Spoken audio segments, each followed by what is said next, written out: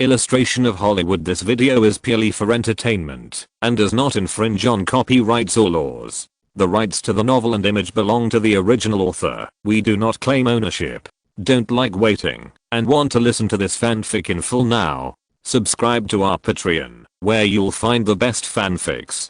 Chapter 376, Greenberg Arrogance. The door of the Rolls-Royce Silver Spur was opened from the inside. Nina jumped out of the car neatly, carrying her briefcase that she never left behind, and walked towards the specially reserved employee passage, preparing to enter the Hollywood Chinese theater to wait. The convoy in front was still very congested. After all, The Matrix is an original film that is not a sequel or an adaptation, so in order to make up for the inherent lack of influence, many stars came to the stage to support it today. In people's impression, as a film director, Wayne is very low-key in his work and life, except for the publicity period before and after the release of the film. Although there are many good and bad rumors about him, he is definitely not a high-profile person. Therefore, whether it is people in the circle or the general fans, they have intentionally or unintentionally ignored his social circle. In the impression of most people, this young Hollywood tycoon is not a big man who is easy to contact, unless you are a distinctive beauty. However, on the eve of the release of The Matrix, after Wayne made a few phone calls, there was an unexpectedly luxurious guest lineup today. The reason why so many fans came to the scene was that a large part of them came for their idols. Wayne had to sigh that the stars in the 1990s were so lucky compared to those 20 years later. Their appeal was far better than their counterparts 20 years later. In this era, there was no script, no plan, no crew. Just relying on a star to join the film could open overseas pre-sales in advance and recover the investment in advance before the film was shot. This was just a routine operation of the production company. The car was still moving forward slowly. Naomi Watts was wearing a black evening dress. Her hair was piled up high, and her face was painted with exquisite makeup. She looked radiant and sexy. She didn't look like she had just given birth not long ago. Her figure has recovered quite well. Her long legs and thin waist are almost the same as a year ago. This is due to her strict body maintenance and healthy and self-disciplined eating habits. Compared with the sexy and charming Australian actress in a classic Chanel little black dress, Wayne, who was sitting next to her, was as usual, just wearing a black suit without any logo. He has been wearing the same steady business style for many years, which makes people ignore his age unconsciously. Who walked on the red carpet. Wayne crossed his legs, relaxedly leaning on the wide seat, flipping through 2 newspapers in his hands. He was still 7 or 8 cars away when he suddenly heard a scream from fans. Naomi Watts hadn't been out for a while. She lay by the car window, observing who was walking into the theater hand in hand. When she heard the man's question, she immediately said in a teasing tone, "It's Christian Bale and Jennifer Connelly." Wow. That cousin is holding Chris' arm. The two are so close. When she said this, she suddenly turned her head, her eyes full of innocence, and looked at the man flipping through the newspaper provocatively. "Do you think that cousin has secretly slept with Chris? Ahaha, our good family man has a little princess, but ignores other things." Naomi. The newspaper was thrown on the seat, and Wayne stretched out a finger and tapped the woman's provocative face. "That's not funny, Naomi. Even if she did something with someone else, it has nothing to do with me. You are a petty tyrant. Don't think I don't know." Naomi Watts rolled her eyes without hesitation, muttering in a low voice, not afraid of the man hearing, turned around and continued to lean against the car window to look at the red carpet. No one knows this man better than her. Her summary of the father of her child is lustful, afraid of death, likes long legs, greedy, shameless, thick-skinned, and very petty. For the woman who maintains a relationship, he can generously give the other party material and opportunities beyond the other party's expectations, but he will never accept silent betrayal. He said that he would not interfere with the private life of women, but in fact, every woman knows in her heart that if she still wants to maintain a good relationship with him, she must accept his double standards and the beast that comes out from his heart from time to time. There were cheers in front of them. Not long after Christian Bale and Jennifer Connelly passed by, Nicolas Cage walked onto the red carpet with Sofia Coppola, followed by Brad Pitt, Ethan Hawke, Jack Nicholson, Tim Burton and Johnny Depp, Ralph Fiennes and Liam Neeson. The fans who came to the scene today were happy. Because of Wayne's relationship and the call of Warner Brothers, the stars walking on the red carpet were dazzling. Finally, the car in front of the Rolls-Royce made way.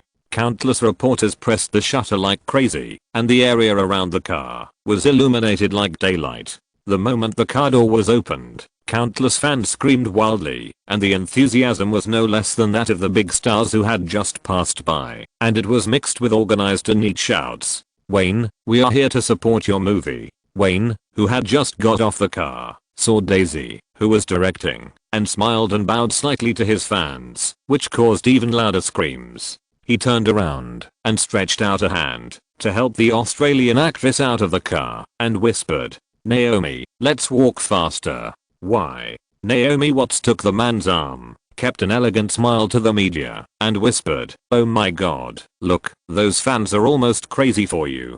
Today's protagonist is not us, but Zack Snyder and Brandon Lee. We don't need to steal this kind of limelight." After saying this, Wayne took her and strode forward, completely ignoring the various shouts of media reporters and fans. "I understand, we are just standing for the film, and it is enough to attract enough attention, right?" The two of them had almost no awareness of walking on the red carpet. Facing the media reporters and enthusiastic fans, they seemed to have not seen them. It took only half the time of other guests to walk to the media interview area at the end of the red carpet. Then they took the signature pen from the etiquette lady and signed their names.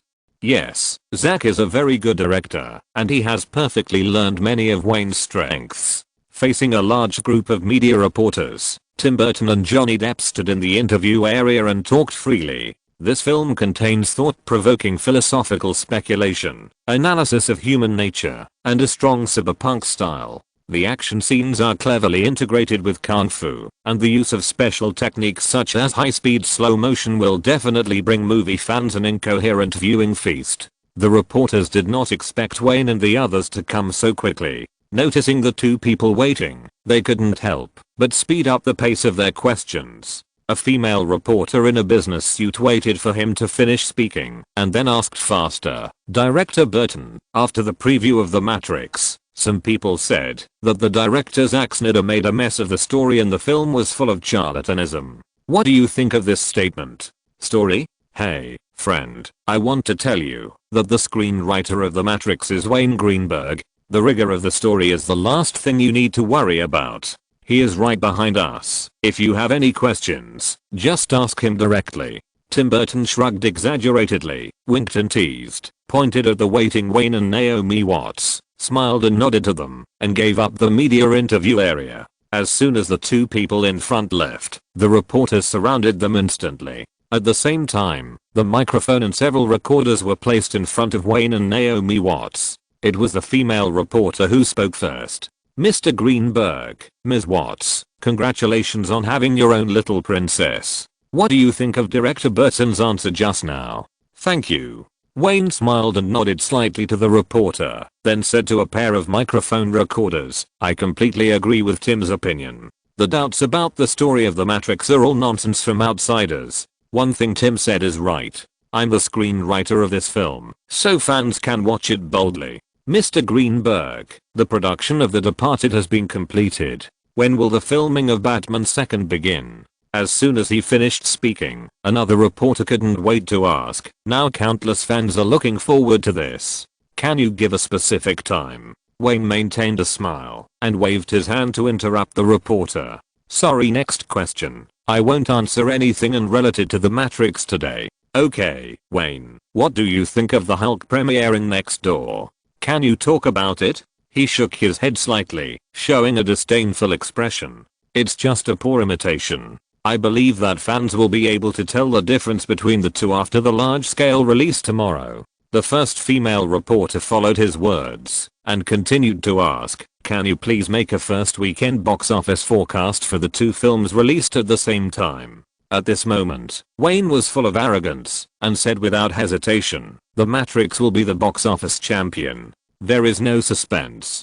How can a film that I personally produced and wrote lose to a poor imitation?" After saying that, he felt that it was enough. Without waiting for other reporters to continue the interview, he took Naomi Watts' hand and walked towards the Hollywood Chinese theater without looking back. The reporters behind him were all excited and had no intention of continuing to ask questions. His answers just now were enough to be the entertainment headlines for tomorrow. They wanted to know what kind of response the neighbors would make in the media if they saw this provocation. "Honey." Naomi Watts turned her head and looked behind her to make sure that no one else was around. Then she lowered her voice and asked in confusion, "You are not usually an arrogant fool. You even hide your pride in your heart. What happened today?" "Naomi, the Matrix needs attention. I have invested half of it." When the Warner Brothers PR department told him such a media strategy through Nina, he agreed without hesitation.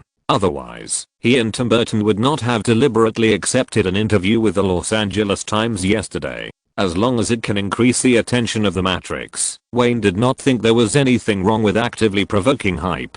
Since Hollywood entered the 1990s, it has long been a thing of the past to attract box office revenue by not relying on the quality of the film. For a commercial film to be successful at the box office, how much publicity and promotion play a role, no one knows better than him, a person from the later generations.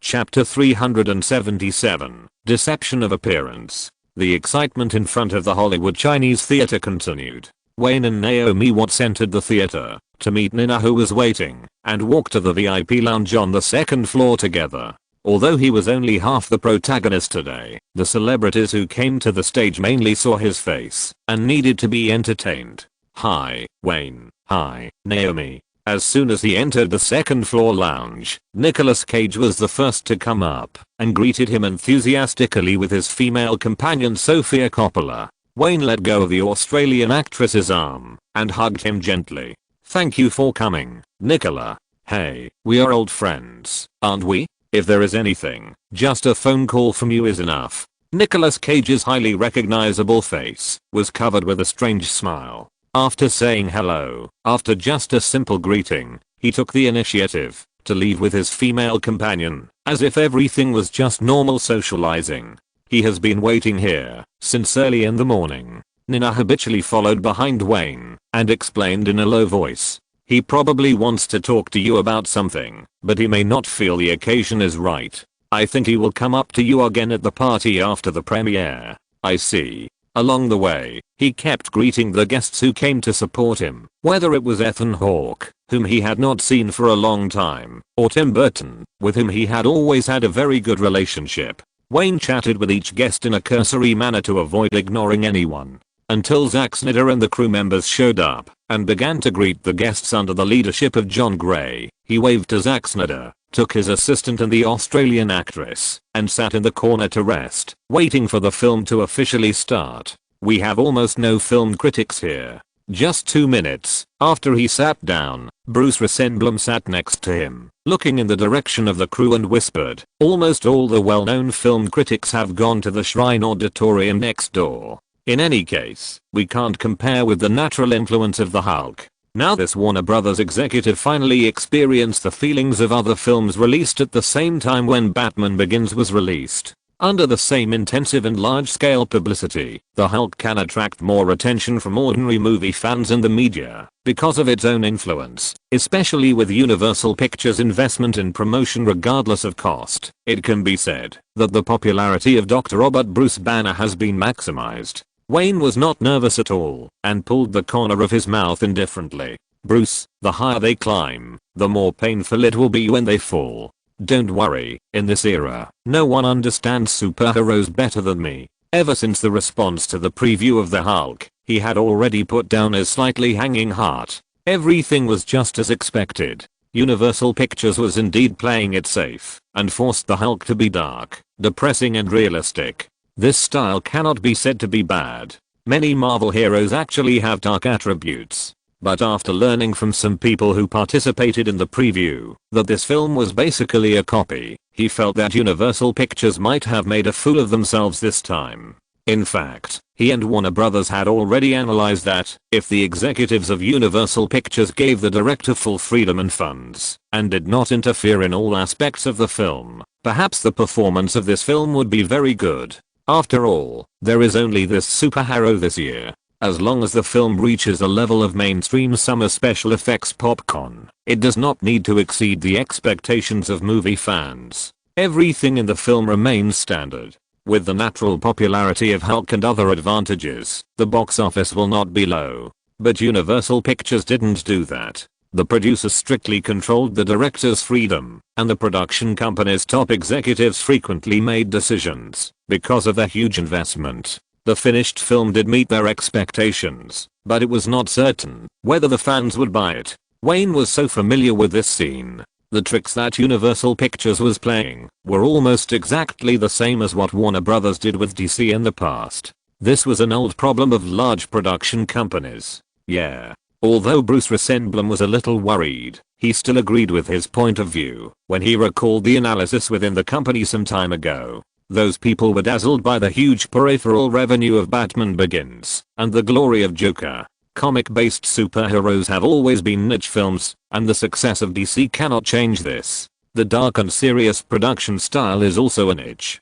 If there is no long-term preparation and market testing, it will be too difficult for mainstream movie fans to accept the combination of the two. Why was Universal Pictures the only production company that rushed to launch superheroes? They are not the only ones who own the copyright in Hollywood. It is because of the market uncertainty that more companies choose to wait and see. Even 20th Century Fox, which owns many superhero copyrights, did not easily test the market. Like several other production companies, they were not sure whether the success of DC superheroes was due to the fans' active acceptance of this type or because of Wayne. When the DC comics were successfully adapted, countless people analyzed the main factors. Most of the results showed that the biggest reason might be Wayne. He tested the market through black movies, cultivated the fans' acceptance, and slowly established the brand of Greenberg-style boutique movies. Then because of the long-term foreshadowing, ordinary fans ignored the factors of black attribute movies and the niche of comic adaptations, and subconsciously put the films he produced into the mainstream outside the rules.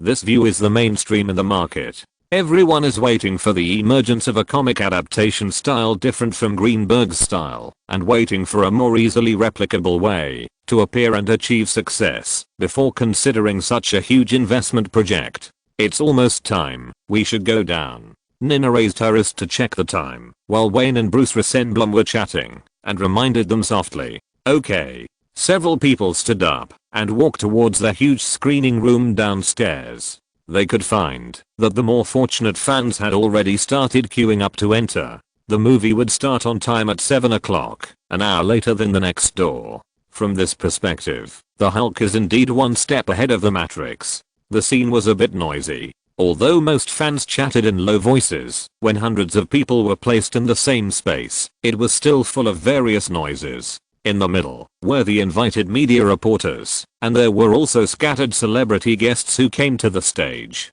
The group of film critics, which should have been indispensable, was pitifully small today. Few film critics does not mean low quality. The moment he went downstairs, he found his old friend Todd McCarthy. The other party also looked over at the same time, and the two smiled and nodded very friendly. He did not go over to say hello, but took the two women to the first row of seats, where the crew was. They were all decent people, at least in public. Naomi Watts, wearing a classic Chanel little black dress, tilted her head slightly and held Wayne's arm, keeping an elegant smile throughout the whole process, like a proud black swan. When passing by Jennifer Connelly and Charlize Theron, not only did he not show any other expressions, but he also smiled and nodded to the two women.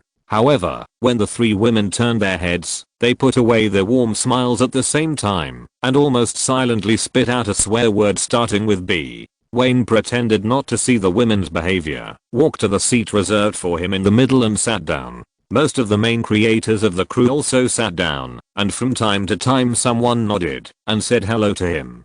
Zack Snyder was one seat away from him. It can be seen that the first time his work appeared on the big screen, the whole person revealed a state of nervous expectation and uneasiness. There's news from next door. Bruce Rosenblum sat down next to him. After answering the phone, he became particularly relaxed, and the corners of his mouth couldn't stop rising. Ahaha, I just got the news that more than 30 fans of the Hulk left the theater within less than an hour of screening. Hearing this news, Wayne shook his head speechlessly. He had already thought that the movie would be a mess, but he didn't expect that at the premiere, some audiences would leave the theater without paying attention to the etiquette of watching movies. Now he was a little curious about what kind of movie it was that would cause such a strange situation. It's good news. He grinned, not knowing how to comment. The two looked at each other and found a kind of doubt in each other's eyes. Did they overestimate the neighbors? Many means of attacking each other have not yet fermented.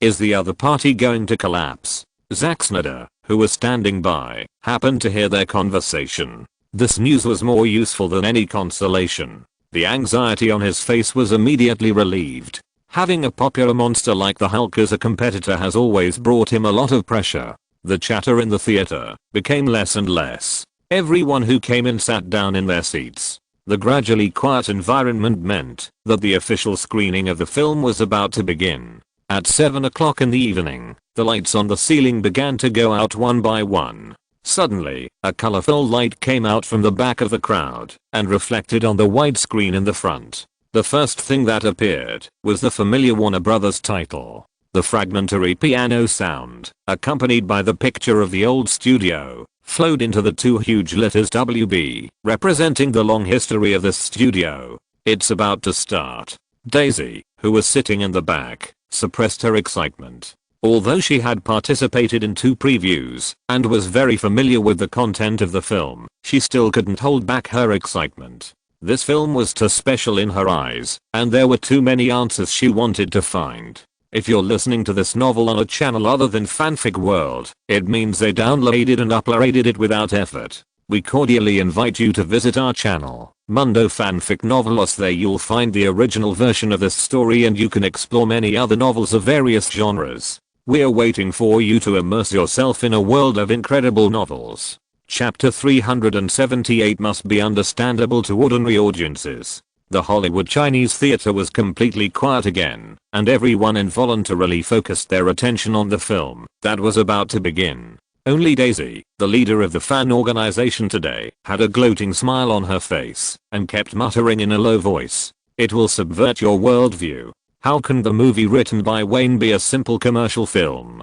I wonder how many people will think that this is not a movie and suspect that it is a prophecy." At this time, the story has officially begun. A series of green codes and mysterious conversations almost made all the audience confused. The male protagonist is a programmer on the surface, but privately he is a famous hacker with the alias Nia. After helping someone steal network information, he found the rabbit that another network hacker Trinity mentioned, which was tattooed on the shoulder of a woman among the buyers. And what the network hacker Trinity said was that if you want to find the truth of everything, then follow the rabbit. The previous scenes are relatively bland. In addition to revealing the strong cyberpunk style of the film, all the plots are just foreshadowing, introducing the world structure through bland plots. It was not until the male protagonist got the phone, was arrested by a group of agents, was controlled by 2 agents during the interrogation, and took out a terrible mechanical worm, that the audience exclaimed sporadically.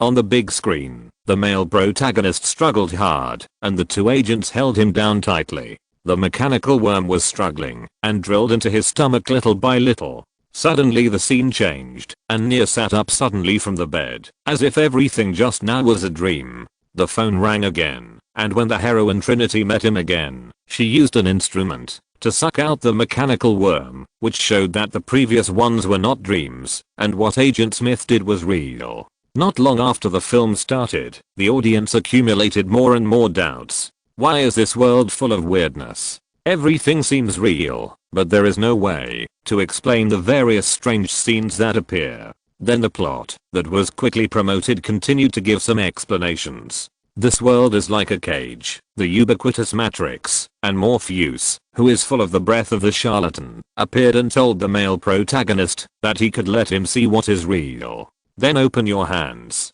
If you want to see the true face of this world, take the red pill. Otherwise, take the blue one. You will not remember anything when you wake up. Obviously, the male protagonist has doubted this world. He picked up the red pill and swallowed it. At this point in the film, a lot of information has been revealed. All the audiences vaguely understand that the world where the male protagonist Neo and the female protagonist Trinity live is not the real world. This is a cage and a prison. Oh my god. Oh my god. When the male protagonist woke up again and crawled out of the petri dish full of mucus, countless viewers exclaimed. The camera seemed to be Neo's eyes, showing the real world to the audience from a first-person perspective. There are tens of thousands of petri dishes, each of which contains a human. This world is desolate and terrible. Occasionally, a flash of lightning flashes in the dark sky, but under the fleeting light, there are only countless petri dishes, except grey clouds and dust. It is a complete doomsday scene.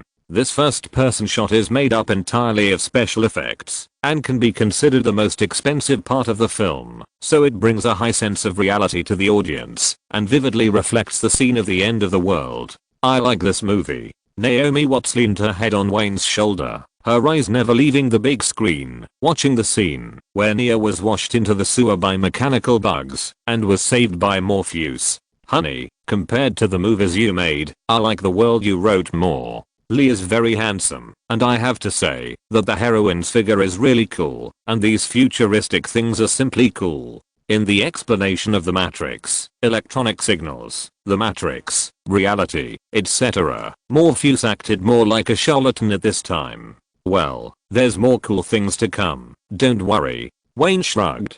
His attention was not actually on the movie, but on the contrary, he observed the reactions of the audience behind him from time to time. After all, this movie appeared several years in advance, and he was afraid that the various settings about the future in it would not be suitable for the local environment. But it was obviously in vain. The audience exclaimed from time to time. Whenever an action scene appeared, everyone was attracted by this novel fighting method. Some people would unconsciously let out a low cry of cool. Is this kung fu? The Australian actress noticed that he didn't watch the movie much, so she simply leaned over and whispered in his ear if she had any questions. Lee has been practicing these things since he was a child. Why didn't you find it so cool before? Freshness, Nami. Wayne explained patiently. The fighting methods you have seen in movies since you were a child are all flesh to flesh power type. Now there is another way, which brings you enough freshness.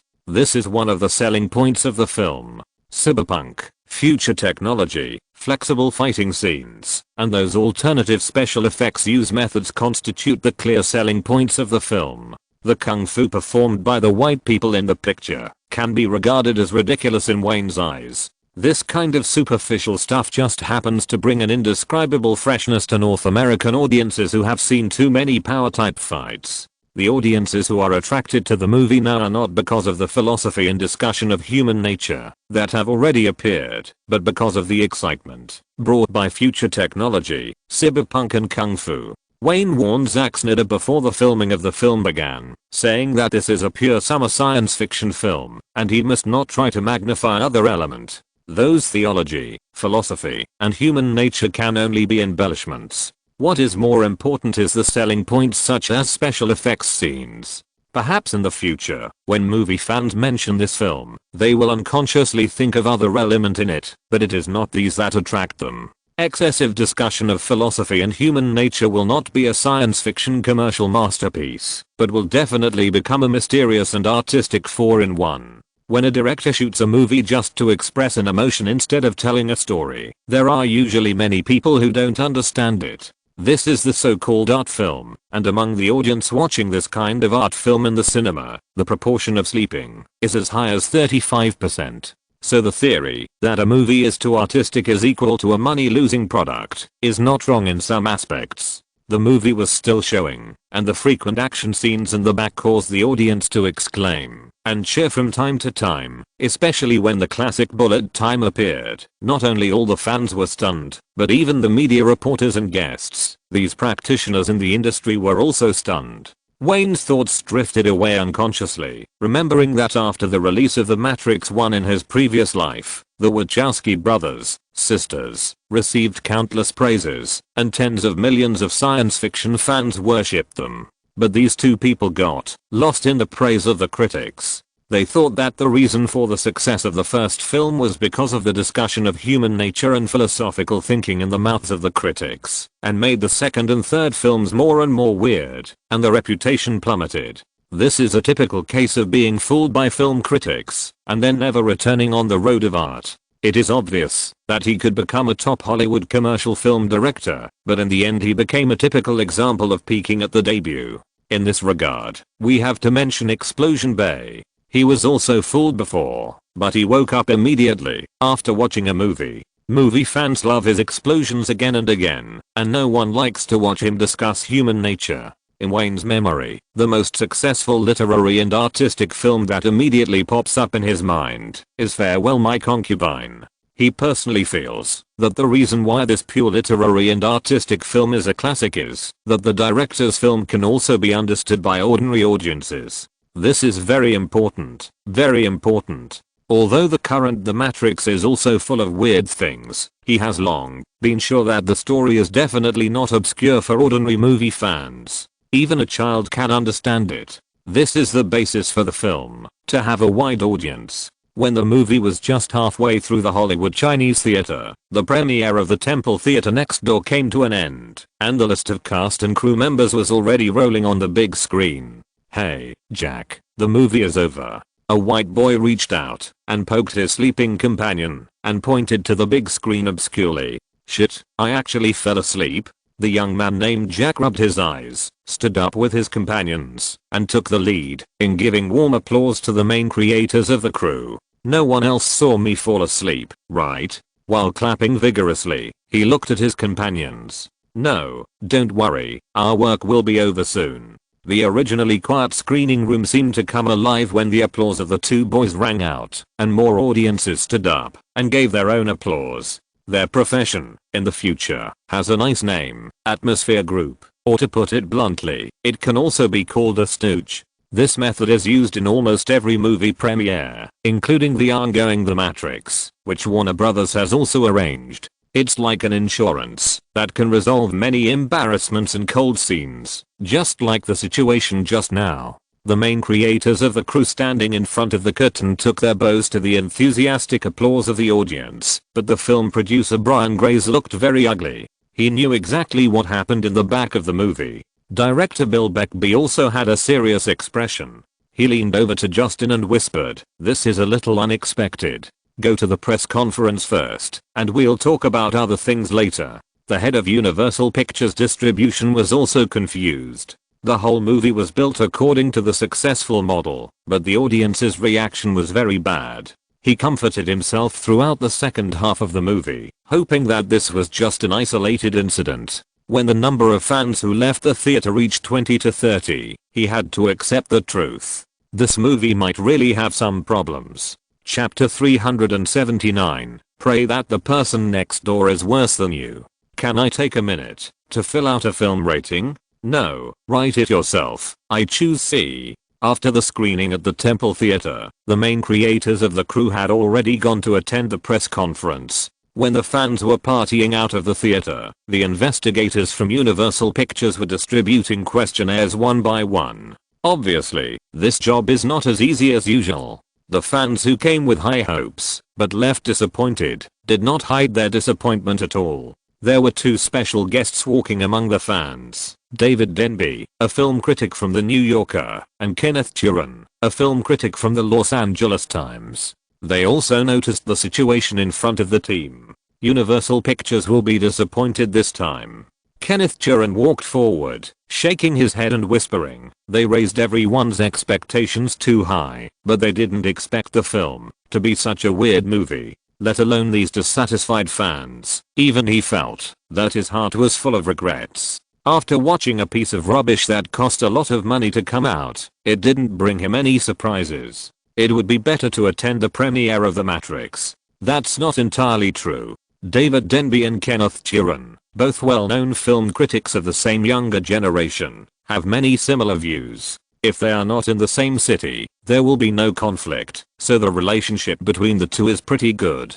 After hearing the other's evaluation, He also lowered his voice and said, the special effects scenes in the film are actually worthy of the investment, but it is too deliberately imitating Batman, and there is no comparable story support, so it will give people a feeling of being four-faced. In fact, what he said was already polite. In order to create a dark and serious theme, the whole movie deliberately made Dr. Robert Bruce Banner bitter and vengeful, and many inexplicable practices seem too deliberate, and trying so hard to imitate Batman, but not reaching the height of the other party, has created an embarrassing situation, where the target group is unclear. Well, just like now. David Denby nodded forward. In front of them were 5 fans, 3 men and 2 women. It can be seen that these young people came together. Investigators from Universal Pictures were handing out questionnaires to them one by one. Well, the movie is far from what I imagined, so I choose B. A white boy complained and stuffed the questionnaire back. The big scenes I want to see are different from those in the movie. Oh, sorry, I fell asleep in the back because I was bored. B. I also think the movie is weird. I choose B too. Then I'll give a. At least the special effects are quite real. The last girl's choice made the investigators' eyes light up. After collecting the questionnaire, they asked, would you recommend this movie to your friends? No, absolutely not. The girl shook her head and said loudly before leaving, because I don't understand what the director wants to do at all. The movie gives people a very weird feeling. After leaving the theater, Kenneth Turan and David Denby walked towards the hotel booked by Universal Pictures. Both of them were not ordinary movie fans. Why did the movie give people this feeling? Both of them thought of the reason. Normally, if a big production with an investment of hundreds of millions of dollars wants to achieve the expected box office results, it should have done market research and determined the audience or target population from the beginning of the formal project. Then, after the film is produced, the distribution company will carry out necessary publicity and promotion that complements the film. The purpose is to tell potential target audiences about the film, come up with a publicity and promotion strategy that attracts them, arouse a curiosity of this group, and buy tickets to watch the film after it is released. So in general, a large investment project like the Hulk must undergo more than one market survey. However, the film did not show this. The whole film is neither the favorite summer special effects popcorn of young people, nor has it been well received by the original comic book fans. Because it deliberately imitates the style of Batman, it has been deliberately changed into pieces, full of deliberately created depression. This has led to an embarrassing situation, where several sides are not connected. Young fans who want to watch the film well did not see the imagined special effects scene. Fans who want to see the invincible Hulk did not see the huge destructive big guy, but found a bitter and vengeful Dr. Banner. Universal Pictures is ambitious and wants everything, but it has come up with something that is neither fish nor fowl. If it was just a special effects popcorn movie, it would be better than this garbage now. Kenneth Turan looked back at the scattered fans and said bluntly, for such a movie, how to write a review tomorrow morning is also a headache for him. In fact, it's just that the copy is not in place.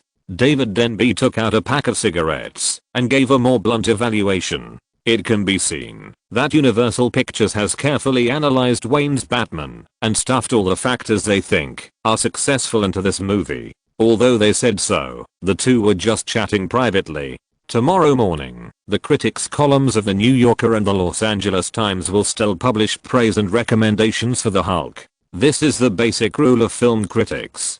Since he has accepted the invitation and public relations of Universal Pictures, at least he can't say bad things about the film. This is the basis for film critics, to suck blood from the production company. Kenneth Turan also lit a cigarette, shrugged and said, the film may not have no chance. There are too many bad movies that sell well in Hollywood. No one can predict the taste of moviegoers. It's difficult. David Denby shook his head. Don't forget, there is a strong competitor next door. If I were a senior executive of Universal Pictures distribution department, I would definitely start praying to God devoutly now, praying that the Matrix would be just as bad, so that there might be a glimmer of hope.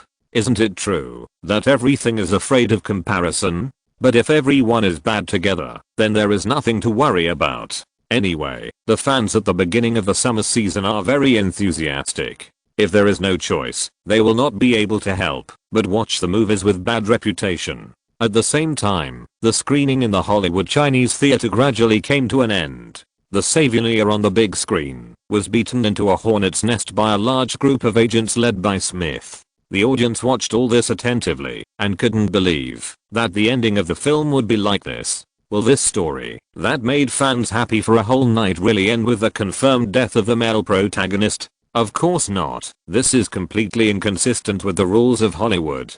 Just like countless successful films, the tried and tested Hollywood routine was brought out again. Love can save everything, love can save the world, and love can certainly save the hero. When the heroine Trinity murmured "I love you" and kissed the hero in reality, love once again saved everything. Neo was resurrected, and the savior officially arrived. Wow. Many viewers applauded and cheered excitedly.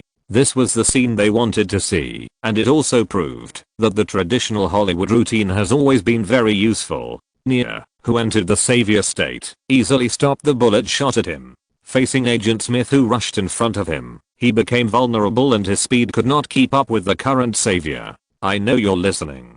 I can feel it. I know you're afraid. You're afraid of us. You're afraid of change. I don't know the future. I'm not calling to tell you it's over.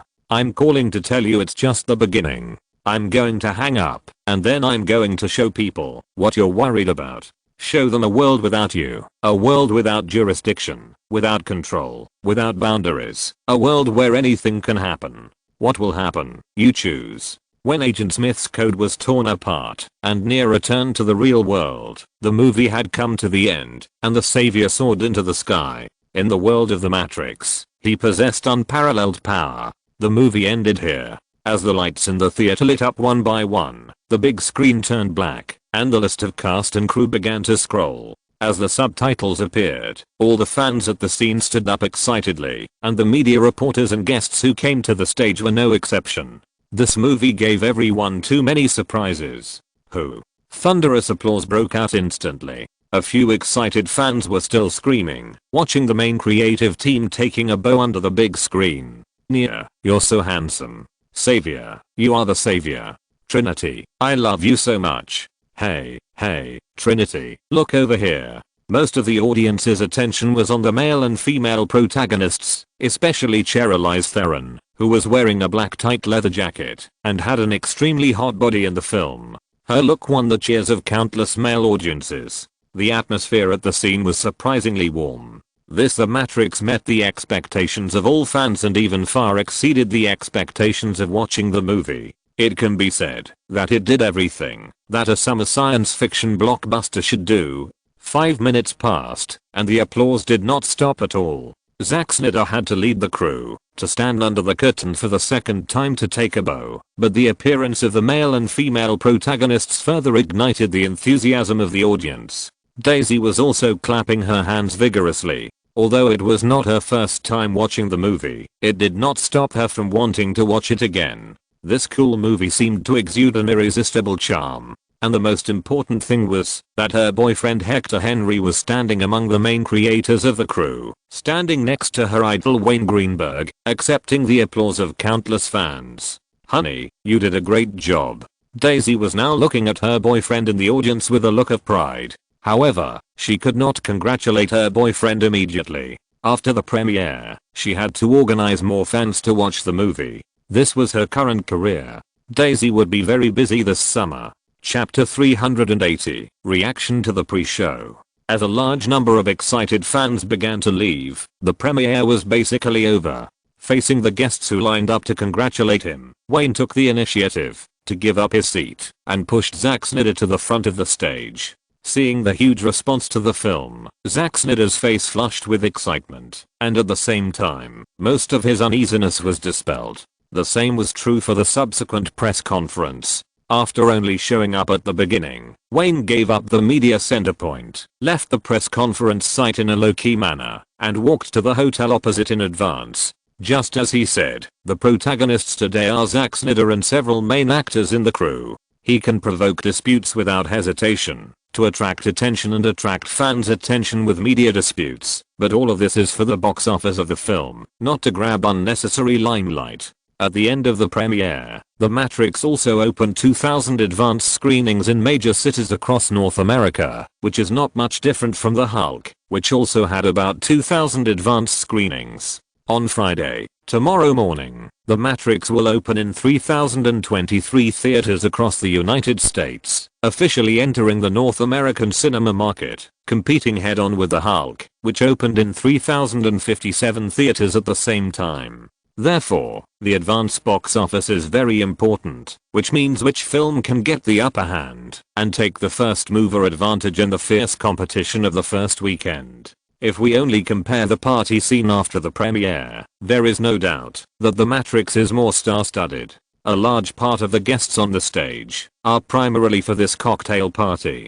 Socializing is always the theme of such occasions. Wayne dealt with the circle at the cocktail party, greeted acquaintances and was about to go back, but was again retained by Nicolas Cage, who came up.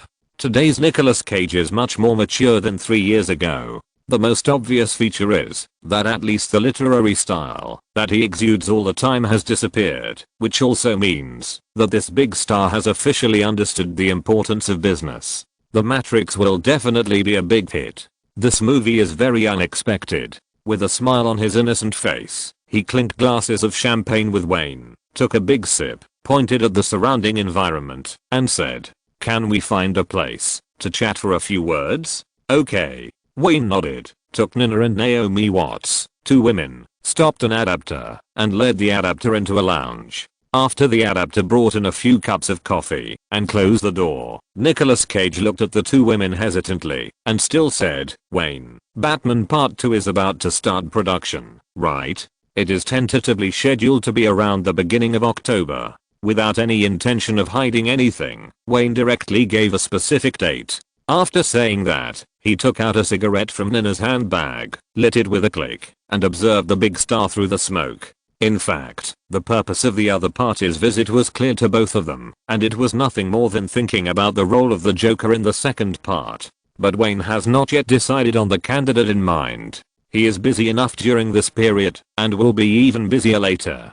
Besides, there are still a few months before the filming of the second part, so he has enough time to consider the pros and cons. Regarding the role of the Joker, Nicolas Cage was also observing the other party. Seeing that he did not show any other expressions, he simply put away all his hesitation and said directly, "Although it is a bit early to say this now, I still want to communicate with you. I have made enough preparations to play the role of the Joker again. You know, losing weight again has never been a problem for me." After secretly observing the other party, Wayne nodded. This is indeed a troublesome matter. The actor who plays the Joker must be thin enough. This is an unchangeable screen image. If the candidate can be determined now, it will also help the actor to shape his body. After all, not everyone can lose weight and gain weight quickly in 3 months like Christian Bale. This requires innate physical talent and strong self-discipline. Sometimes physical talent is really greater than hard work.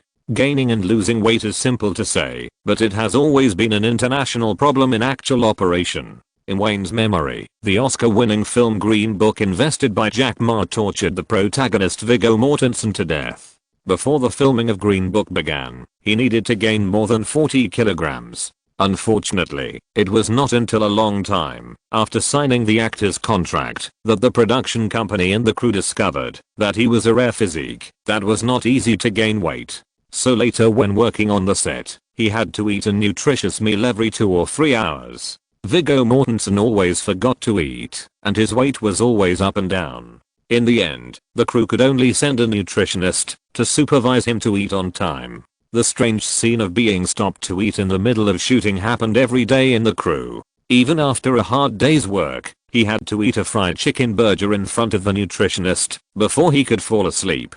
The weekend was a rare time for him to relax, but he ate less because of the 2 days of slackness. When he returned to the crew on Monday, he was smaller. When he changed his clothes before work, he found that his pants were loose. This kind of situation is not uncommon. When it happens, it means that the actor himself is tortured, and the crew has to extend the shooting time. "Nicholas, we are old friends." Wayne thought for a few minutes, took a sip of coffee to moisten his throat. "So I won't say that it's inappropriate to talk about work without an agent. I have indeed been considering whether to use you. Everyone knows the benefits of you joining the Batman series, but there is one thing that makes people hesitate. Nicolas Cage saw that things were going well and spoke immediately. What? Just say it.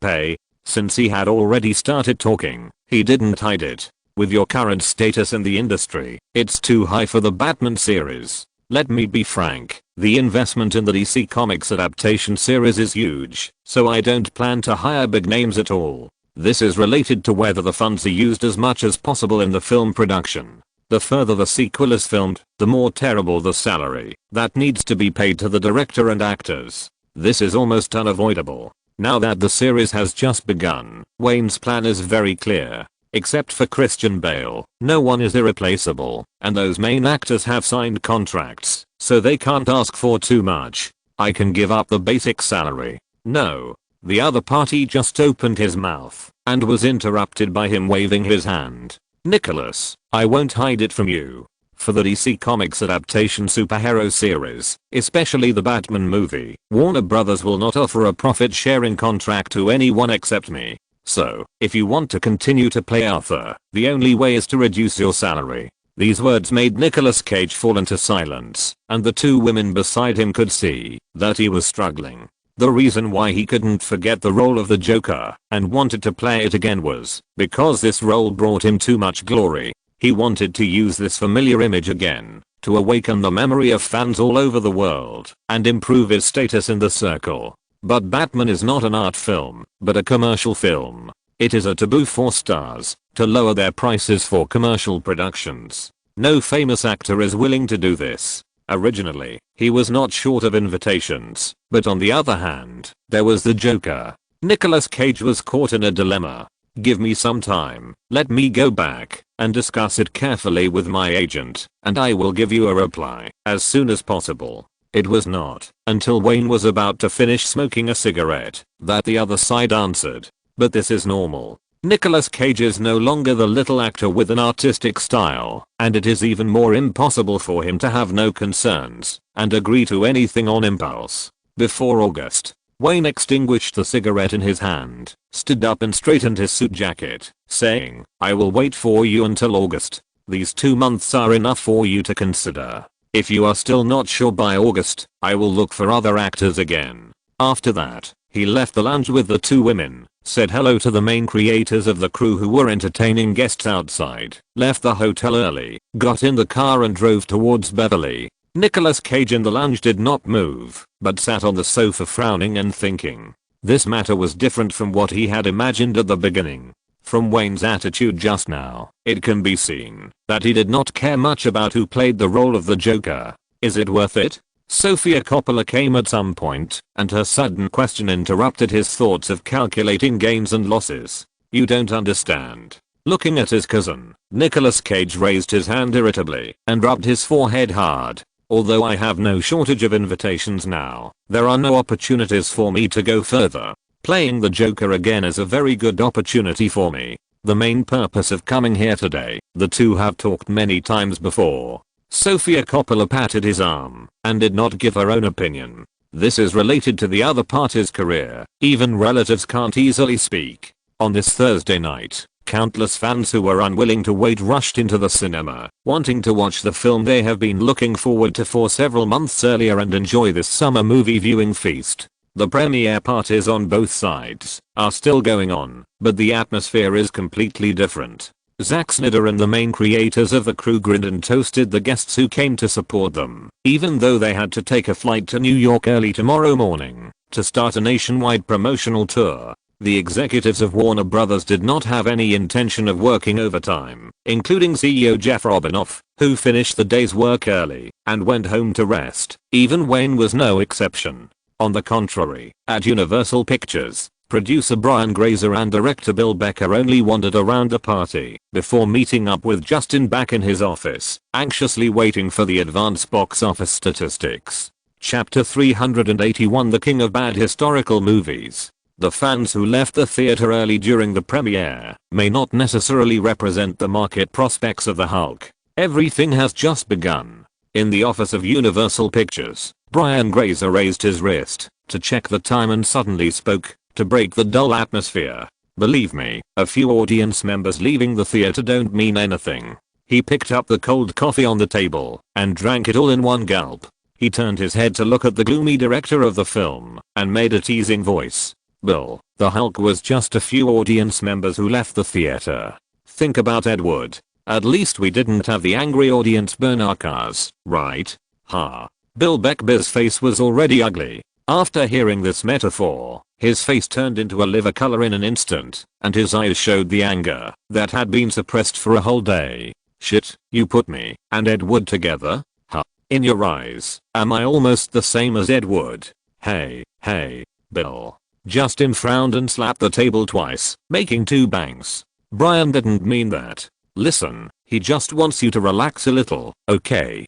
Perhaps the 2 roars vented some of his anger. Bill Becker pursed his lips tightly, leaned back on the sofa, and returned to silence. In most Hollywood crews, the relationship between producers and directors is usually a little frictional. This is the inevitable result of different divisions of labor. Bill Becker and Brian Grazer are no exception. Moreover, from the beginning of the filming, Brian Grazer and the senior executives of Universal Pictures have been controlling Bill Becker's shooting direction, and small frictions in various work are indispensable. If the film is successful, there is nothing to say. Of course, it's good for you, me, and everyone. Now that the film has just been released, and the results have not come out, the producer's ridicule unexpectedly detonated the director's accumulated frustration. Or that ridicule is really a bit too hurtful. No matter which director is put together with Ed Wood, it will attract the director's anger. The king of bad movies Ed Wood had a premiere.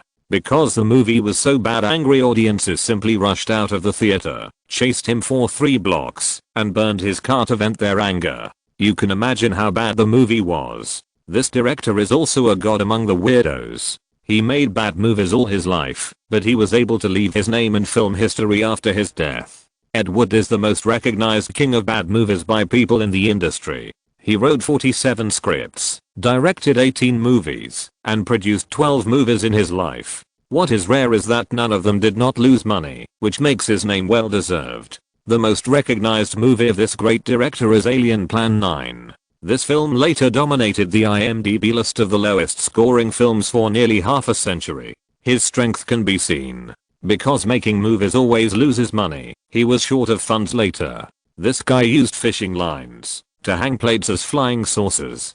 The photographer he hired was colorblind. 90% of the actors were laymen who had not received relevant training. The effect of the film was a disaster that was unique in film history.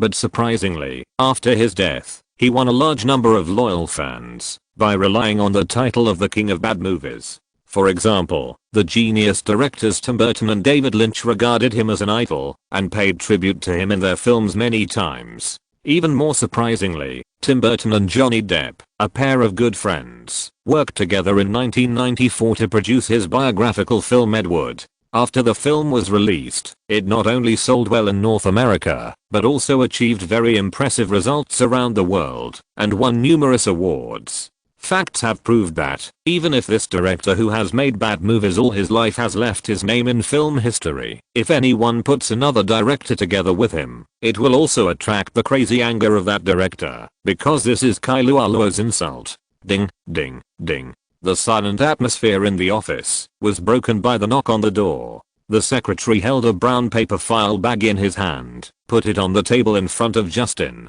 closed the door and walked out. Here it comes. The Universal Pictures distribution director muttered in a low voice, reaching out to unseal the seal on the file bag and pulling out a few stapled printed papers. He didn't bother to look at the various statistics and survey reports on the first 2 pages and turned directly to the last page. About $8.75 million US.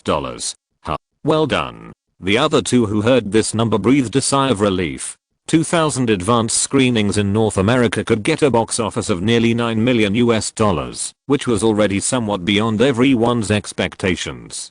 Brian Grazer asked, the exact number won't be very different from this, right? Since the internet has not yet been fully popularized, it is only based on the statistics of the survey company, so generally this number will have deviations, which is unavoidable. After the surprise, the producer immediately felt worried about gains and losses, so he couldn't help asking questions. It won't be very different, this is just a conservative statistic. Justin smiled at this time, and his affirmative answer also restored the normal atmosphere of the office, that was just like stagnant water. What about The Matrix? After the surprise, Bill Becker thought of his opponent immediately. How much is the advance box office of The Matrix?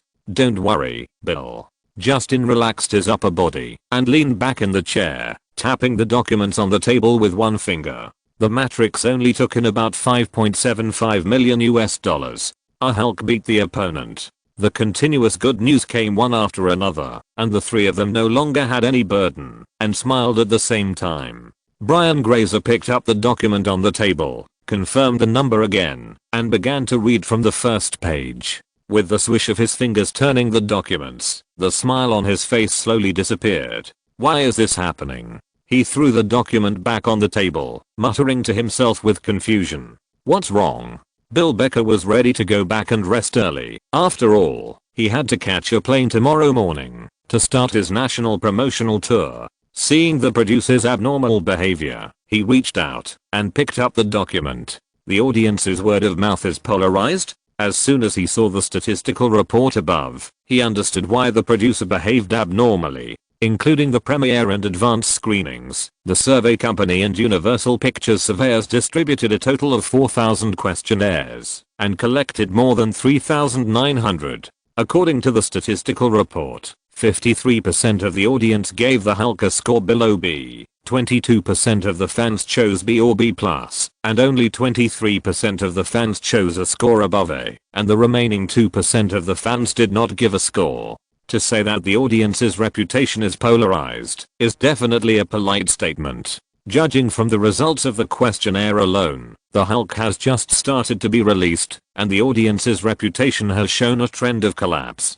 Keep calm. Justin took the statistical report and looked at the two calmly. None of these are as important as the box office figures. The statistical reports can only be used as a reference. Every summer, there are films whose reputations have collapsed, but whose box office has continued to rise. That's right. Brian Grazer glanced at Bill Becker and said, such situations are not uncommon. The Hulk is a summer popcorn movie. The reputation will not have a big impact on us.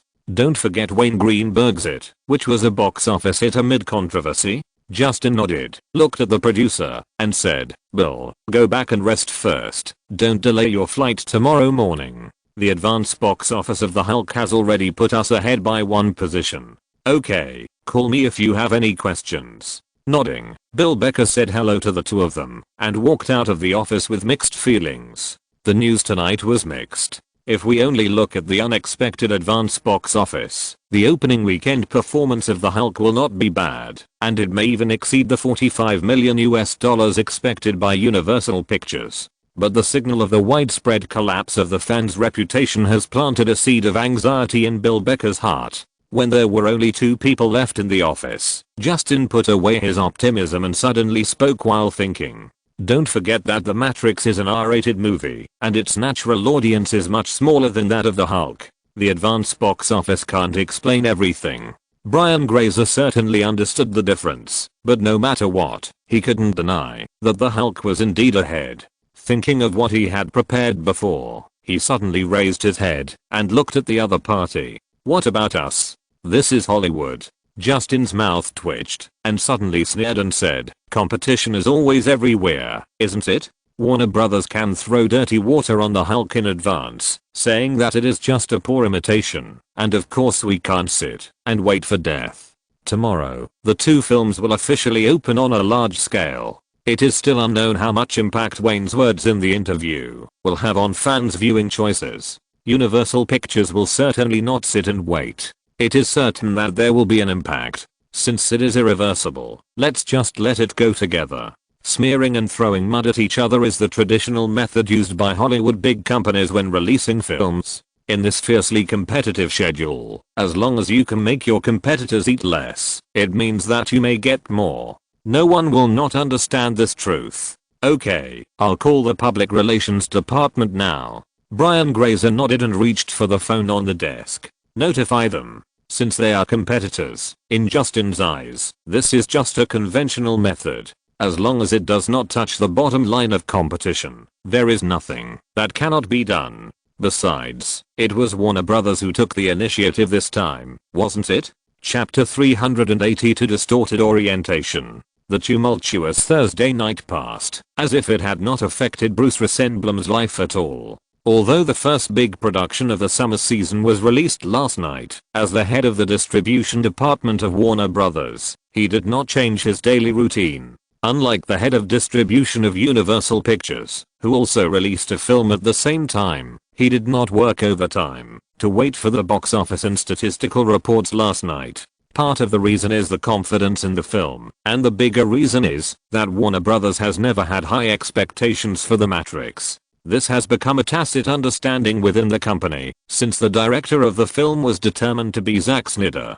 Although this is still a project initiated by Wayne, and the quality of the film is indeed somewhat unexpected, this cannot disrupt the publicity and promotion strategy that Warner Brothers has already formulated. This year's top project of their summer season is Twister, produced by Steven Spielberg and directed by Jandy Bont. Warner Brothers has very high expectations for this film. Whether it is after the media preview or the fan preview, the professional reputation and fan reputation have always been high. In addition to Twister, which will be released in 2 weeks, another key project is The Departed, directed by Wayne himself. Although The Departed has already called for an Oscar, as if it is an award-winning art film, they know that Wayne's movies have never lacked storytelling and gimmicks. Coupled with those loyal fan groups, it is enough to ensure that this film will not be cold in the theater market. After that, it was Machete Kills, directed by Joel Schumacher, and finally The Matrix, directed by Zack Snyder. Mainly because Warner Brothers only accounted for half of the investment in The Matrix, and this half was solved through financing. The company's expectation for this film is that, if the box office reaches $30 million in the first weekend, Warner Brothers will be able to make a profit. This is both an original work and a narrated film directed by a novice director. If the producer was not called Wayne Greenberg, I'm afraid that Warner Brothers would not even dare to expect $30 million. Dad, your newspaper. Bruce Rosenblum walked into the restaurant and just sat down at the table when his daughter Jillian Rosenblum came up and put a few newspapers in front of him. This action immediately aroused his vigilance. No one knew better than him what kind of character his lawless daughter had. This child was at the end of her rebellious period and was definitely not so considerate at ordinary times. With one hand, he picked up the sandwich on the plate and put it in his mouth. With the other hand, he picked up the newspaper and put it in front of his eyes. Bruce Rosenblum's eyes looked at his daughter, who was sitting obediently opposite him. Tell me, what do you want again? Or what trouble did you get into at school again? Daddy. The obedient state did not last long. When the girl heard his words, she returned to her original appearance. Neither. Dad, can you help me get some tickets for The Matrix? I promised to treat Lucy and others to the movie. Don't even think about it. Although his daughter's request was simple for him, he still refused without hesitation. No matter what, The Matrix is also an R-rated movie. It doesn't matter if my daughter screens it in the company, but it's another concept to take a group of underage classmates to watch it. What if I let my mother go with us? What? Bruce Rosenblum looked at his wife, who shrugged at him. It was obvious that the mother and daughter had reached some kind of agreement. Okay, you win. The movie ticket is nothing, but don't cause trouble. Yes. Gillian waved her fist excitedly. I told Lucy and the others how cool this movie is before, but they didn't believe it. I bet they will be stunned when they watch the movie. As he was talking, the phone rang. Bruce Rosenblum pointed at the phone. The girl put down the sandwich in her hand and ran over to answer it. Hello, this is the Rosenblum family. It didn't take long. The call was hung up in less than a minute. The girl sat back at the dining table, picked up the unfinished sandwich, and took a big bite. She said to her father, "It's your secretary York. He asked me to tell you that the advance box office of The Matrix is about $5.75 million. Dad, is this a good result?" Well, it's already a very good performance. The morning light shone into the restaurant. Bruce Rosenblum smiled after hearing it and took a sip of milk. This number, for an R-rated movie, is definitely very high. It seems that Zack Snyder did not disappoint Wayne this time. After eating the breakfast made by his wife, he found that it was still early. He picked up the newspaper that he had not had time to read and sat on the sofa in the living room. He wanted to see the media's evaluation of the two films first. Greenberg-style science fiction masterpiece, a choice not to be missed in the summer season. Since the birth of the art form of film, there have been many excellent science fiction films, but The Matrix is definitely one of the masterpieces because it directly reveals the essence of science fiction, the whole process of human cognitive revolution, which is the whole plot. To understand The Matrix is to understand the paradigm of the evolution of human thinking over the past 3,700 years. In fact, the answer lies in the title, Matrix, all human relationships and cognitive structures, collectively known as The Matrix. Todd McCarthy. The first thing I saw was the film critics column. This well-known Los Angeles film critic praised the film generously and called on more fans to watch it in person at the end. This was not unexpected at all. The other party has been under the public relations of Warner Brothers for a long time, and it is basically impossible for him to say bad things about Warner Brothers, and Todd McCarthy has always had a good relationship with Wayne. At 7 o'clock last night, our reporter interviewed Hollywood director Wayne Greenberg again at the premiere of The Matrix. When asked about his opinion on the Hulk released this weekend, director Greenberg said that this is a complete imitation. He is not optimistic about the box office prospects of the Hulk, thinking that this film is just imitating Batman Begins, and it is a poor imitation by an unknown person, and it is not worth the fans to waste time watching. Los Angeles Times. Seeing this, he nodded. What Wayne said himself has a huge influence on a large number of fans. The signboard he has established can ensure that many ordinary audiences will consider more when making movie choices. When he turned over the Los Angeles Times and looked at the Hollywood Daily Entertainment behind, the smile on his face suddenly disappeared. Brandon Lee, the male protagonist of The Matrix, is a twisted person in sexual orientation.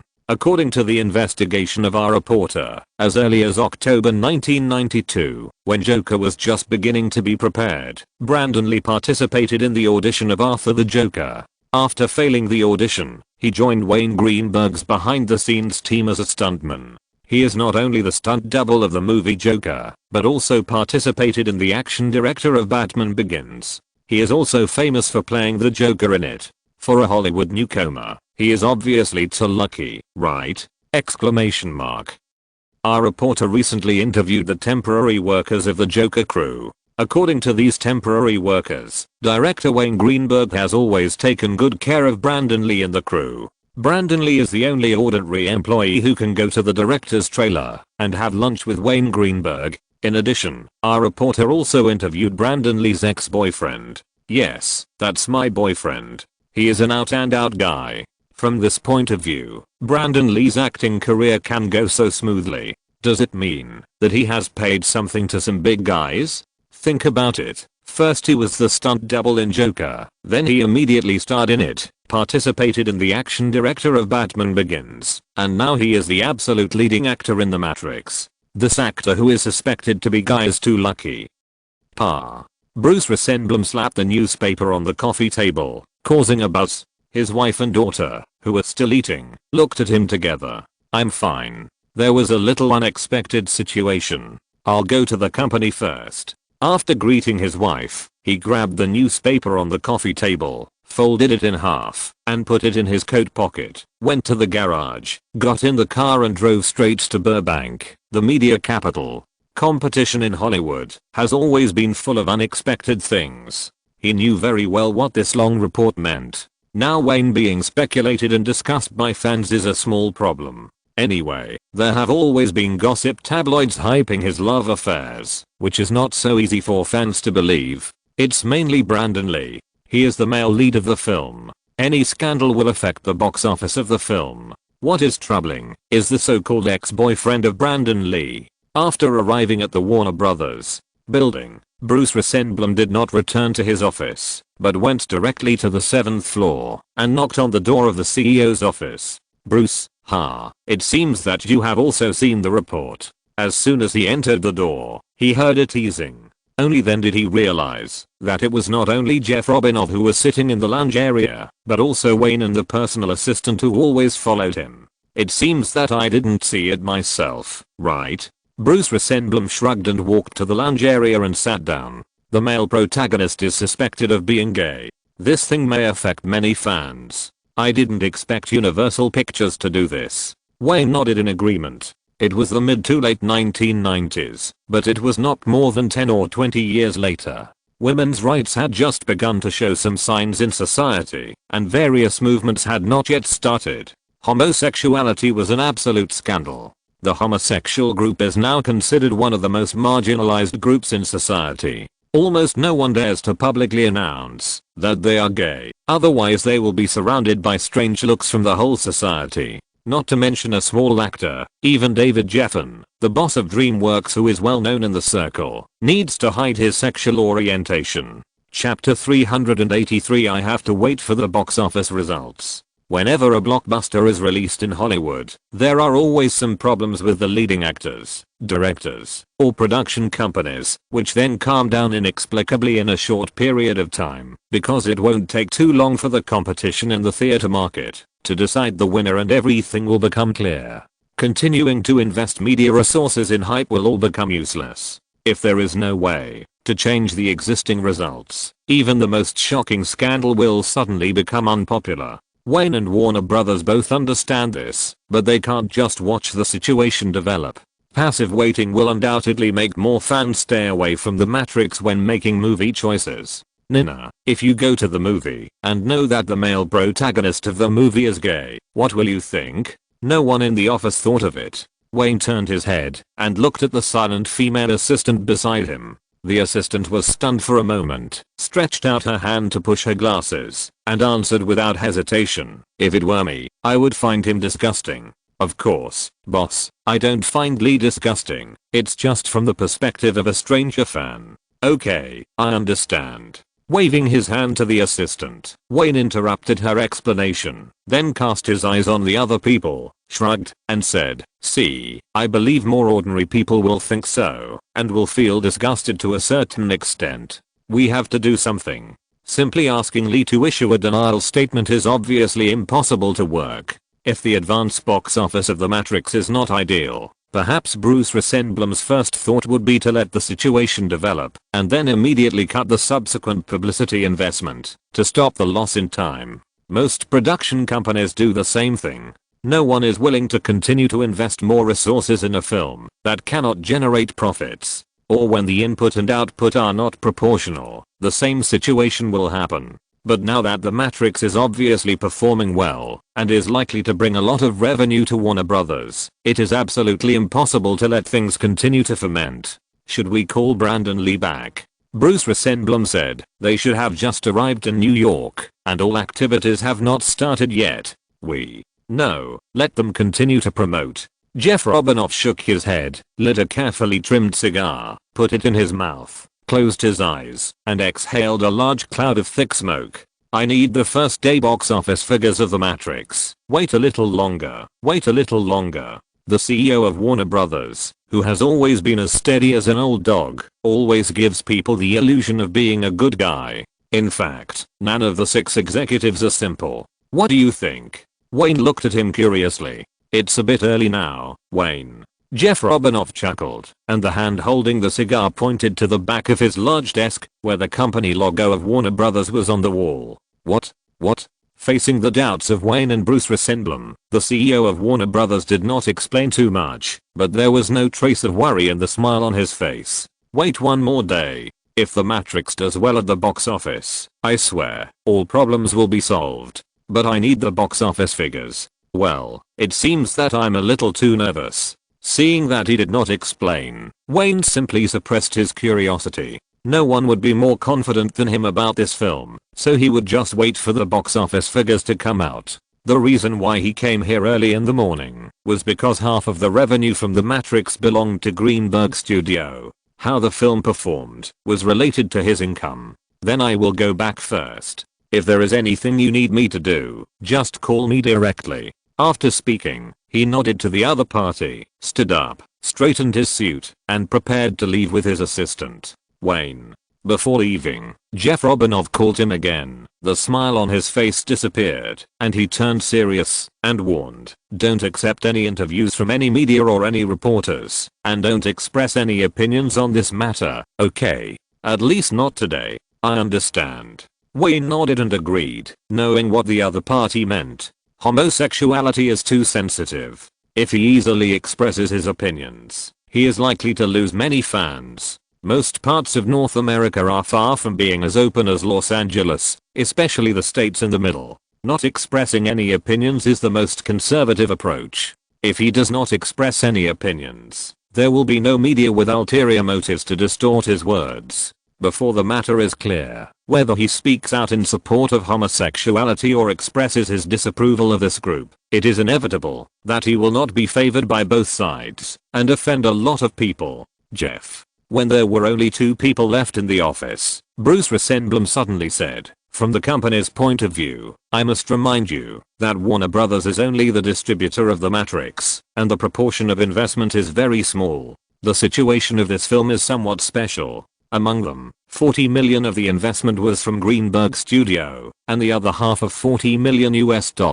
most of which came from the International Film Fund, or they pulled it in the name of Wayne. If the film is profitable, Warner Brothers, as the distributor, will not make a penny less. If the box office performance is not ideal, at most it will lose the publicity funds paid in advance. This is why the distribution company is at the absolute upstream of the industry chain." "No, Bruce." Jeff Robinov looked out the window and shook his head, with clouds of green smoke coming out of his nostrils. "You ignore the peripheral income and the subsequent offline operation of the film. Of course, the premise of all this depends on the box office figures of The Matrix. Is it worth our increasing resource investment?" There are some things he didn't say clearly. The box office figures are for others to see. What he needs is a reasonable reason to take action. Of course, everyone is happy that The Matrix makes money, but he has to ensure that Wayne's investment will not go down the drain easily if the film does not perform well.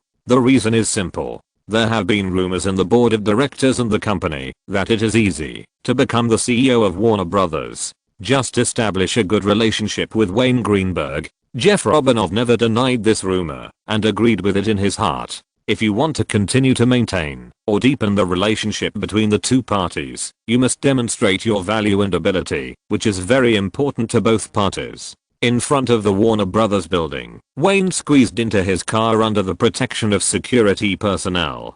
Facing a large group of reporters outside the car, he always maintained the code of silence. He is also very curious now and wants to see what means the CEO of Warner Brothers will use to eliminate the impact of homosexuality. Friday is the last working day, and theaters usually enter the peak passenger flow in the evening. One of the theaters under the AMC theater chain is located near the bustling Fifth Avenue in New York. It is a large theater with a flow of people that ranks among the top 3 in the Big Apple. Since the theater opened at 9 o'clock in the morning, the abnormal situation that suddenly appeared today has aroused the vigilance of the theater manager Sam Mills. Shortly after 9 o'clock, at least no less than 200 young people rushed into the theater hall without warning. The ticket window, which should have been deserted, instantly formed several lines. If it weren't for the orderliness of these young people, he would probably choose to call the police immediately. Just as he leaned against the ticket gate and observed these abnormal men and women, Ramon Miller, the ticket seller at the front desk of the theater, walked towards him with 2 young people. "Sam, they are the organizers of these fans and want to talk to you," the ticket seller explained. Leaving the 2 people and the theater manager, turned around and ran back to the ticket window. "Hi, how can I help you?" Sam Mills said with doubt in his tone, and stretched out his hand to shake hands with the 2 people in front of him. "We are students from the New York Film Academy." One of the boys saw his doubts, pointed to himself and the others behind him, and introduced himself. "There are about 260 of us this time. Can we be arranged in a hall? The ticket salesperson just told us that there is no large theater for showing The Matrix." Sam Mills knew the New York Film Academy. The school was founded only a few years ago. If I remember correctly, it should have appeared in 1992. After hearing the other party's background, he put down the last bit of worry. College students with elite education are always more likely to gain the favor of strangers. No problem, I can make a temporary arrangement for you. The theater manager nodded, waved, and called the projectionist who was watching the excitement over, and ordered, "The first show of The Matrix will be put in Hall 1. Hurry up and prepare the copy." "No problem, boss. The first purpose of a theater is always to make a profit. As long as it can ensure profitability, it is not difficult to temporarily change the order of a show. Do you need any other help?" Sam Mills shrugged and asked again, after making arrangements in front of the two. "Thank you, nothing else is needed, thank you very much." The two young men thanked politely and returned to the crowd with a smile on their faces. Soon, the excited group of students burst into cheers. Sam Mills was very curious. This kind of organized movie watching was not uncommon, but it was rare that there were so many people early in the morning. However, when the audience lined up to enter, he roughly figured out the specific reason from the chat in the crowd. Among this group of young people, a large part were fans of Wayne Greenberg. They usually gathered on IMDb to discuss movies. A few lucky fans participated in the fan preview of The Matrix. After returning to school, they recommended the film to their classmates early, praising it as a great science fiction masterpiece, and then this movie watching event appeared. After knowing the specific reason, Sam Mills shook his head, sighing at the youthfulness of young people, and returned to his office. However, what he didn't expect was still to come. This group of young people seemed to have started a new beginning, and even more abnormal customer flow was still to come. Chapter 384. It's the internet. The future is coming. "Hey, boss." There was a knock on the door of the manager's office. Ticket seller Ramon Miller pushed open the door and said hurriedly, "You'd better go out and take a look. The ticket window and the merchandise front desk are too busy." Sam Mills stood up from behind his desk and followed the ticket seller out of the office in confusion. As soon as he entered the ticket hall, he understood what happened. There were long queues at both ticket windows, and the same was true at the merchandise window. This scene made people think that they had remembered the wrong date. Usually, only on Saturday and Sunday mornings, fans who have worked for a week will go to the theater in groups, provided that there are hot movies. Without thinking about the reason, Sam Mills suppressed all his doubts, trotted behind the front desk, and opened another ticket window to divert the fans who were queuing to buy tickets. 3 tickets for The Matrix, thank you." A Mexican boy handed over a handful of change. "Wait a minute, I'll give you a ticket right away." Skillfully issued the ticket, gave the change, and then the next person. After 7 or 8 fans who wanted to buy The Matrix passed by, a relatively different voice suddenly entered his ears. "Hey, man, 2 tickets for the latest screening of the Hulk." "Okay, the latest screening of the Hulk." Sam Mills looked up and found that it was a white couple. He took the money and repeated their request, and then prepared to issue the tickets. This was the first ticket for the Hulk sold at his ticket window today. "No, honey, let's watch The Matrix." The girl's objection was so loud that he stopped what he was doing and looked up at the young couple again. The newspaper said that the Hulk was just a knockoff. It's not as cool as The Matrix written by Wayne himself. "Honey, didn't you notice that the other people in front of you all came for The Matrix?" The girl's reason was quite convincing, and the boy hesitated for a moment, but he was still trying to convince her. "Jenny, but the male lead of The Matrix is a guy, which is disgusting." "That's better than a poor imitation." The girl rolled her eyes and said without hesitation, "At least The Matrix is the work of Wayne Greenberg, and the movie must be exciting." "Okay." Although he was a comic fan, the boy still chose love, turned his head, and said to the window again, "Excuse me, man, give me 2 tickets for the latest screenings of The Matrix." "No problem, 2 tickets for the latest screenings of The Matrix." Such remarks appeared countless times in the morning, and Sam Mills heard them countless times. Most of the time, The Matrix won. Of course, there were also many fans who came directly for the Hulk. After all, it was a popular monster in this summer's movie season. When there was no one queuing outside the window, Sam Mills looked at the time, and it was almost noon. He recalled the abnormal flow of people in the morning, and was still a little confused. But he was sure that in the morning, the attendance rate of each screening of The Matrix would not be less than 60% to 70%, which was definitely very high. Moreover, most of the fans who bought the Matrix came in groups, which was in sharp contrast to the fans who bought the Hulk.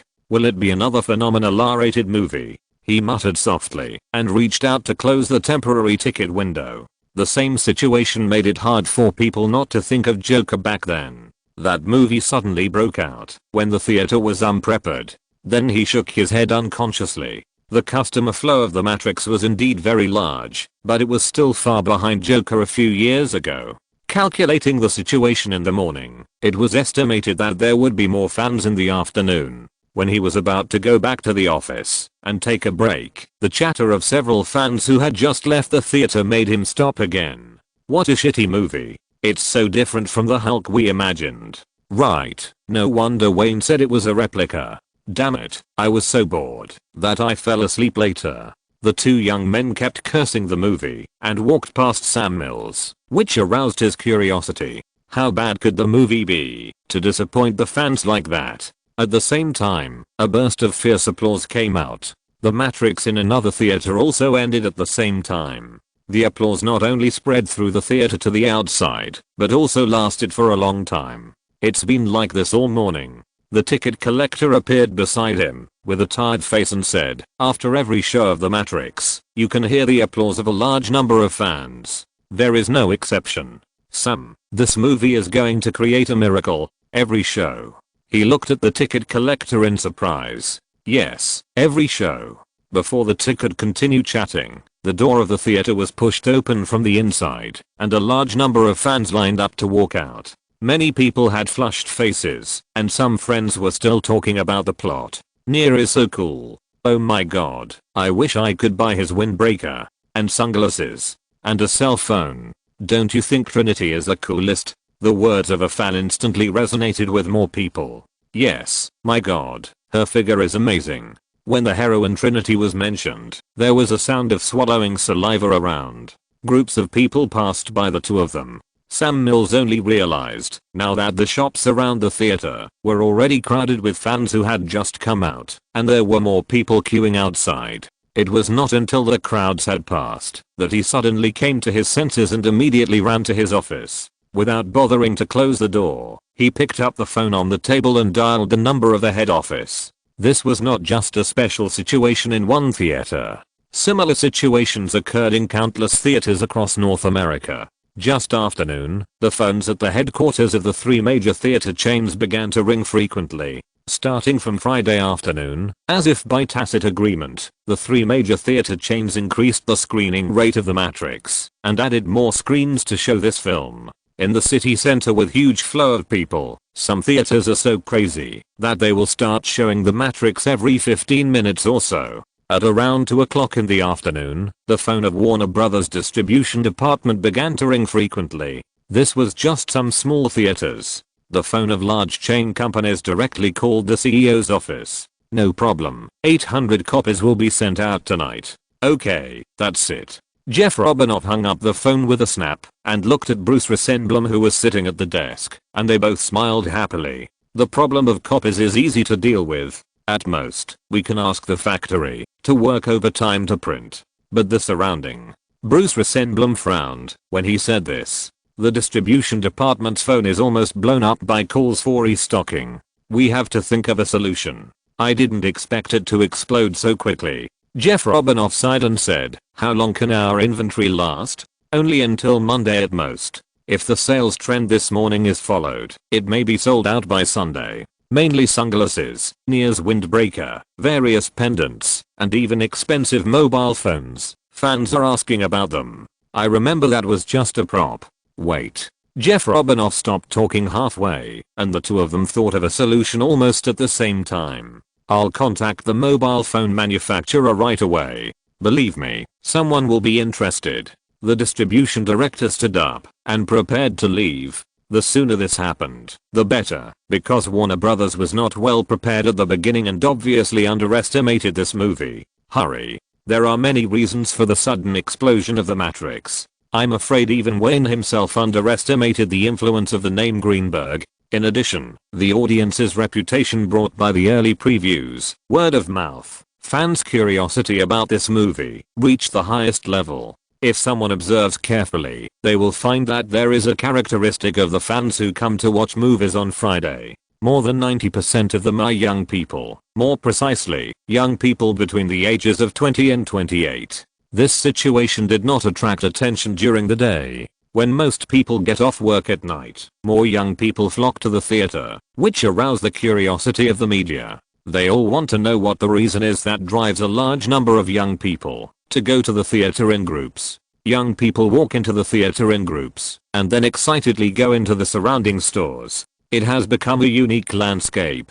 Even in Los Angeles, which is in the hottest season of the year, people wearing black windbreakers and big sunglasses frequently appear on the streets. When the noisy night passed, Wayne just got up and walked into the restaurant, and Nina revealed the mystery of the young people walking into the theater.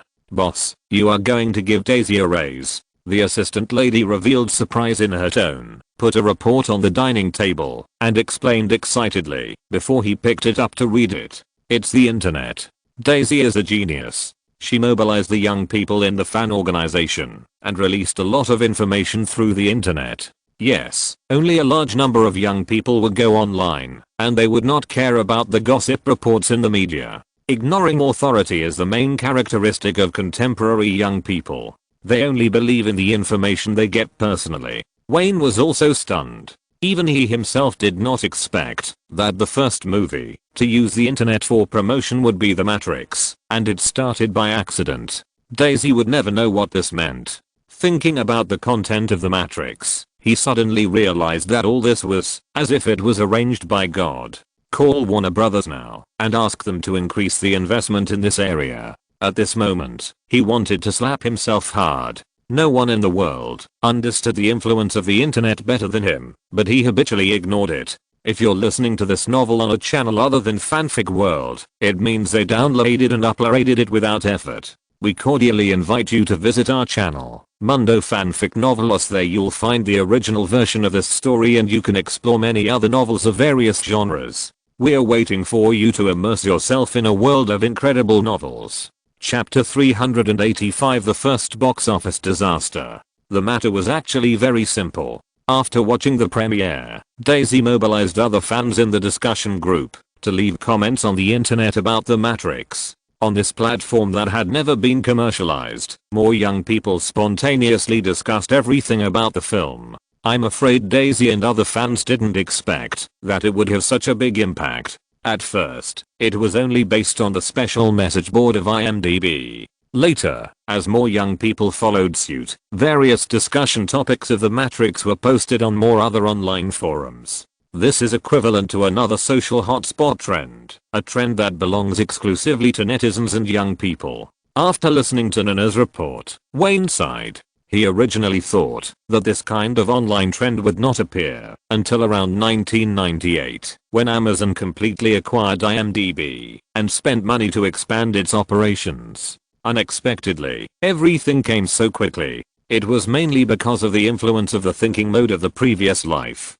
In this land, the internet has developed much faster than he thought, and obviously there are many more netizens, mainly young people, than he imagined. Nina sat at the dining table, took a big sip of milk, and then sighed. Daisy didn't expect it. When she called this morning, she said that now you can see all kinds of discussions about The Matrix by just opening a web page. According to my analysis, only a part of the people are going to the theater now. Later, there will be more young people who are used to surfing the internet. Because of the ubiquitous movie information on the internet, they will go to the theater with curiosity and other factors. Wayne nodded silently. If he guessed correctly, in the future, there will be far more than just these netizens going to the theater. No matter how the social hotspots are formed, once they become a popular trend, more people will join in. When your classmates, friends, and family around you are discussing the topic of The Matrix, you will naturally want to join in, and the premise of joining in is to watch the movie. Hollywood has proved with many successful movies that trigger social hotspots will eventually make a lot of money. Even later, after the production company learned that this was the code for wealth, they would think of ways to use means to arouse social hotspots and trigger a nationwide discussion. There are endless marketing plans of this kind. The Matrix is so lucky. This movie is closely related to the internet, so it can cause a sensation among so many young netizens. Wayne crossed his legs and leaned back in the chair comfortably. He was not in a hurry to eat the breakfast in front of him. After lighting a cigarette, he picked up the newspaper on the table. Yes, Daisy said so too. Nina nodded and said while eating bacon, she told me that the main reason for people who spontaneously followed the trend and spread the information was this. The connection between the Matrix and the internet is too imaginative. So Wayne felt it was a coincidence, as if God was helping. There were too many topics between the Matrix and the internet that young people could discuss. Wow, Warner Brothers is such a big deal. The top newspaper was not an entertainment newspaper, but a copy of the Washington Post. The assistant had obviously read it, so she put this social newspaper on the first page, so that he could see it first. Publishing this thing in the social section of the Washington Post itself already represents too many things. He didn't know how Jeff Robinov managed to get this authoritative social media to agree to publish such a sensitive and controversial report. But anyone with a little sensitivity would understand that such a report appearing in the Washington Post itself represents a certain political correctness. It's still too controversial. Wayne shook his head slightly. He understood the purpose of Warner Brothers, but this itself seemed to cause another social trend, which might get out of control. If the matter cannot gain the sympathy and recognition of the majority of ordinary people, it will eventually subside quickly and silently, like it has for many years. In states such as Central North America, a large number of conservative people may also spontaneously boycott the film because of the personal identity of the male protagonist of The Matrix. If things go wrong, it will be more harm than good. When the newspaper turned the page and saw the other side, Wayne shrugged and muttered, "Okay, I thought too much. Nina." He threw the newspaper on the table, picked up the knife and fork, and pointed it at the scrambled eggs on the plate, and looked at the assistant. "Tell me, how did Jeff persuade Time Warner to make a move? This is a big deal. Everyone gets what they need." Nina didn't take it seriously at all, and explained casually. Time Warner gave that group of people a chance to speak, and those dirty politicians also saw the opportunity. In their eyes, this is a good time to canvass votes. Maybe, after all, everyone is for profit.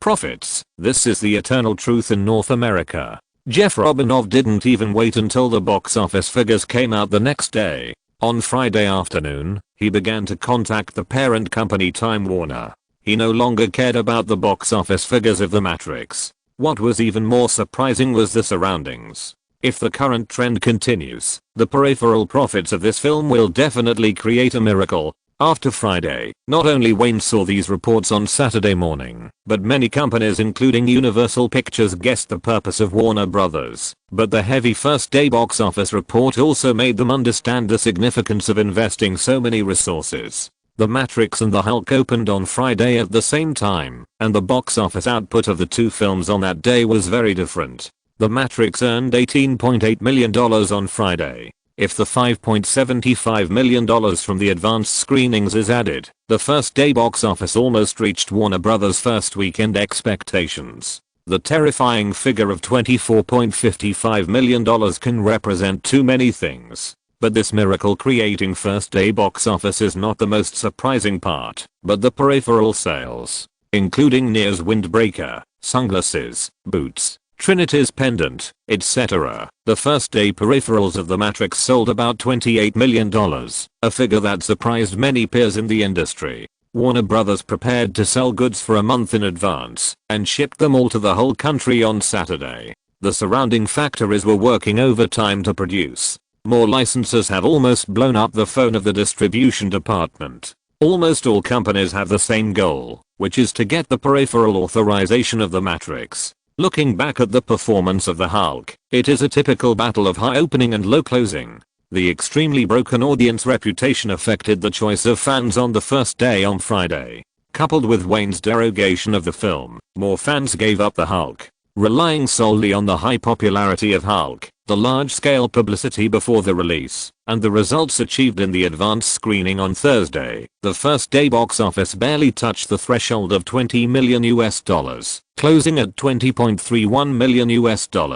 Judging from the box office figures, this film has undoubtedly made a successful start, and Universal Pictures should celebrate it. In fact, they also found the problem. After a day of screening on Friday, the reputation of fans has completely collapsed, and there are curses everywhere, which can't be suppressed at all. This situation was confirmed on Saturday and Sunday, when the box office took a cliff dive before the first weekend was over. Saturday should have been the main day for moviegoers to watch movies, but the Hulk only earned $9.23 million, a direct halving of the previous day. The same was true on Sunday, when the number dropped to an incredible $4.43 million, making it the first box office disaster of this summer season. Chapter 386. There's a lot of fighting going on outside, but he's at home with his dog. Ron, I suggest that we cancel all the publicity investment for the Hulk. Early Monday morning, at the regular meeting of Universal Pictures executives, a senior executive of the distribution department spoke to the CEO without hesitation. The atmosphere today was quite dull, and everyone present understood why. The box office of the Hulk plummeted in the first weekend. It opened with a super high of $20.31 million on Friday, and was cut in half to $9.32 million on Saturday, and fell to $4.43 million on Sunday. All the sweetness and beauty were left on Friday. When the film is determined to fail, the most important thing is to stop the loss. Investing more resources in it is just a waste. Ron Mayer sat at one end of the conference table, and looked at the distribution director Justin without saying a word. Whether the Hulk can be saved or not, the distribution director has the most say. I called AMG and the American Artists Association. Justin noticed that everyone was looking at him, and after a moment's hesitation, he said, they refuse to maintain the current scale of screening of the Hulk. The Imperial Cinema has not had time to cool, but the results should not be too different.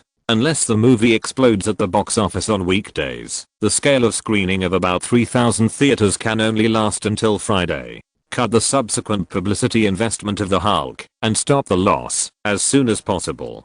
Ron Mayer nodded, finally realizing the failure of this big production. Also, put Bill Beckby and the male lead lie on the company's blacklist. Universal Pictures will not cooperate with them in the future. While speaking, he kept his head down, and his eyes never left the newspaper in front of him. On the headline of the entertainment section of the Los Angeles Times, a line of glaring box office figures seemed to remind him of his failure at all times. Warner Brothers is moving too fast this time. Justin and several other executives also saw the newspaper. Not only the Los Angeles Times, but all entertainment media this morning were surprisingly consistent in their tone, and began to sing praises for The Matrix. There is still a lot of controversy about homosexuality in public opinion. Should we continue? Forget it, it doesn't make sense. Ron Mayer shook his head and rejected the proposal. Originally, they broke the news. Now that it has not affected the fans' choice to keep it secret, Warner Brothers has taken advantage of the momentum and set off a social hotspot. When the film has been confirmed to be unable to generate revenue, it is completely unnecessary to continue to entangle with the other party. There are other films that will be released in the summer season. It is better to invest resources in films that have not yet been released. Jeff Robinoff, Wayne Greenberg. Ron Mayer looked out the window and muttered in a low voice. You two can't be so lucky every time. The summer season has just begun. In just 3 days, all the companies in the industry have seen how powerful the internet platform is. The dazzling box office figures of The Matrix have already explained too many problems. In addition, the hot topics of public opinion and the print media have directly pushed the film The Matrix to the eyes of more ordinary people. Now it is impossible to stop it. Unlike the boring regular meetings of Universal Pictures, the atmosphere at the high-level meeting of Warner Brothers is much more relaxed at this moment. Every executive has a smile on his face. The same Los Angeles Times was held in Jeff Robinoff's hand and read repeatedly. The Matrix is our first box office champion this year. Well, it's a good start, isn't it? Bruce Rosenblum reached out and knocked on the table with a slightly teasing tone. Not enough. Jeff Robinoff smiled and shook his head. He looked around the conference room and waited for everyone to look at him before continuing. This is just an R-rated movie after all. You can see the problem by looking at the box office trend. In addition, the advance box office took in $24.55 million on Friday, $22.03 million on Saturday, and $13.02 million on Sunday. This shows that the film has been greatly affected by the rating, and the disadvantages of the audience group are quite obvious. Have you seen the crazy sales of peripherals? We must drive all potential audiences of The Matrix into the theater in a short period of time. Many people nodded unconsciously. They all knew the disadvantages of R-rated movies. Now that the movie has become a big hit, what they need to do is to create a bigger explosion point and squeeze out the profits of The Matrix in a short period of time. Without giving others time to think, Jeff Robinov turned to look at John Gray. Give Daisy, the leader of the Wayne fan organization, another $5 million in publicity funds so that she can hire more people to act on the internet. Compared with other publicity channels, the input-output ratio of the internet is too high. Okay, no problem. No one can calculate how much of the $59.6 million box office of The Matrix in the first weekend was obtained through the internet, but it is conservatively estimated that it will not be less than 1/3. These young people do not believe in authority and are very generous in purchasing peripheral products. They are the main consumers in the theater market, especially for an R-rated movie. After saying that, he looked at the distribution director. Bruce, how is the investigation of the movie database site called IMDb going? Since the internet can influence more people and the publicity cost is lower, Warner Bros. Naturally set its sights on this website at the first time. IMDb, Internet Movie Database. Bruce Rosenblum heard the question and took out a prepared document. The website first appeared in 1990, and in the same year it had collected more than 10,000 film and television information. By 1993, the database had expanded to include trivia, biographies, film plots, and other content, and also came with a centralized email interface for searching the database. Later that year, IMDb was moved to the internet and could be accessed at will. From 1993 to 1995, the website was maintained by donations and volunteers' free time. Earlier this year, the website was registered as a commercial company in the UK, and its main profit channels are advertising, licensing cooperation, etc. In other words, we can invest in them at any time. An executive looked at Bruce Rosenblum and asked with a surprised tone. No. Bruce Rosenblum shook his head, facing the puzzled eyes of the people around him and the CEO, and said happily, it's not worth investing in them. All we need is a publicity channel. Even if we don't invest in this website, we can use all their functions. The distribution department can set up an online marketing department later, and the cost of achieving publicity purposes is much lower. And he hesitated and looked at Jeff Robinov. What else? Just say it.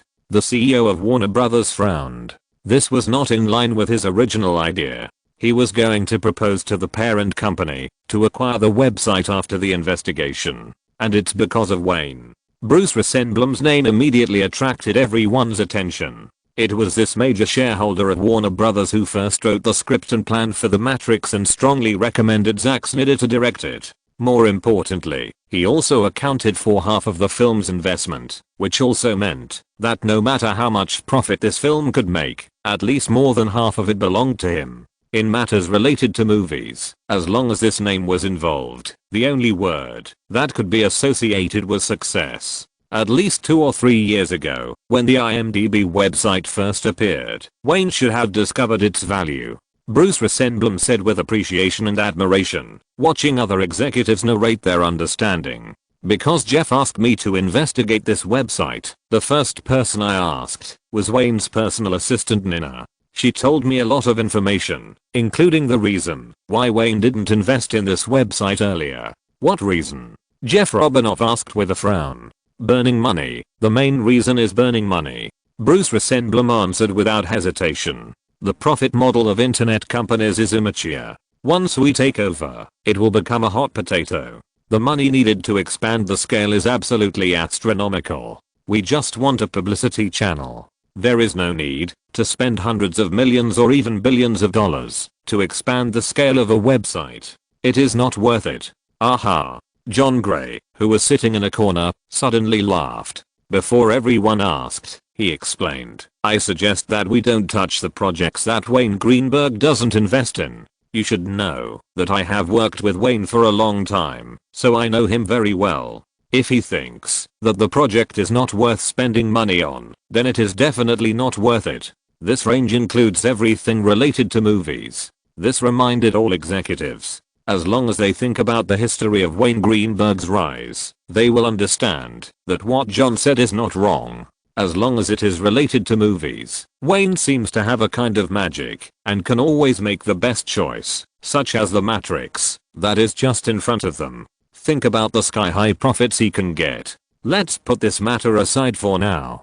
Jeff Robinov knocked on the table, attracted everyone's attention, and said, I'll ask Wayne to talk about the IMDb website later and hear if he has any ideas. Bruce, where is the main creative team of The Matrix now?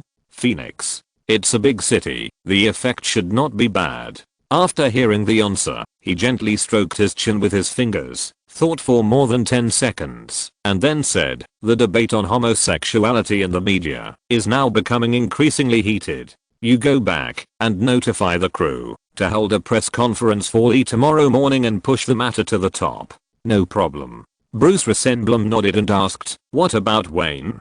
Do you want to notify him too? Notify him. He invested half of The Matrix. He will understand our approach. Jeff Robinov knew that he had to give the young man enough respect, but with his understanding of Wayne, there should be no problem with all this. He was a pure Jewish capitalist, especially after putting down the camera. By the way, what has he been doing these days? Hiding in the manor.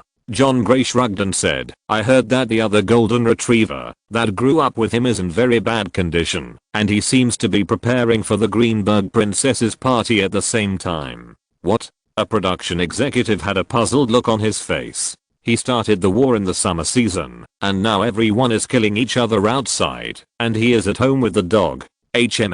What else? John Gray raised his eyebrows and asked back.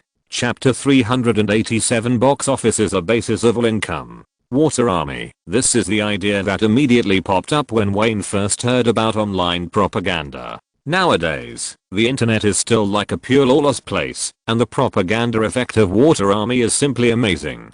Especially on IMDb, the main position related to the film industry. The fan group temporarily organized by Daisy easily occupied the public opinion. There are countless comments and praises for The Matrix. It is rare that this movie, except for the little trouble of the male lead, has almost no bad reviews after the first weekend. Whether it is the word of mouth among fans or the professional word of mouth ratings given by groups such as film critics, they are all read all the way. The Matrix meets the viewing needs of various groups very well. In the eyes of film critics and other professionals, the film is full of thought, philosophical speculation, doomsday speculation, etc. Thanks to the element that can hit their G-spots. Among the young fans who have seen it, it is relatively simple and direct. What they like to watch is the strong cyberpunk style in the film, the cool male and female protagonists, the novel action fighting method, and the more innovative use of special effects.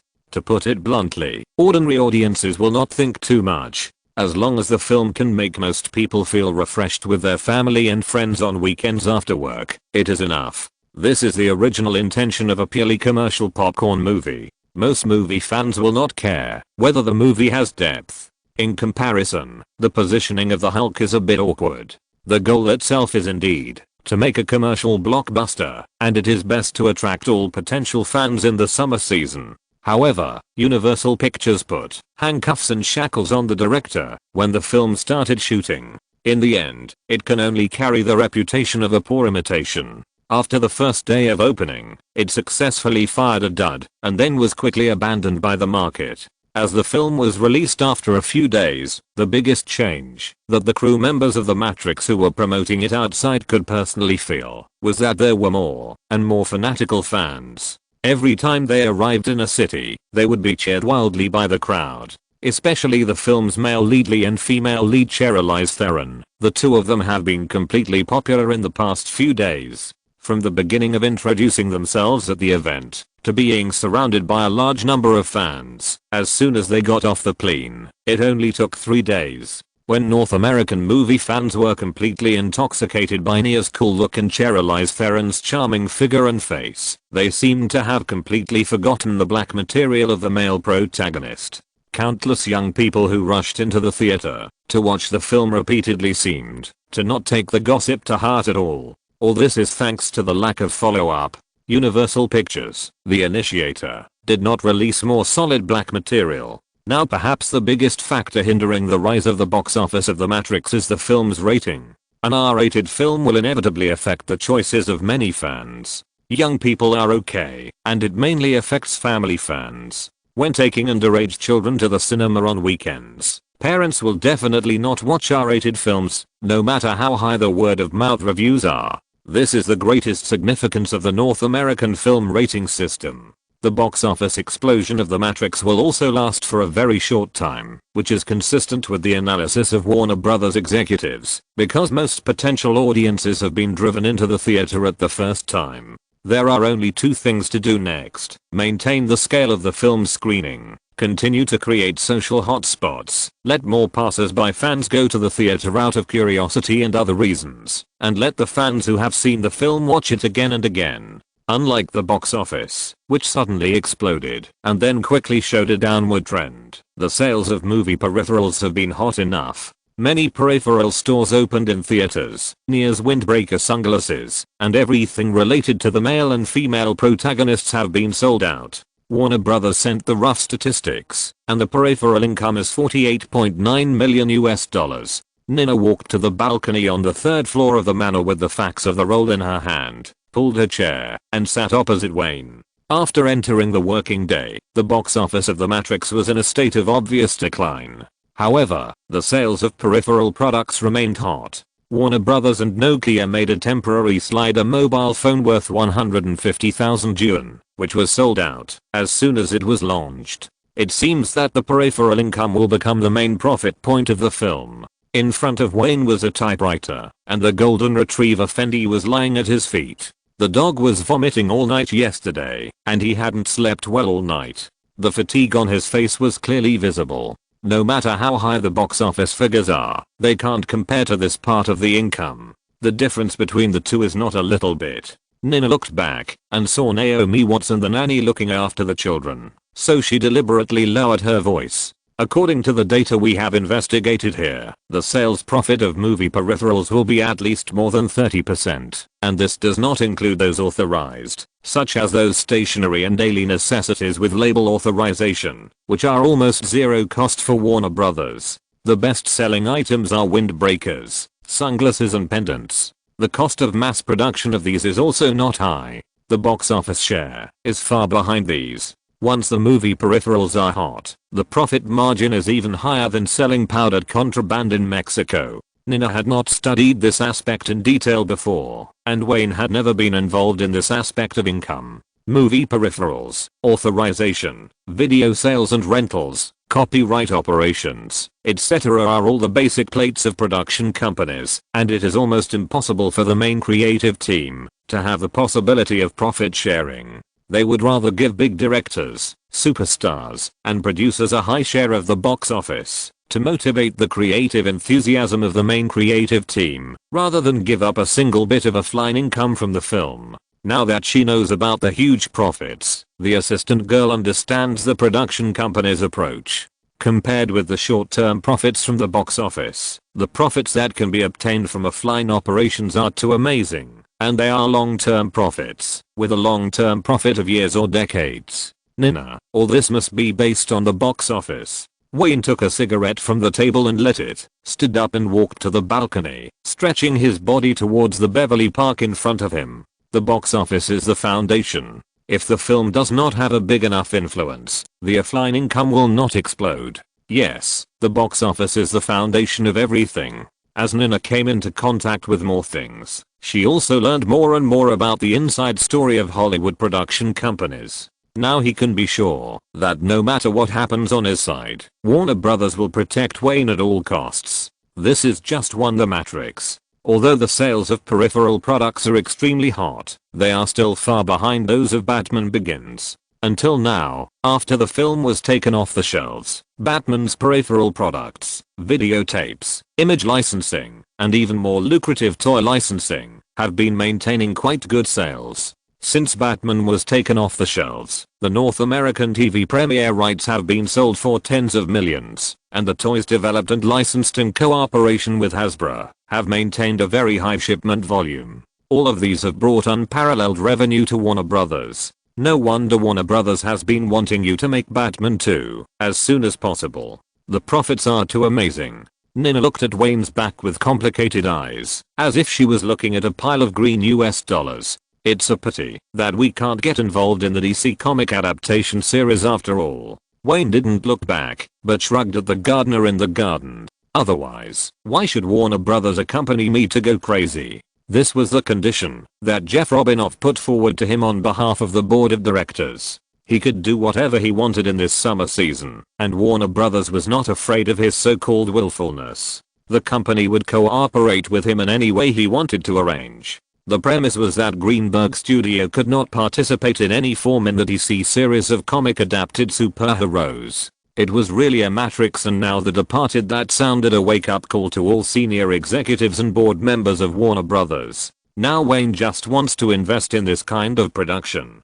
Who knows if his appetite will grow after seeing the offline income like huge profits. The company is absolutely unwilling and does not allow others to intervene in the terrifying income of the DC comic adapted series. But what if Wayne makes a strong request in the future?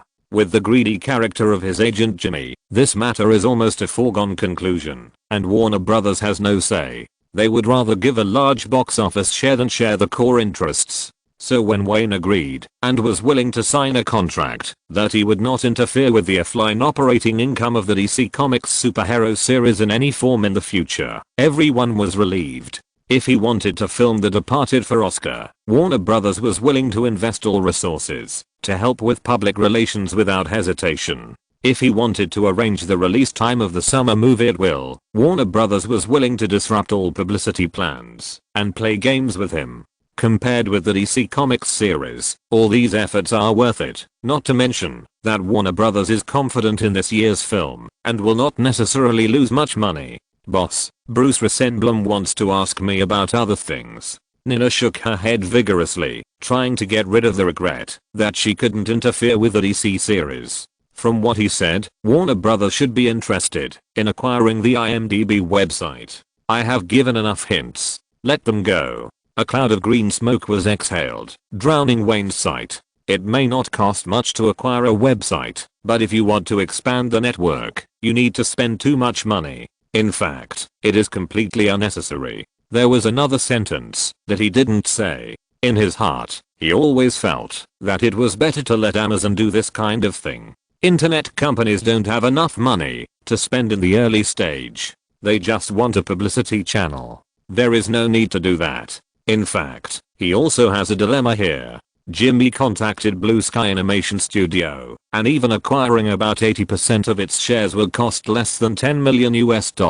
But as long as you think about the subsequent investment, you can definitely think that he is going crazy. Chapter 388 Those Years, Hollywood. Any other news? Since the last golden retrieve might leave at any time, Wayne was not in a good mood. In addition, he did not sleep well last night. In fact, Wayne did not want to talk about work, but the Matrix had just started, and he could not forget many things. After finishing a cigarette, he turned around and sat back on the rattan chair, rubbing his forehead vigorously. One last thing. Nina saw all the fatigue and irritability of her boss, but even if The Matrix was released in the past 2 weeks, there would be other movies to be released, which meant that Wayne would not have much time to rest this summer. No matter what the Warner Brothers project was, he would immediately start filming the second Batman movie. It can be said that work had occupied Wayne's entire 1996, and it would not be until the summer of 1997 that he could take a break. What's the matter? Naomi Watts, wearing a loose home dress, walked over quietly and just happened to hear Nina's answer. Noticing that both of them were looking at her, the Australian actress showed a distressed look and gestured with her white finger in the direction of the crib behind her. Our little Princess Greenberg will definitely be different from her father when she grows up. She will definitely be a lively child. After tossing and turning for so long, she finally fell asleep. Nina looked at Wayne and found that he nodded slightly, then continued, "Some actions of Time Warner are very useful. At least on the surface, this hotspot formed because of orientation, and the speeches of some people have made it a disguised political correctness to support this minority group." Wayne and Naomi Watts both understood what she meant and looked at the assistant together, waiting for her to continue. So, Nina frowned. Obviously she did not agree with some of the practices of Warner Brothers. Early this morning, Lee, who was far away in Phoenix, hinted at it intentionally or unintentionally when he was interviewed by reporters before boarding the plane. All this should be designed by Warner Brothers. They need the film to be more controversial. It's obvious that now, with the popularity of The Matrix and the social trend of certain political correctness that has been formed for a short time, no one will stand up to accuse Lee. But what about after the movie is off the shelves? When this social trend passes, the living environment of their group will still not change much, and they will still have to live in the eyes of the crowd. Did he clearly announce that he was gay? Although Wayne didn't care much, he still asked one more question. No. Nina shook her head. But it has given enough hints, and I don't know how the media will interpret it. That's fine. It's good for The Matrix according to the rules summarized by Hollywood production companies. The more controversial a movie is, the higher the box office will usually be. Countless cases before or after many years have proved that this path is correct. Political correctness is very powerful. What? Naomi Watts didn't hear his muttering clearly and looked over with wide eyes. It's okay. Hollywood's traditional means have always been to play with any politically correct values for the sake of film revenue. Such means have been frequently used more than a decade later.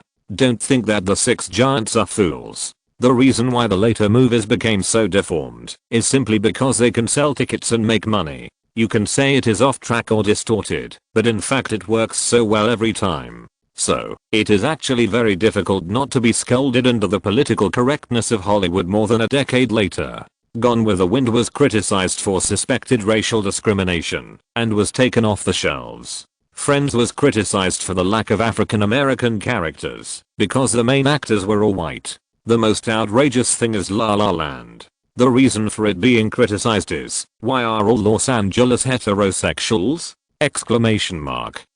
This is completely standing on the moral high ground, holding a Gatling gun with blue flames and shooting wildly. As long as there are enough reasons, no one can escape the bullets of political correctness. Finally, if someone carefully summarizes it, he will find out what Hollywood is crazy about using political correctness to make a living. Is it really to show their tolerance? How is it possible? Whether it is the production companies or those special groups in Hollywood, the purpose of their activities is to make money. To put it bluntly, no matter who regards political correctness as a means, the purpose is to cater to certain groups, but once it involves the capital group they belong to, the production company will not mention it at all. Boss, what is this? While Wayne was in a daze, Nina found more than half of the things written on the typewriter after finishing the business. Her inquiry also woke up the absent-minded boss. Before Wayne answered, Naomi Watts happily hugged the golden retriever who had just woken up, her eyes full of emotions, and said, "That is a story that Wayne wrote specially to commemorate Fendi. He wants Fendi to be remembered in the future. This is so romantic, isn't it?" Ah. Nina didn't expect such an answer and was suddenly stunned. She simply picked up the most of the manuscript that had been written before. "Can I take a look?" "Of course, take a look at it." Wayne shrugged. This was just something he had done casually during the 2 days he was accompanying the golden retriever on his last journey. It was not certain whether it would be filmed in the end. A dog's purpose? The assistant muttered softly, carefully sorted out a pile of printed papers, and looked at the first page. "I hope you don't write the protagonist as a dark, bloodthirsty, or dirty and chaotic psychopath." There was no way. As long as it was a script produced by her boss, the protagonist or theme of the story would all revolve around social issues and human nature, and bloody violence was an indispensable element. She suspected before she even started reading that this must be another story not suitable for women. Time slowly moved forward.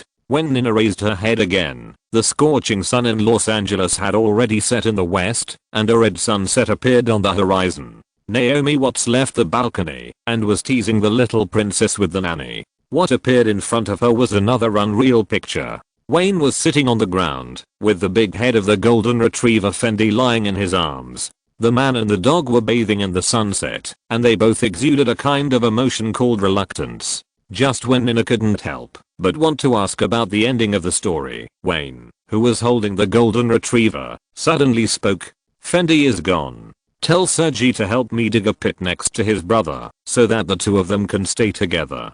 Chapter 389. First week box office champion. Sergi dug another pit carefully next to the grave of another dog under the sunshade on the lawn where Wayne loved to stay. Fendi was buried here next to his brother. The two dogs had been with Wayne since they were teenagers. In fact, they were basically no different from family members. In some ways, the relationship between them might be better than that between family members. Nina stood quietly not far away, still thinking about the story in her mind.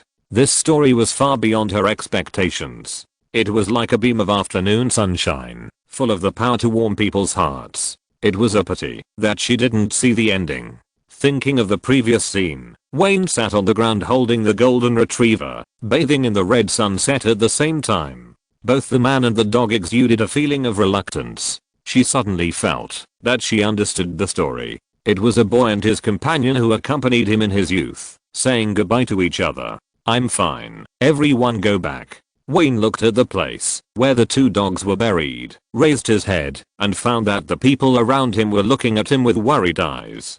The corners of his mouth twitched twice, and it could be seen that he wanted to give everyone a smile. He had been mentally prepared for the current result, and had been prepared since the other golden retriever left. Naomi Watts could understand his feelings. The golden retriever had been with her since she became pregnant. A white hand reached out, gently held Wayne's hand, and pressed it twice. "Dear, Fendi is so gentle and kind, believe me, God just called it back."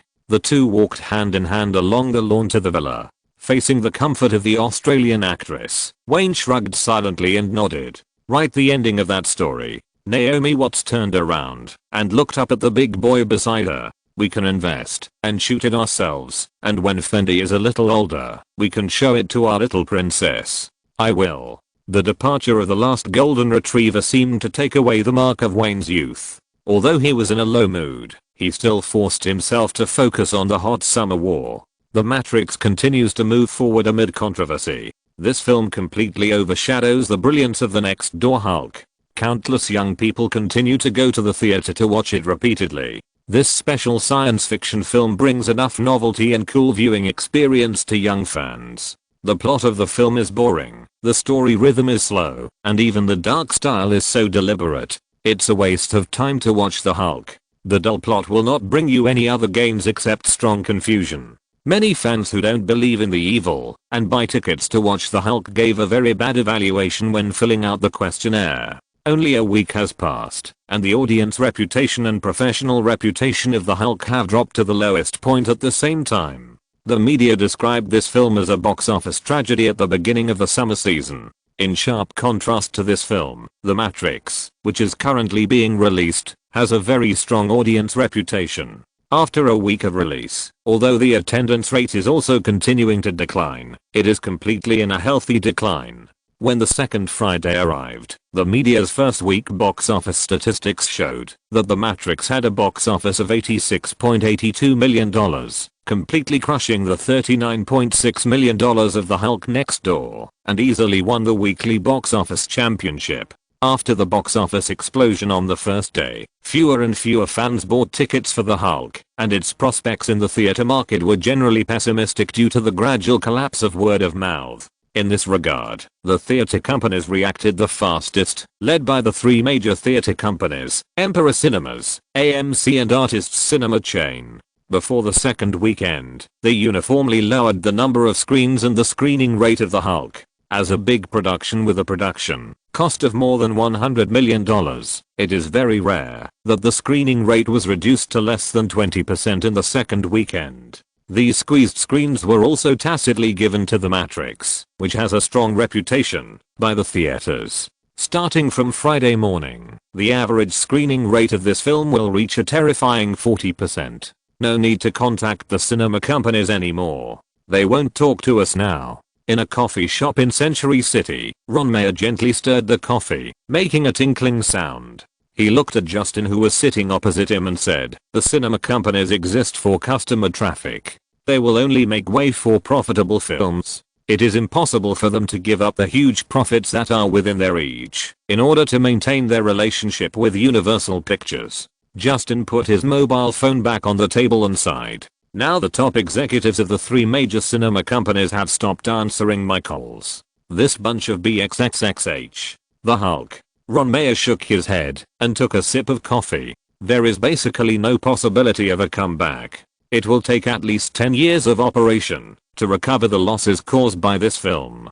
As the distribution director of Universal Pictures, Justin knew that this was the reality. Although he was a little reluctant to accept it, the box office figures would not lie. Universal Pictures was destined to take a big fall on the Hulk. It's now. Ron Mayer crossed his hands on his legs, leaned his upper body against the back of his chair, and looked at the pedestrians outside through the French windows of the cafe. Warner Brothers is still trying hard to hype and create a hot topic about The Matrix. They won't give the Hulk a chance to breathe. The advantage of The Matrix is too obvious. Justin shook his head in annoyance. We underestimated that commercial director and Wayne Greenberg. Bill Beckerby is not as good as a novice director in some aspects. Shit. Although there are many reasons for the failure of the Hulk, someone has to be held responsible for the failure of the project. Director Bill Beckerby and producer Brian Grazer are the best responsible parties. You can't let the executives of Universal Pictures stand up and take responsibility.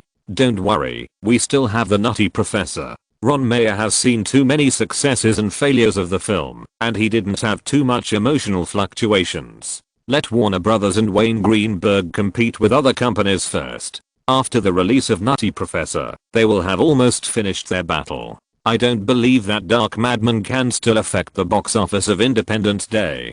Justin looked at his confident boss and nodded reluctantly to agree with his point of view. But from the news he got, Nutty Professor's competitor in the same period, Independence Day, also received a lot of praise after the preview held by 20th Century Fox. The fans and media who attended the preview praised it as a well-made summer popcorn, which belongs to the type of science fiction production with the widest audience. It is definitely not an easy opponent to bully. Nutty Professor is placed in front of a science fiction popcorn like Independence Day. No matter how you look at it, it can't take advantage of it. Tell me, what price did Wayne Greenberg, the Dark Madman, pay to make Warner Brothers go crazy with him? Justin frowned when he heard Ron Mayer's murmur in his ears, and he was also puzzled by this question.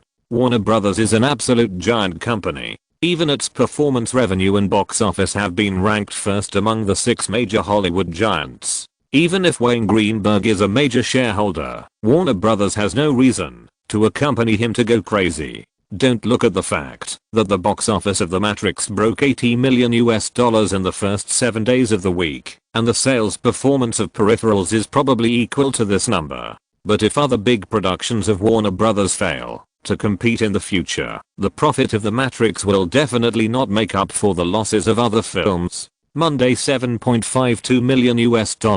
Tuesday the 7th of June million US dollars, Wednesday the 6th of June million US dollars, Thursday the 5th of May million US dollars. The Matrix was released for 7 days, and the total box office exceeded $80 million US dollars. In an office on the 8th floor of the Fox building in Century City, Townsend Rothman looked at the statistics in front of him, curled his lips and shook his head, and teased Terry, who was sitting across the desk. Universal Pictures is going to fall flat on its face. Forget about relying on box office and peripheral products for Hulk. They won't be able to recoup their investment for at least 10 years. That Zack Snyder is pretty good.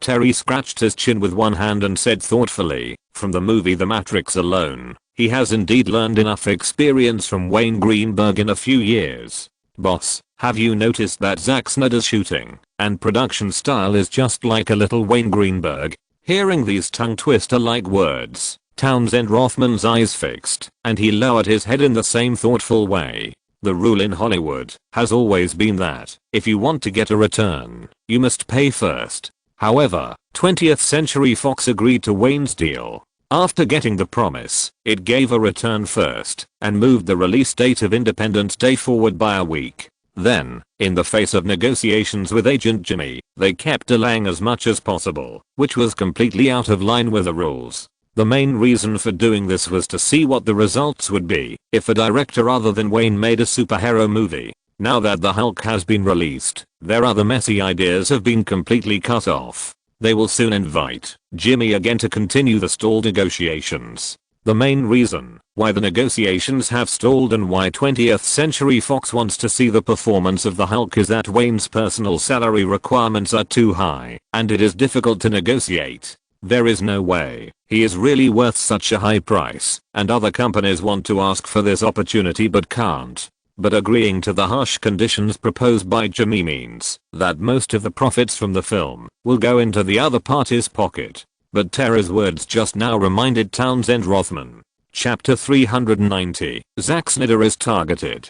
How much did Zack Snyder get for directing The Matrix? The two people in the office were silent for a while, and Townsend Rothman suddenly spoke, looking sharply at Terry across the desk.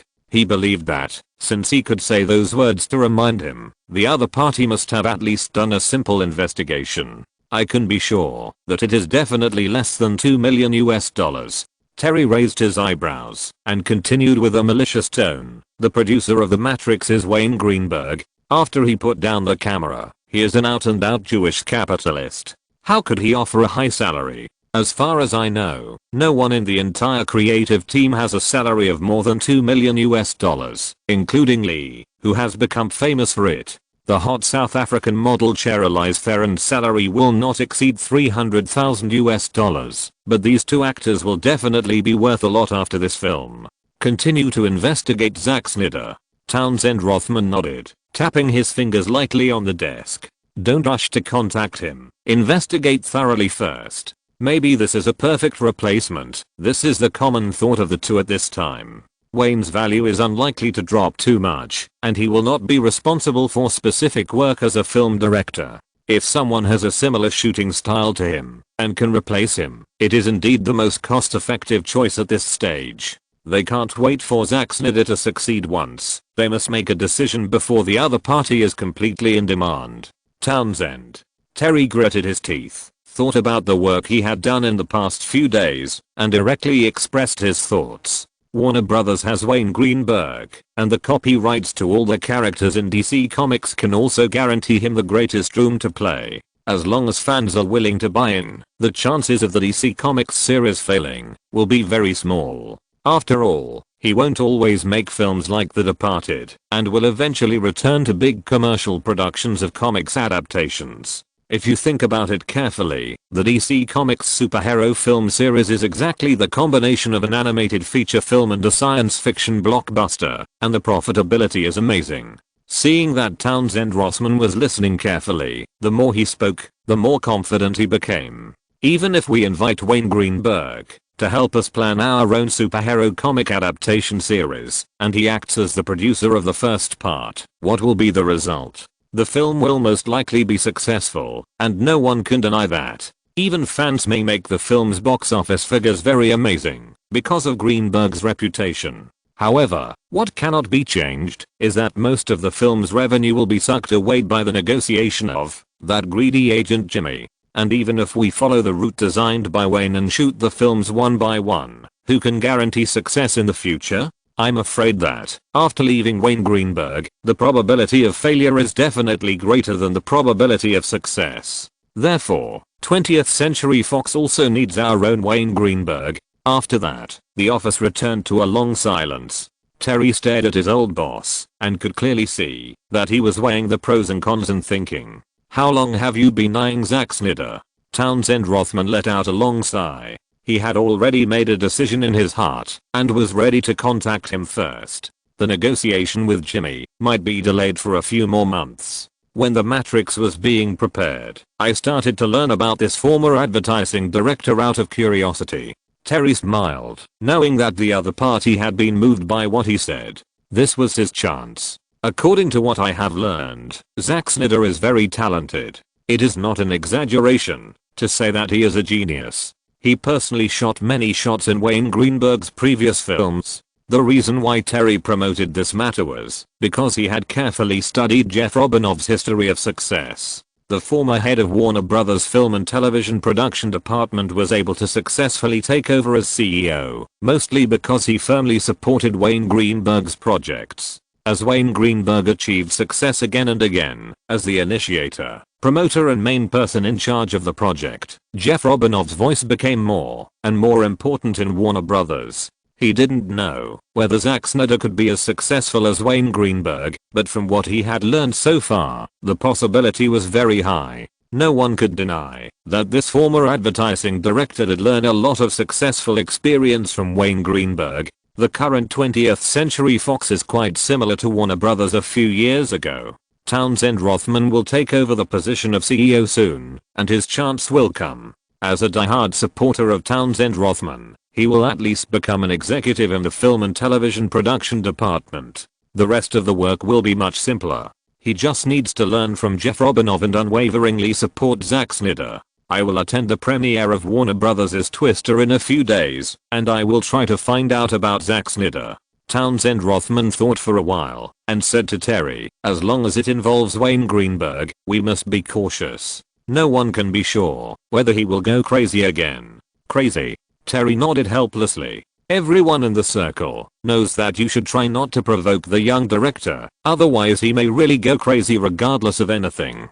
Townsend Rothman was indeed moved, and he kept calculating in his mind. He is not worried that Zack Snyder will not come. Talented people need a big platform to show themselves, and 20th Century Fox is an absolutely big platform. When he stays next to Wayne Greenberg, most people will inadvertently ignore him. The first thing people see is always the light radiating from Wayne Greenberg. 20th Century Fox can give him sufficient creative freedom and a salary that exceeds his worth. Even if he can prove himself, Townsend Rothman will not hesitate to give Wayne the status and treatment in Warner Brothers. The premise of all this is to find a way to prove that Zack Snyder can really become a small Wayne Greenberg. That's right, he never expected that another King of Darkness would appear. The path that Wayne has taken is basically impossible for others to copy. As long as Zack Snyder has a success rate of 60% to 70% of his, he can completely meet Townsend Rothman's expectations. Time is slowly advancing. The weekend after The Matrix was released in North America, it was also successfully landed in the overseas theater market under the arrangement of Warner Brothers. The first regions to be released were the 5 English-speaking friends and Europe, which had scolded Wayne. The development of the cinema market this weekend is basically the same as last week. The Matrix continues to dominate the market, while the Hulk is increasingly squeezed out because of the reduction in publicity investment. In the eyes of the media and insiders, there is nothing surprising about all this. Whether it is the screening rate, attendance rate or the number of viewers, The Matrix is far ahead of the Hulk. This is not only the case in the North American cinema market, but also in overseas markets. The Hulk also landed in the overseas cinema market the weekend after its North American release, but the treatment received by the two films is completely different. The main creative team of The Matrix flew to London on Saturday and received cheers from countless fans as soon as they got off the plane and started their overseas publicity tour with screams. Especially Charlize Theron and Lee, their popularity has exploded, just like Christian Bale last year, and in a short period of time, their names and photos have spread to every corner of the world. Looking back at the Hulk, it is more miserable. Because the subsequent publicity investment was cancelled, the main creative team had no publicity plan at all. Anyone with a discerning eye can see that Universal Pictures is trying hard to stop the loss. This was also proved in the subsequent media reports. The head of distribution of Universal Pictures said without hesitation that he would no longer cooperate with director Bill Beckby, producer Brian Grazer and actor Lou. The fact that the Hulk was a bloody failure can no longer be reversed. In the face of huge losses, someone must be responsible. The main creative team composed of actors, directors, and producers is the best person to take the blame, isn't it? Justin and Ron Meir and other senior executives of Universal Pictures have never considered that the failure of this film is related to their random interference before and after the shooting. Even fans know that the failure of the film is of course the responsibility of the main creative team. The collateral impact is that Hollywood medium-sized and larger production companies, as if they have a tacit understanding, have simultaneously pulled the director and producer of the Hulk into the company's blacklist and will never cooperate with them in the short term. This is Hollywood. This is reality. When the second weekend of the release of The Matrix passed and another Monday arrived, Wayne was leaning on the sofa in the living room with his little princess Fendi Greenberg in his arms early in the morning, reading the newspaper. A project with an investment of hundreds of millions of dollars has gone wrong. No matter what the reason is, the director, the leading actor and the producer will all be unlucky. Even the biggest stars can hardly bear such responsibility. But, for the failure of the Hulk this time, it is obvious that Universal Pictures should bear most of the responsibility, right? Naomi Watts flipped through the newspapers on the coffee table, trying to find reports about The Matrix. No, Capital will not admit that it is wrong. Wayne's smile was full of sarcasm, even though he had long been one of the capitalists. Then the only one who is wrong is the main creative team. Hollywood has always been like this. The current management of Universal Pictures is just like the Warner Brothers in his memory. From the Catwoman and Batman that reached out randomly, to the subsequent DC comic series, there is no executive who comes out to take the blame. The executives who are thrown out to take the blame are also the product of the failure of office politics. Otherwise, the only ones who can take the blame are the main creative team. Chapter 391 He is unwilling. Here comes the fun part. Naomi Watts playfully winked at the father and daughter beside her and stretched out a white finger to scratch the delicate nose of little Fendi, causing the little girl to laugh and drool on her father's lap, as if she could really experience her mother's joy. Noticing Wayne's puzzled look, she shook the newspaper in her other hand, whistling without caring about her image. Wow. This newspaper called Hollywood Entertainment published an interview with Bill Beckby, the director of the Hulk. Do you want to listen to it? Naomi, it's just a second-rate gossip tabloid. Wayne glanced at it with his eyes slanted and found out from the strange layout of the newspaper that the purpose of this kind of newspaper is to desperately want to attract attention. Just read what is written on this kind of thing. Don't take it seriously. Okay, I want to listen. Noticing the sign that the woman was rolling her eyes, he quickly changed his words. In fact, accepting such media interviews is a risk in itself. It is common for reporters to overinterpret the interviewee's words, and it is also very common to distort the meaning of the words. It seems that the director of the Hulk really can't find any channel to speak out, so he accepted this kind of gossip media interview. The failure of the Hulk has nothing to do with me. It was caused by the stubbornness of Universal Pictures executives. The director of the Hulk accepted our exclusive interview. The above sentence was said by Bill Becker himself. He expressed his anger to reporters more than once in the interview. According to Bill Becker, when the film The Hulk with an investment of hundreds of millions of dollars was first prepared, the crew was intervened by several executives of Universal Pictures and required that the film must be shot in a dark style. If he did not agree to those conditions, he would be kicked out of the crew. The film has become like this now because Universal Pictures has confirmed the final effect. So facing the accusation of Justin, the head of distribution, he feels very wronged. Halfway through reading, Naomi Watts sneered and pushed the newspaper aside. She thought it would be some kind of justice news, but it turned out to be just the usual mutual accusations. Even an actor like me knows that there is no point in doing this, and it will completely offend Universal Pictures. I really don't know what this director is thinking. He is unwilling. This is human nature. Even if you know that there is no benefit in doing this, sometimes the wronged individual will still speak out. Wayne has seen too many similar things in recent years, and said it bluntly. If the Hulk had been a box office success, he would never have said anything. But now that the film has failed, Universal Pictures has put the blame on him. Normal people would have a lot of negative emotions. According to the rules of Hollywood, he should have remained silent for a few years and waited for the opportunity to take the camera again, but he was unwilling to do so. As he spoke, He reached out his hand and touched the cigarette box on the coffee table. When he found the little princess in his arms, he reluctantly took his hand back. In fact, in Hollywood, more than 90% of directors play the role of similar filming machines in the crew. Even the filming plan must be reviewed by the producer first, and there is no chance for them to make their own decisions. Not to mention the decision-making power of the film's post-production. The normal right to make suggestions and participate is very rare. This is how the industry has developed to this point. If you want autonomy, just don't touch commercial films and find funds to shoot low-cost independent films. The producer-centered model is the best choice in more than 90% of cases. Because as long as you are a director, you have the desire to express your own ideas. Most of them will not consider market factors, but just want to convey emotions through the film. The existence of producers can naturally avoid such situations and can protect the investors or the demands of the production company to the greatest extent so that the film will not go astray on the road of market-oriented. The two were chatting, fully enjoying the happy time of the family of three after breakfast. Nina hung up the phone and walked into the living room. "Hey, take our little princess. I'm going out to smoke a cigarette." Wayne picked up the little guy in his arms and stuffed him into the arms of the woman who was flipping through the newspaper. He picked up the cigarette box and lighter, pointed outside the villa, and took Nina out of the living room and walked towards the small fountain. "What's wrong?"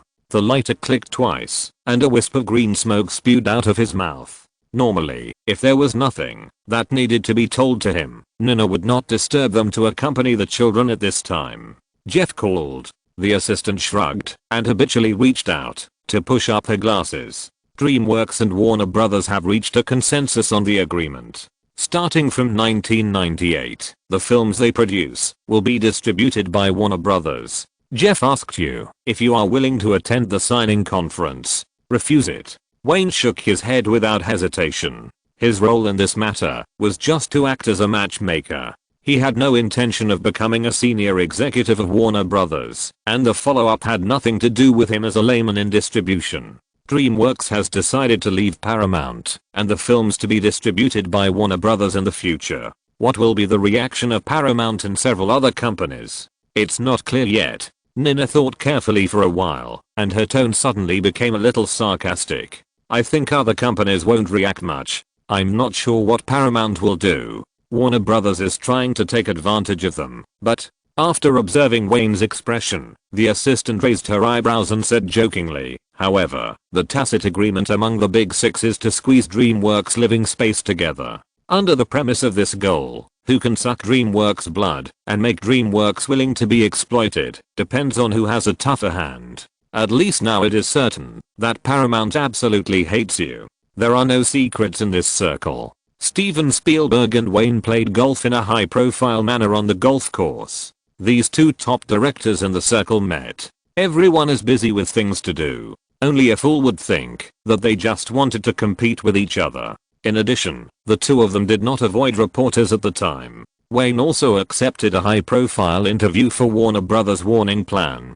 Perhaps at first, in the eyes of several other giants, this was just a gesture made by Warner Brothers with a very clear purpose, which was to warn them and disintegrate a certain tacit understanding, but now it has really come true. In fact, this matter is also Paramount's fault. They squeezed DreamWorks too hard and were sure that DreamWorks would not choose other distribution companies. The distribution commission offered by the negotiation team led by Bruce Rosenblum was also higher than the normal distribution level in the circle, but it was just a little lower than Paramount. This is enough. Warner Brothers also has a global upstream and downstream distribution network, and it's as even more complete than Paramount's. After all, in the past 2 years, the movies produced by Wayne have greatly accelerated Warner Brothers' channel construction for the development of peripheral products. They are also being exploited and sucked blood. The conditions offered by Warner Brothers are not only attractive, but also willing to add an important clause in the distribution agreement. That is, after DreamWorks has established its own global distribution network, DreamWorks can terminate this long-term distribution agreement in advance. Jeff didn't tell me the detailed film distribution terms, commissions, and the number of releases. Nina saw her boss in a daze, but she didn't stop talking. After years of getting along with him day and night, she knew very well that he could hear everything she said. But boss, aren't Warner Brothers afraid of giving DreamWorks a rare breathing time, allowing them to completely expand and become the seventh giant in the industry? Nina's first consideration was to put herself in her boss's position. She felt that Warner Brothers was playing with fire. No, DreamWorks doesn't stand a chance. Wayne took a big puff of cigarette and directly denied her worries. Others might really have similar ideas, but the six Hollywood giants definitely don't have such worries. Although DreamWorks started from a very high foundation, even surpassing the scale of most medium-sized film companies, it was very large from the beginning, with music departments, animation departments, live-action films, TV series, etc., as if it was developing towards a large company.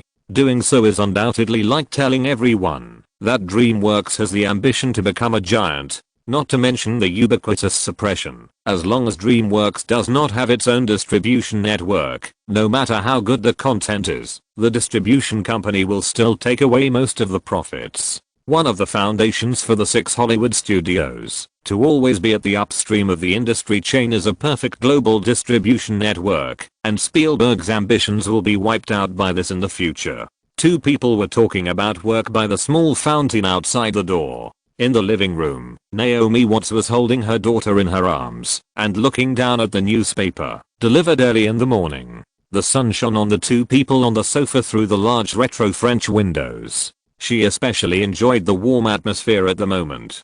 Days like this are destined to be few and far between. Next, Wayne will attend the premiere of the new film Twister to support this big summer production of Warner Brothers, and then he will immediately start the pre-screening promotion of The Departed. For this mysterious and gimmicky film, countless fans and media are waiting for its opening, wanting to see what Wayne relies on to win awards. Naomi Watts has also been actively recovering her figure during this period, and the results are very significant. Now she has recovered more than half of her figure. All her actions have clearly shown that she will not give up her career easily. The first step is to completely recover to her pre-pregnancy state before the summer vacation is over, and strive to perform her best in the second Batman movie, and use this movie that is destined to be a hit to announce her comeback. If you're listening to this novel on a channel other than Fanfic World, it means they downloaded and uploaded it without effort. We cordially invite you to visit our channel, Mundo Fanfic Novelos. There you'll find the original version of this story and you can explore many other novels of various genres.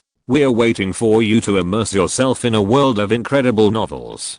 Chapter 392, The Powerful Person of the Year, The Decisive Factor in Hollywood, Power Constraints. It has been a year since the release of Batman Begins, and the second installment will be released in the summer of next year at the earliest. This ensures that after more than a year of hiatus, the expectations of most fans have been raised to the highest point. As long as the movie is released, Batman fans all over the world will definitely burst out with enthusiasm far beyond the usual. Look, my little angel, your dad is going to make a lot of money again. Naomi Watts picked up a Los Angeles daily entertainment newspaper and put it in front of the little one in her arms, regardless of whether she could understand it or not. The Australian actress just wanted to share this happiness. The entertainment newspapers on the coffee table were all about news related to The Matrix and Wayne. She never tires of reading reports on this aspect. The Matrix won the North American box office championship last week without any surprise, winning the second consecutive championship since its release. The Hulk, which had a dismal box office performance, became cannon fodder when it was released at the same time. This is the first movie that has become a victim of Wayne's madness since the start of the summer season this year. When Naomi Watts thought of the media slander and smearing of Wayne a few months ago, she actually felt a little relieved. Her position has always been firm. She only hopes that similar box office disasters will continue to occur, so that those with ulterior motives will be told with facts not to mess with this man easily. There was no surprise. The Hulk did not show any improvement in its second week of release. The box office charts this week were still dominated by The Matrix. The Matrix, written and produced by Wayne Greenberg and directed by Zack Snyder, collected $86.82 million in 7 days last week and $40.5 million in 3 days this weekend. With a score of $127 million, The Matrix temporarily topped the North American annual box office chart when the summer season just started. Faced with a strong squeeze of The Matrix, Universal Pictures invested $150 million in the big production The Hulk, which performed very poorly in the theater market.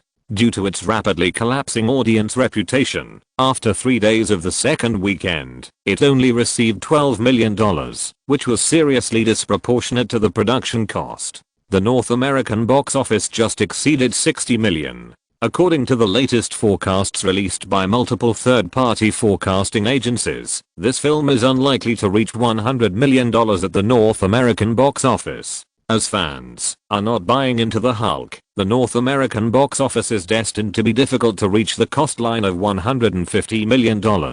On Friday, the Hulk has begun to land in overseas markets. Universal Pictures can only hope that the film's overseas performance can try to recover the production costs.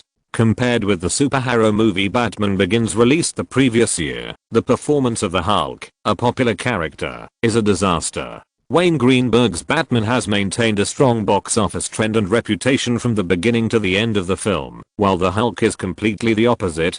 After the first day, the box office performance quickly fell back, and the audience's reputation was terrible. According to data disclosed by a third-party survey company, the audience rating, after watching the movie in the theater, was C. Most fans said that the film imitated Batman too much, and the story was shot inexplicably, which made people confused. The collapse of the audience's reputation is not an accident. At the same time, the media evaluation of the Hulk was also criticized. We collected comments from more than 50 entertainment media and opinions from more than 40 professional film critics, and the praise rate was less than 10%. Even if Naomi Watts is just an actor, it can be seen from the one-sided media reports that the Hulk has completely flopped and is unlikely to pose a threat to the Matrix. The two films have a huge difference in investment amount, and the effects they show are not like works of the same level. From various aspects, it can be found that Universal Pictures failed completely this time, and it can be said to be a complete failure. The terrifying investment in the Hulk is estimated to be like a thorn in the throat of Universal Pictures, and it will hurt as long as you think of Wayne. You deserve it.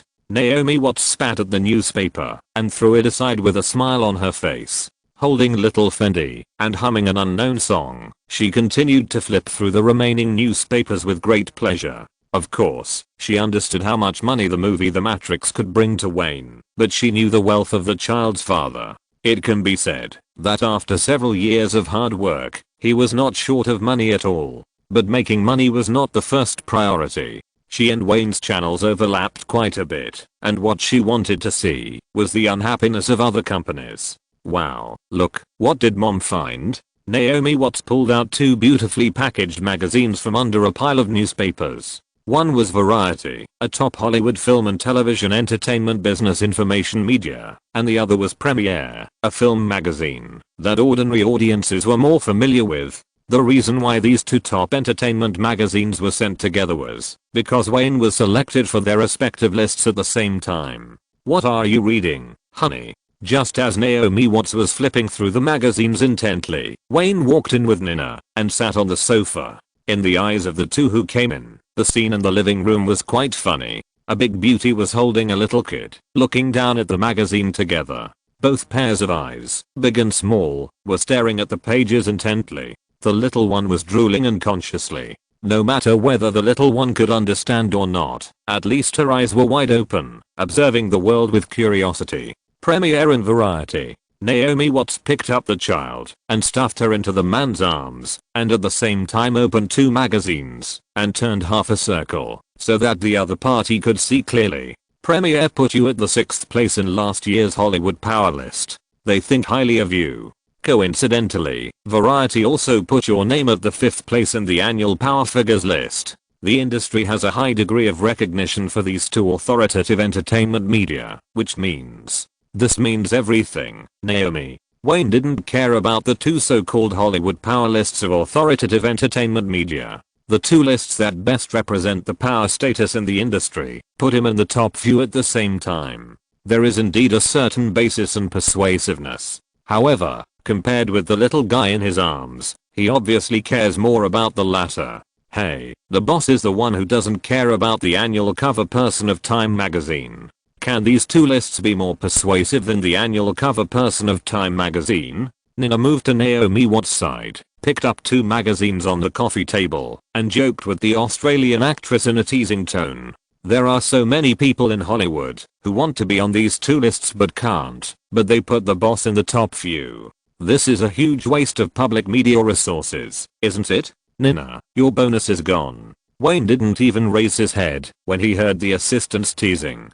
He held a handkerchief in his hand and concentrated on wiping the saliva from Fender's mouth. However, as soon as he said this, he obviously hit the other party's sore spot. No, don't do this, please. When Nina thought that a large amount of bonus was about to leave her, she immediately changed her tone of speech. I swear, boss, these 2 lists representing the power in the circle definitely underestimate your influence. They should put you in the first place. Wayne tilted his head and glanced at her, raised his eyebrows, and smiled and said, okay, I think so too. Congratulations, your bonus is back. Most people generally believe that in Hollywood, any relationship is determined by power. Although power affects various relationships in the whole society, these relationships are more obvious and prominent in Hollywood. As Wayne has now achieved, power is often a determining factor in various cooperation and decision making, and is also a determining factor in the entire working model of Hollywood. The annual power list of the film magazine Premiere, and the annual power person of Variety, the top Hollywood film and television entertainment business information media, are both manifestations of this phenomenon. In these evaluations, the size of a person's power is usually determined by his past performance or achievements in recent years. Wayne has learned that the most common thing in Hollywood is that lawyers of film companies call their competitors and ask them to check the historical records of producers. This is not uncommon. In addition to the meaning of antitrust, everyone in the circle has a consensus that your past achievements will directly affect your future value, as well as the rights, status and remuneration you will obtain in the next project. Any other news? Wayne turned his head to look at Naomi Watts. He knew some of this woman's bad tastes, and especially liked to read various reports about her films every day. The Matrix has surpassed $120 million at the box office, and now all these entertainment media are singing praises, praising you, Zack Snyder, Lee and Charlize Theron, and everything about the Matrix. There is nothing new about this, right? Just like Naomi Watts said, although the main creative team of The Matrix went to Europe and wanted to run 2 cities a day for the promotion of the film, Warner Bros. Is still intensively bombarding various publicity and marketing in North America with the momentum of the film's box office explosion and the one-sided media coverage. This film has caused a lot of topics and controversies, but they are still constantly creating topics to get more passers-by to go to the theater as soon as possible, hoping to squeeze out all the value of The Matrix before Twister is released. The Matrix, a Greenberg-style R-rated film, reappears at the beginning of the summer season, with box office revenue exceeding $120 million in 2 weekends. The 1996 annual box office champion was born. Zack Snyder's first film as the director of The Matrix successfully reached the top in just over a week. He is not only a great director. The science fiction film The Matrix, written and produced by Wayne Greenberg, crushed everything as soon as it opened, successfully defending the weekly box office champion. The film grossed $127 million in 10 days after its release. Starting from Monday, all kinds of eye-catching topics and news have been continuously released by Warner Bros. Through its media and the media channels of its parent company Time Warner. For a time, it created a situation where The Matrix dominated public opinion at the beginning of the summer season. Chapter 393 We never have to pay attention to the wailing of losers. The performance of The Matrix was still fierce in the second weekend, and it grossed $127 million in North America in 10 days, successfully topping the annual box office champion in 1996. Although everyone knows that The Matrix will not stay in this position for too long, and now is the most competitive time of the year in North America, the summer season, this still cannot erase the greatness of this film, and it also gives Warner Bros. Great confidence. Since the film performed unexpectedly well, coupled with the crazy sales of peripherals, Warner Brothers certainly will not miss this opportunity, so there is a phenomenon of desperately promoting the film. On Monday afternoon, Bruce Rosenblum rarely accepted an interview with reporters, claiming that The Matrix became a hit at the beginning of the summer season, which was completely unexpected by Warner Brothers. When they were preparing for the film, their biggest hope was that the North American box office could reach the production cost line.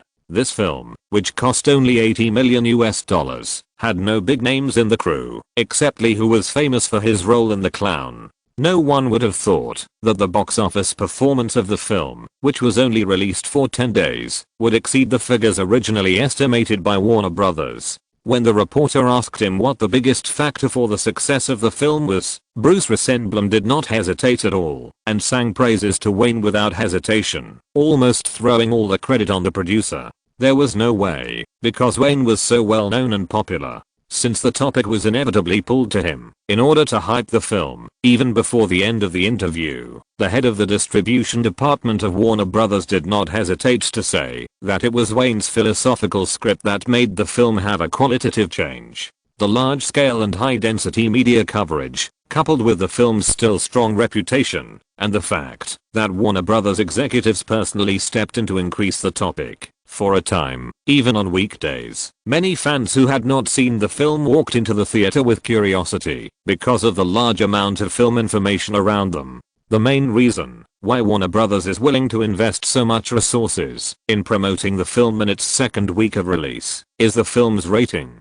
No matter what, this is an R-rated film after all, and the scale of moviegoers is naturally greatly limited. As a result, the screening cycle will not last too long, so they want to burst out all their energy before the arrival of this weekend and drive as many fans as possible into the theater. In addition, two highly popular blockbusters will be released at the same time this weekend, and there is no possibility that The Matrix will continue to dominate the theater market. On May 28th, this Friday, with Steven Spielberg as the producer, Warner Brothers' big production Twister will land in the theater market. This film has not yet been released, but countless fans are already looking forward to it. Warner Brothers' original intention is to hope that Twister can take over The Matrix and let the films released by Warner Brothers completely dominate the North American theater market at the beginning of the summer season. You know, what Bruce Rosenblum said to the media was not entirely for hype. Warner Brothers really didn't have high expectations for The Matrix at the beginning.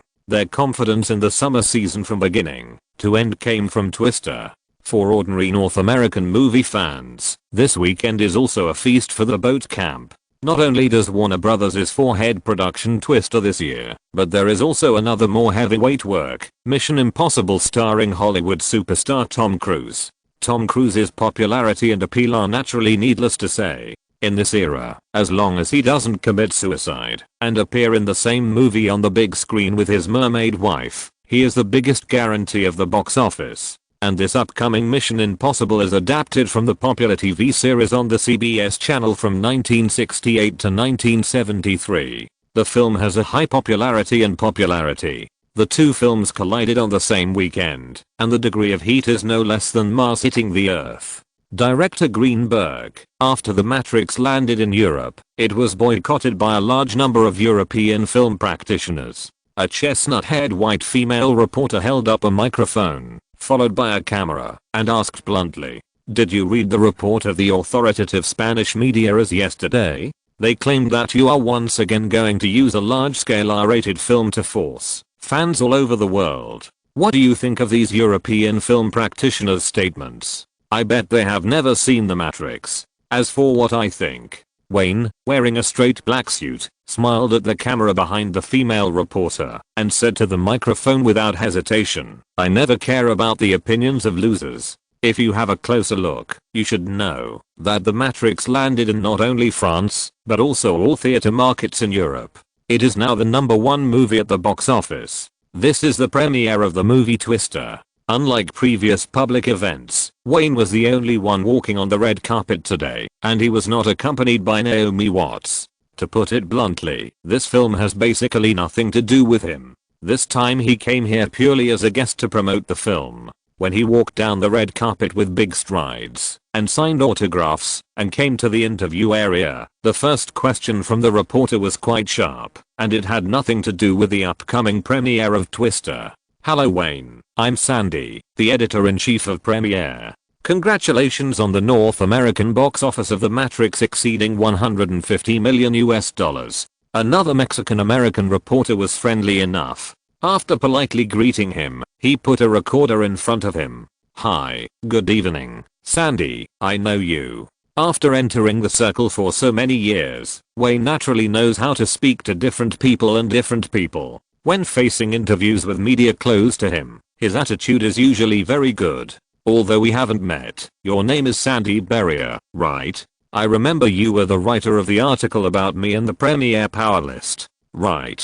The Mexican reporter was called by his full name, and he obviously had a more enthusiastic smile on his face. He felt very honored to be remembered by a big shot in the circle. The Matrix has performed very well in the overseas box office. Can you talk about how you view the slander of European film practitioners? Hey, today is the premiere of Twister. If we continue to talk about Twister, I'm afraid Steven will kick us out of the premiere. Wayne looked at the reporter and shrugged, expressing his attitude in a teasing tone. The absolute protagonist today is undoubtedly Twister, Steven Spielberg, and Jandy Bond, and he is just a simple guest on the platform. Okay, this is the last question about the Matrix. Next, we can talk about the movie behind me, right? I may have gotten used to the discussions and slanders about European film practitioners. As early as 1993, when Joker ignited a worldwide viewing craze, there were many different voices on the continent that invented movies.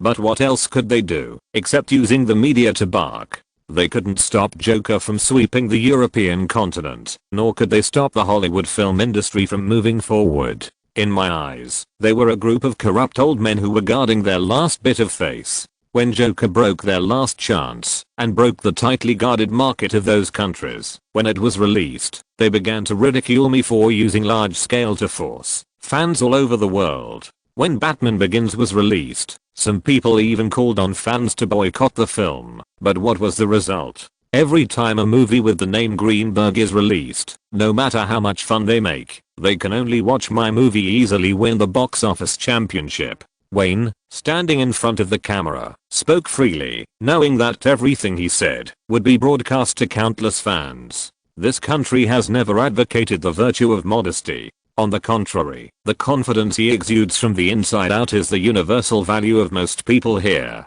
As for those European film colleagues who started to scold him again, they are really used to it. Although he is not the director of The Matrix, it did not stop those people from making trouble for him. It is really because the performance of this film in Europe is too good. After the first weekend overseas, The Matrix directly landed at the top of the box office charts in most regions.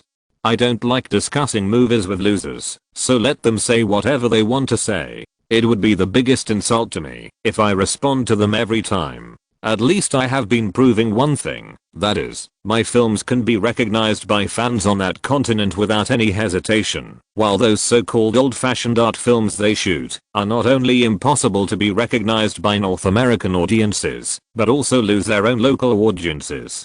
This is very sad, right? Although the North American entertainment media is extremely developed, those paparazzi wish Wayne would be unlucky soon, so that they can make some big news.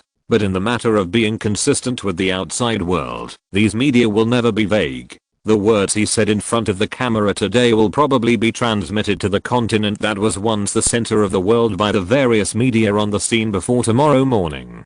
There was a burst of applause in the interview area, and Steven Spielberg walked in, while clapping his hands. Wayne, you are absolutely right. That's right, we never have to pay attention to the wailing of losers. Click, click, click. The scene of the old Jewish man reaching out and patting Wayne on the shoulder made the photographers at the scene fall into a trance. These two great Jewish directors from different eras appeared in the same frame, especially the old man encouraging the young man. This photo will definitely be on the front page of many media newspapers tomorrow. Chapter 394 The Jewish Merchant with Dirty Mind. Director Spielberg, The Mexican editor-in-chief of Premiere magazine waved to the two and asked, "Recently, there are rumors that the reason why DreamWorks changed its distributor is because Wayne helped you to connect with Warner Brothers. Is this rumor true?" Ha. Steven Spielberg looked directly at the camera and nodded crisply. "Yes, Wayne and I have always had a very good relationship, and he is a major shareholder at Warner Brothers, so this time DreamWorks and Warner Brothers reached an agreement, which is indeed inseparable from his help." Turning his head to look at the Jewish old man who was smiling at the reporter, Wayne spat in his heart. As long as this old guy put down the camera, he would be a Jewish businessman with a dirty mind like himself. For the development of DreamWorks, the other party directly exposed him in the media, completely using him to attract fire, but it could not be refuted. Everything the old man said was true. Director Greenberg. Last question. A female reporter waited for Spielberg to finish speaking, then took the microphone and aimed her eyes at him again. "We all know that today's premiere is not just Twister, but also another one. Can you talk about your views on the two films and your predictions for the first weekend box office?" In Hollywood, no one can underestimate Tom Cruise. Just when the reporters thought he would say some cliches, praising his opponent and then his own side, Wayne changed the subject and looked at the Jewish old man waiting beside him. "But everyone has to admit that Steven is the current box office record holder in film history, so of course I'm more optimistic about this Twister. As for the first weekend box office forecast, I think there is no suspense at all. The champion must belong to Steven and Twister. Just like he just said, successful people are used to success. Whether Steven is a director, producer, or the owner of a production company, he has done a very good job. How could such a successful person lose?" So, Director Greenberg. "So my conclusion is that Twister will defeat Mission Impossible head-on and successfully win the box office champion position. Let's wait and see." After saying this with serious suspicion of commercial mutual praise, he smiled and nodded to all the reporters in the interview area, followed the good guy, and walked to the Kodak Theater behind him. It is still relatively early now. The heavyweight guests and the main creative team of the crew have not yet walked on the red carpet, so the VIP lounge of the theater seems relatively empty. On the surface, the two of them are like a pair of old friends who ignore their rage. They found a corner to sit down and chatted and laughed. While waiting for the staff to bring coffee, they noticed each other's observation of themselves. Relatively speaking, Steven Spielberg's mood is more complicated. The young man around him has not only been successful in making movies, but also accumulated a lot of wealth and power in the circle in a short period of time. Now he has proved his talent as a producer. The talent of this young junior is like being kissed by God. As long as it is related to movies, it seems that, no matter what he does, he will be the best. Before tonight, Warner Brothers has been promoting The Matrix on a large scale and intensively, and the effect is very significant. Although the box office is not as explosive as it was on the weekend, the trend is very stable, which is not easy for an R-rated movie. Similar to those large-scale horror movies, the normal rule of R-rated movies should be to have a short time to enjoy the excitement and then die. Except for the movies produced by this young man around him, almost no one else can break this rule. From Monday to Wednesday, The Matrix earned $5.5 million, $7.62 million, and $5.73 million respectively. The total box office in North America has accumulated to $146.17 million. If today's daytime box office is added, the total box office in North America has exceeded $150 million. Everyone knows that the box office of The Matrix will definitely plummet after the release of Twister and Mission Impossible tomorrow. However, as an original R-rated film, the current achievements are already brilliant enough. Zack Snyder is doing very well, Wayne. Steven Spielberg reached out and touched his beard, his words full of temptation. His shooting style is very similar to yours, but he has his own characteristics. It can be seen that the camera movement, which is like a commercial, is particularly expressive. The pictures are as rich and colorful as oil paintings, and the combination of high-speed slow motion and action shots or special effects shots. From these techniques, that are similar to yours but unique, it can be seen that this is a very thoughtful director. Wayne just smiled and listened to the Jewish old man's praise for Zack Snyder. No one knows better than him what the director's strengths and weaknesses are. Now that one of the DreamWorks giants is full of praise, no one knows what he is thinking. Zack is indeed very talented. He put down the coffee cup in his hand and touched his coat pocket.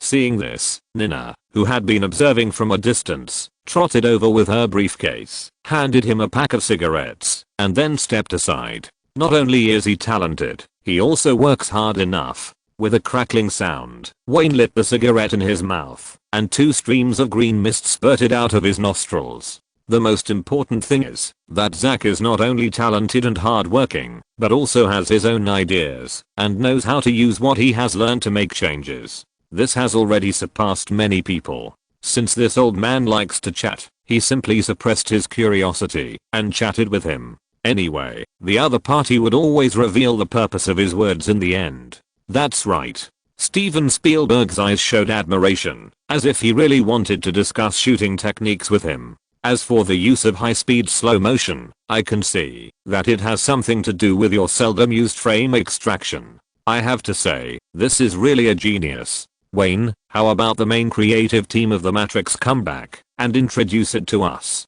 Well, no problem. Hearing the other party say this, alarm bells immediately rang in his mind. This old Jewish man, is he planning to target Zack Snyder again? It is not impossible.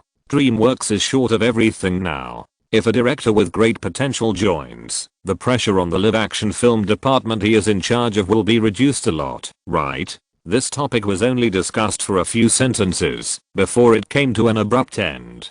On the surface, the 2 people were still chatting. Steven Spielberg seemed very enthusiastic and generously gave him advice on how to win awards. He also said that he would help him get votes after the award season came. It didn't take long. After more than 10 minutes, cheers suddenly began to sound outside the door, which meant that big names began to walk on the red carpet and the premiere officially entered the high nest. Steven Spielberg raised his wrist, glanced at the time, and smiled apologetically at Wayne. It seems I can't accompany you. Before Bond comes in, I have to go and greet the other people who are here to show their support. We are old friends. Wayne waved his hand with a cigarette in his mouth.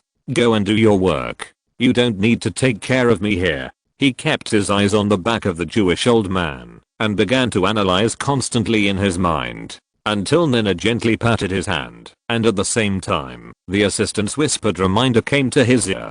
Boss, it's Townsend Rothman. He came to us. There's no reason. The future CEO of 20th Century Fox, is he so free? He came to attend the premiere of Warner Brothers' new film. I'm afraid he rarely shows up at some of Fox's own premieres. While muttering softly, Wayne stood up, and the thoughtful expression on his face changed into a warm smile, which was completely a surprise. To meet an old friend by accident. Maybe his acting skills in front of the camera are very bad, even inferior to those of third-rate Hollywood actors, but after several years of development, the skill of acting according to circumstances has long been maximumed out, just like another skill called shamelessness. Hi, Townsend, I didn't expect you to come. The 2 people had almost the same expression and hugged each other. Wayne patted the other's back twice with a little force and pulled him to sit down. If Jeff knew you were coming, he might not have left work on time to accompany the children.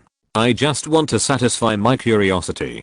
Townsend Rothman spread his hands, his eyes full of sincerity. You know, this twister has been well received since the preview, and I happen to be a fan of director Bond, so I can't wait to see it in advance. Nina looked at the 2 people chatting and greeting enthusiastically, and rolled her eyes behind Wayne. These 2 guys were just like the state with Steven Spielberg just now, all smiling brightly and enthusiastically, but no one could guess what they were thinking in their hearts. Originally, her boss seemed precocious. Now that he was placed in front of these 2 old foxes, the assistant lady suddenly realized that this had nothing to do with precocity and calmness, etc. It was simply the innate viciousness and treacherousness of Jewish capitalists. The day before yesterday, I went to see The Matrix with my kids, Wayne, Townsend Rothman said, waving to the student and pointing at the coffee cup.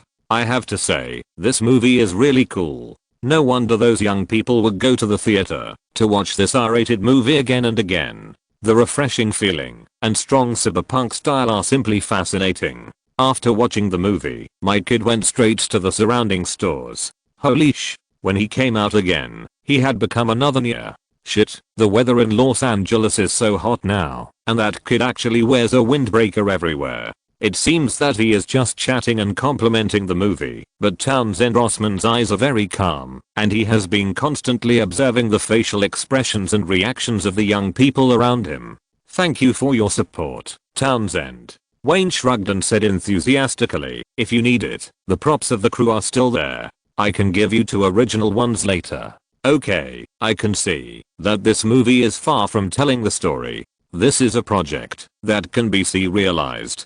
Townsend Rossman slowly narrowed his eyes, but the smile on his face was always there. How about, as a fan, can I ask, when we can meet the second part? The second part. When talking about this, Wayne almost couldn't help laughing. After going around in such a big circle, it turns out that the purpose of this 20th century executive is probably to test his attitude towards Zack Snyder. Who would have thought that these people have such a keen sense of smell, and each of them has set their sights on the director they have worked hard to train. Chapter 395, the beginning of pure picture philosophy. It stands to reason that it is not surprising that Zack Snyder is being targeted now. The glory of the Matrix is just around the corner. Such directors are absolutely scarce resources in the industry. The first movie he directed has a North American box office of over 100 million, which can be said to be an absolute model of fame. If we only look at the beginning, Zack Snyder is much more glorious than Wayne. Of course, the two entered Hollywood in completely different environments, and no one would be stupid enough to compare the two together. Just talking about Wayne, the feeling he gave to everyone in and out of the circle in the past 2 years is basically not much different from Steven Spielberg and Francis Ford Coppola in the 1980s. Whether it is practitioners in the industry or the general public, they all feel that, although he has achieved enough success, now is definitely not his limit. Now he is only 26 years old, at the most energetic age in his life, and his desire to create movies is still strong. It is far from worrying that he will stop and live off his past achievements. Although Zack Snyder is no match for Wayne now, with his current work experience and the achievements of The Matrix, there will be countless people willing to bet on his future, such as Steven Spielberg who just left, and Townsend Rothman who is constantly testing Wayne. Don't worry, when I started writing The Matrix, I designed it according to the length of a trilogy. Wayne, as if he didn't understand the other party's temptation, spoke directly about the subsequent plan without any scruples. By June or July next year, The Matrix Part 2 will appear in the theater market. I plan to let Zack Snyder take the form of a set shot and produce the last 2 parts at one time. HMM. Townsend Rothman's narrowed eyes flashed with a thoughtful look, but his tone of voice did not change. A very good news. He understood why the young man directly stated the subsequent plan.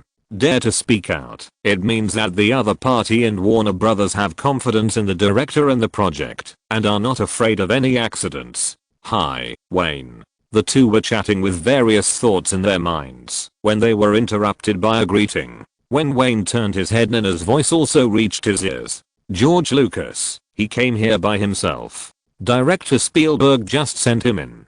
Good evening, Townsend. George Lucas has a good relationship with 20th Century Fox, or with Fox executives. Lucasfilm and 20th Century Fox are in a long-term cooperative state. Good evening, George. Townsend Rothman shook hands with him, looked at the young man next to him, and said, "You guys chat, I'll go around." Wayne nodded gently, while greeting the father of Star Wars. He stared at Townsend Rothman with his peripheral vision, until he found that the other party went downstairs to the screening room. He knew very well in his heart that it was not only DreamWorks and 20th Century Fox that were eyeing Zack Snyder, but they had not yet surfaced. In fact, he was very curious about how these people were going to seduce Zack Snyder. What others could give, Warner Brothers could also give, or even give more. Staying at Warner Brothers, a big platform, can best guarantee the success rate of future projects.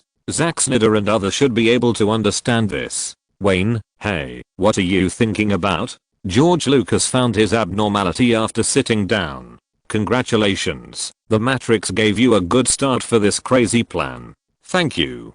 Perhaps among the people he met tonight, only the father of Star Wars in front of him had no other thoughts, and he didn't need to guess whether the other party was testing him during the chat. George, is there a plan to make a new Star Wars? My god, countless people are looking forward to the arrival of the new Star Wars. When are you going to shoot it? Preparations have already begun. George Lucas smiled and shook his head. His upper body suddenly leaned forward, staring at Wayne, and teased, "You really don't want to direct a Star Wars, Wayne. The story of the next one is definitely suitable for your shooting style. Aha, consider it? Hey, don't tempt me. You know, I'm a die-hard Star Wars fan." Wayne knew that the other party was joking. Since the film has already begun preparations, it means that all plans have been finalized. If there are no accidents, there will be no changes. Shit, my work plan has been scheduled for 2000 years.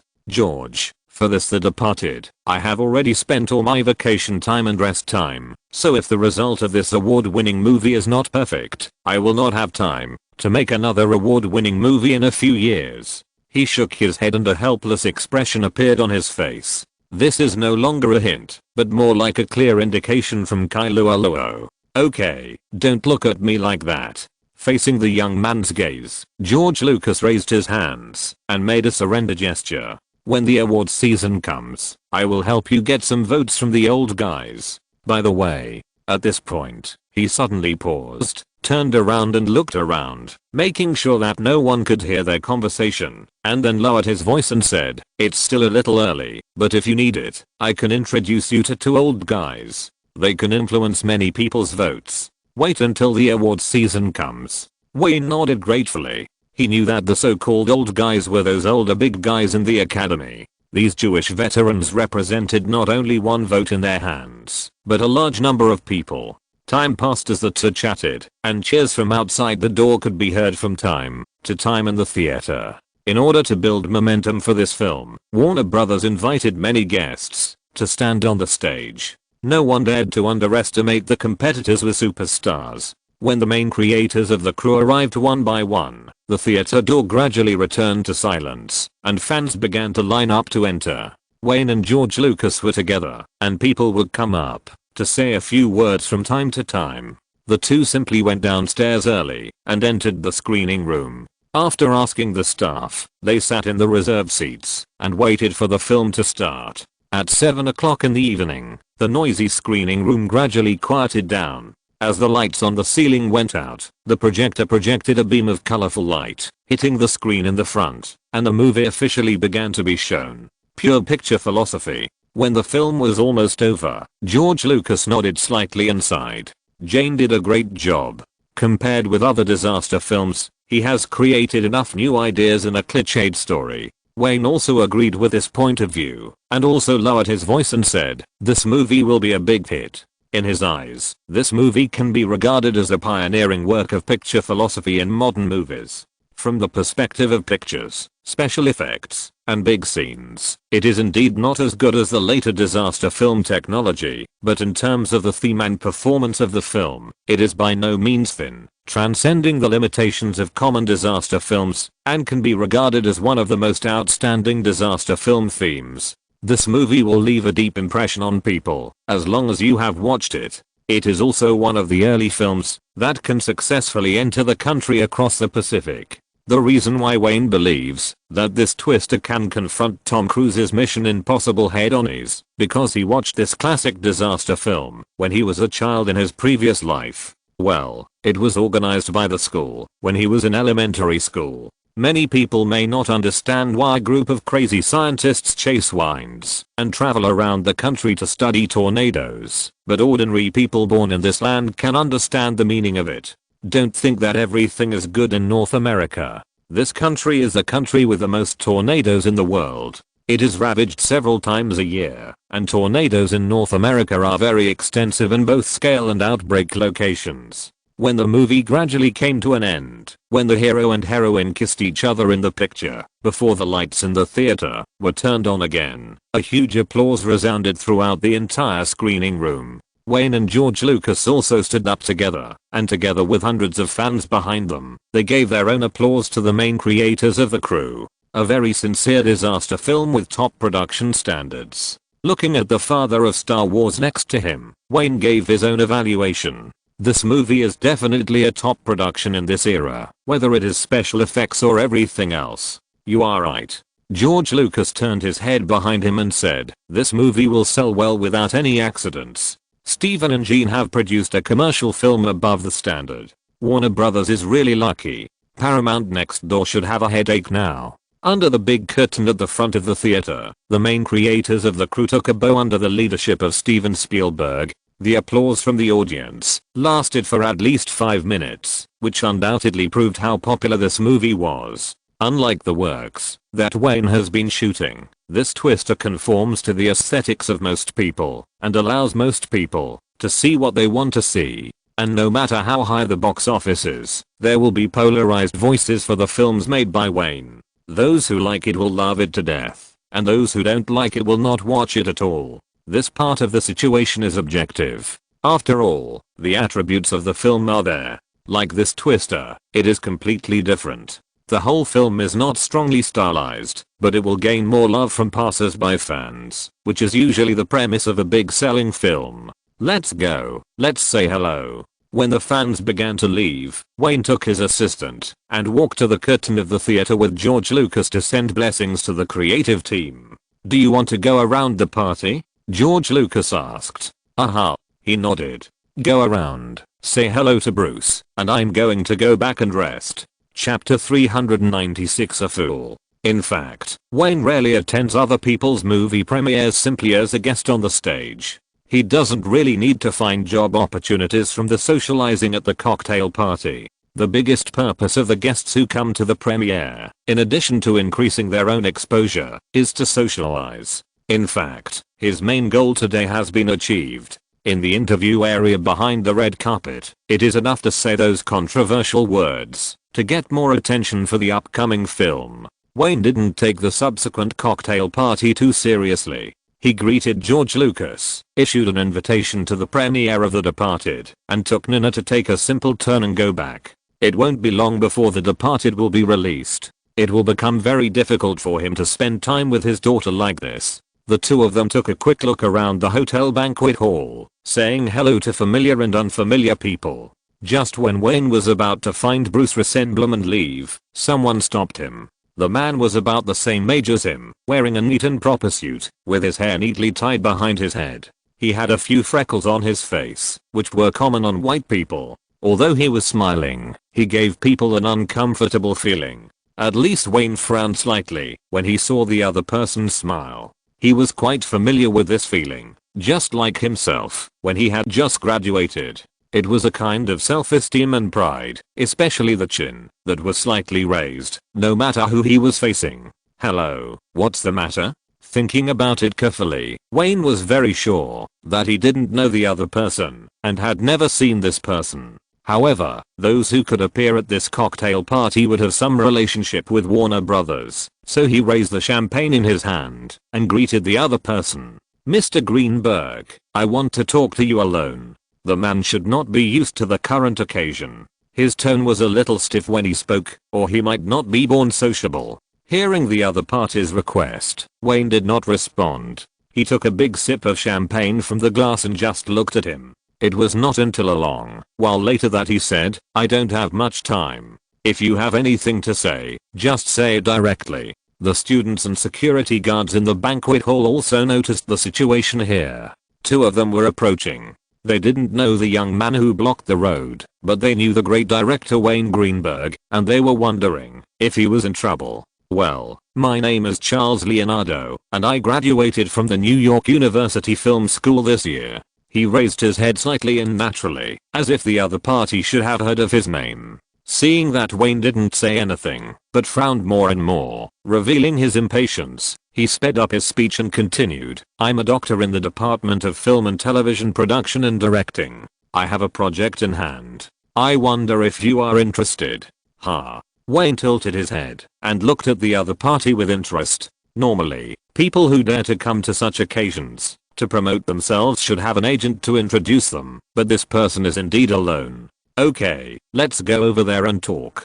He pointed to the rest area by the balcony and walked over first with Nina. The reason why he agreed to the other party was because he wanted to see what kind of project could make the other party so proud. It can be seen that this young man named Charles usually doesn't talk much. After the two sat down, he didn't say anything nonsense and took out a thin document from his jacket pocket. According to Wayne's visual estimation, this thing is only 3 or 4 sheets of printing paper at most. It is indeed the case. After he got it, he didn't rush to see what was written on it, but instead flipped through it roughly. It was exactly the same as he imagined. As soon as he got it, he sighed in his heart. This thing is probably not worth wasting his time. But he found that the face of his peers sitting opposite was full of confidence. He suppressed his irritability and read it carefully from the beginning. This is a script. Yes, don't look at it as it is very short, but it is indeed a script. More appropriately, it is something like a script in creativity. Wayne was afraid that he would miss important information at first, so he watched it carefully line by line. The main body of the story should be about a New York painter and his entanglement with 3 other women. At the end, the painter killed these 3 women with his own hands. The 3-page layout was thin, and many things were not clearly written. There were many ambiguous places. However, after reading only the first page, Wayne was sure that this was a piece of shit, full of the director's emotions and desire to perform, and it was a bit like a low-budget independent art film. How about it, Mr. Greenberg? If you want to invest in this movie, I have some conditions to say in advance, otherwise, I would rather not have your investment. When Wayne put down the so-called script in his hand, before he could decide whether to get up and leave directly or say something before leaving, the other party's proud voice came over at the right time. He looked up in surprise and found that the doctor was still continuing. First of all, if you want to invest in this film, you must serve as the producer. This is a prerequisite. After Charles Leon had finished speaking, he found that Wayne had no other reaction, so he nodded, thinking that the other party had tacitly agreed to this condition, and then said, I can give you the script for free, but I want to be the director of the film. I don't need the director's salary, but I have to share the box office after the film is released. We can set up a tiered bet contract. After the film is released in North America, if the box office exceeds $20 million, I will enjoy 5% of the profits, 10% for $30 million, 15% for $40 million, and so on. The filming location of the film must be in New York. Although you can serve as the producer, you cannot limit my authority and the crew. Hey, wait a minute. Seeing that the other party seemed to be talking endlessly, Wayne waved his hand to interrupt him and looked at Nina. Both of them couldn't help laughing. I'm sorry, I think you haven't figured out the situation yet. I can't talk to anyone about work without my agent present.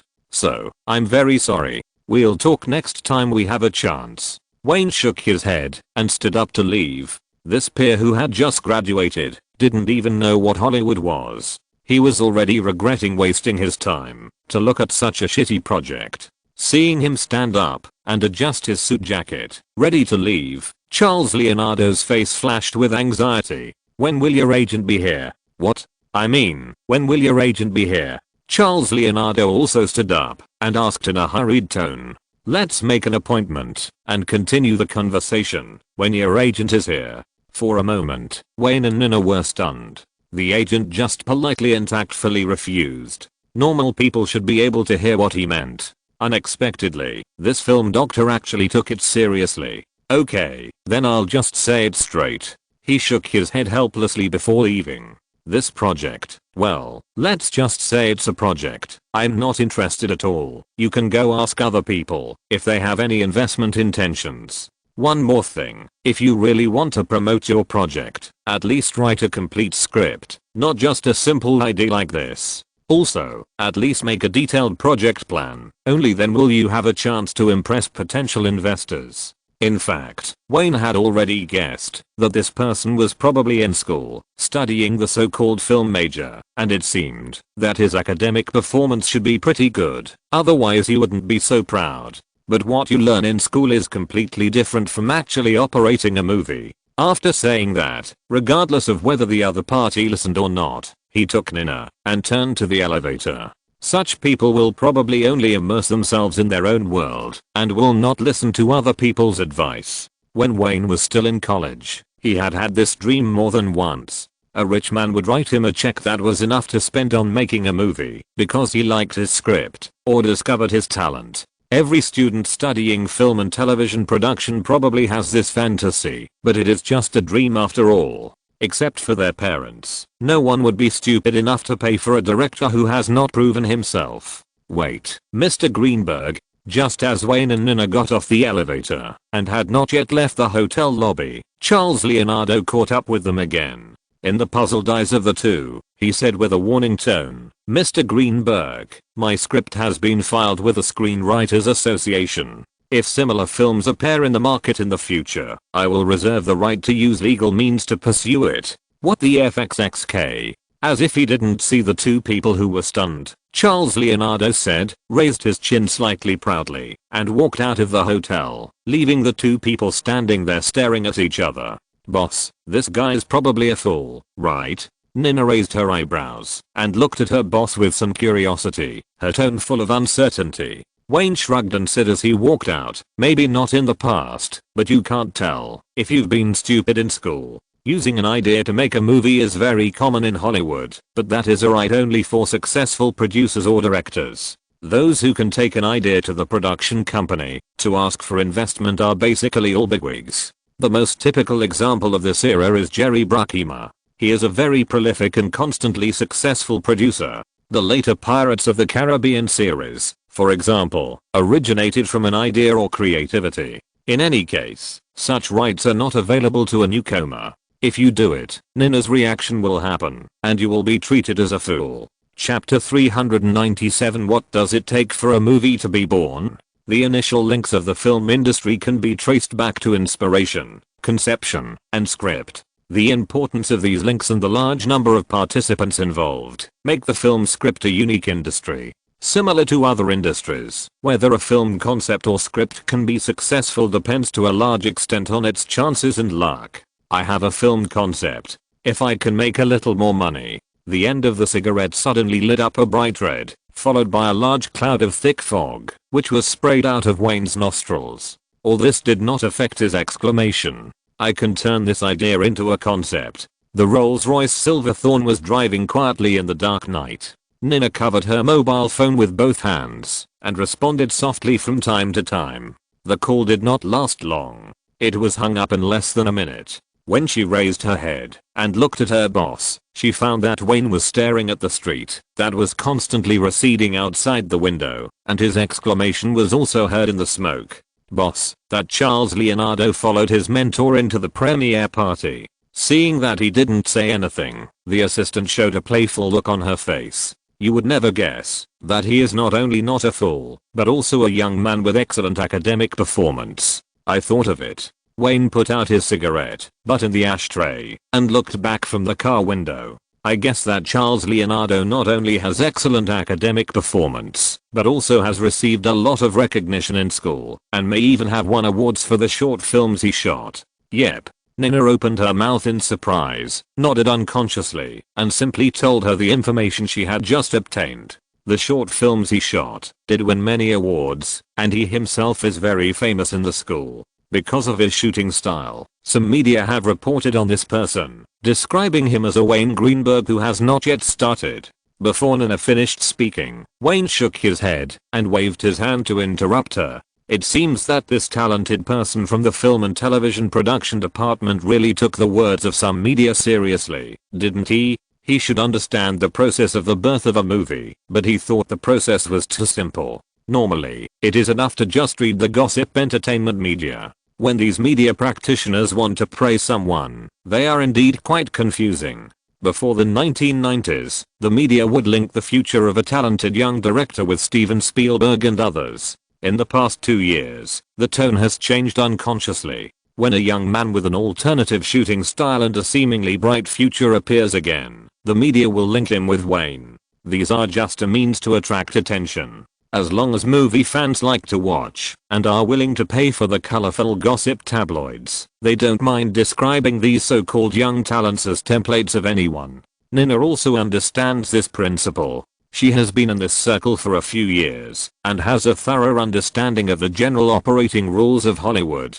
Of course, she heard Wayne's side just now. It takes a lot of energy and money to make a movie from an idea to a concept, and then from a concept to a script. When a script appears in the hands of a screenwriter or project initiator, the work for a movie has just begun, and there are still a lot of difficulties waiting. Putting aside the biggest difficulty of funding, even if someone invests in the filming smoothly, the post-production work is perfect, and a relatively complete and commercially valuable film is successfully produced. At this point, the work is only halfway done at most. Then the key point comes, the distribution of Hollywood movies. This step can be described as a power constraint. After the production is completed, the movie must eventually reach the audience through the distribution link, so the film distribution work is the core business of the movie. In fact, it is these film distributors who hold the power of distribution that dominate the entire Hollywood. If you are lucky enough and the movie successfully finds a reliable distributor, then it will enter the next link, the screening and retail of Hollywood movies. The goal here is relatively simple, that is, box office is king, and box office is a basis of all achievements. The profit distribution ratio between film distributors and cinema companies is 90/10. However, because distributors have greater power, in the cooperation agreement between the two, distributors are usually limited to an absolute guaranteed price. Normally, the box office share between the two is about 50-50. In addition to ticket sales, cinemas also earn income through other means such as selling food and beverages, screen advertising, and selling merchandise. When it comes to the popularity of movie peripherals, we must mention the development of the Hollywood film industry. In summary, it can be summed up in 4 words: profit first. By the 1980s, product placement, which arranges products to appear in movies and obtains some kind of compensation for this, had developed into a mature industry. Major film production companies have established special departments for this purpose, and product placement work has begun from the script writing stage. Later, it will also involve the promotion and marketing of the film industry, the myth of Hollywood monopoly created by the film companies headed by the 6 giants, and so on. This set of aspects is a variety of difficulties that a movie cannot avoid from a conception to the end of the season. So the birth of a movie is never just the knowledge learned in school. No matter how good the academic performance is, once you plunge into the muddy water of Hollywood, most of the time, reality will grind away all your pride, and then you will become a screw in this huge film industry chain. Those who can succeed are always very few people who have luck, talent and background. The Rolls-Royce Silver Spur remained silent. While Wayne and Nina were thinking, the car drove smoothly into Mulholland Road and stopped at the Greenberg Manor. Today is the beginning of another war in the summer season. Countless people who are closely related to the 2 films Twister and Mission Impossible are staring wide-eyed and waiting for the result of the first collision. However, Wayne is not included. Since returning to the manor, he has not thought about the film at all. He quietly watched the cute little princess who fell asleep for a while, turned around and fell asleep on the bed.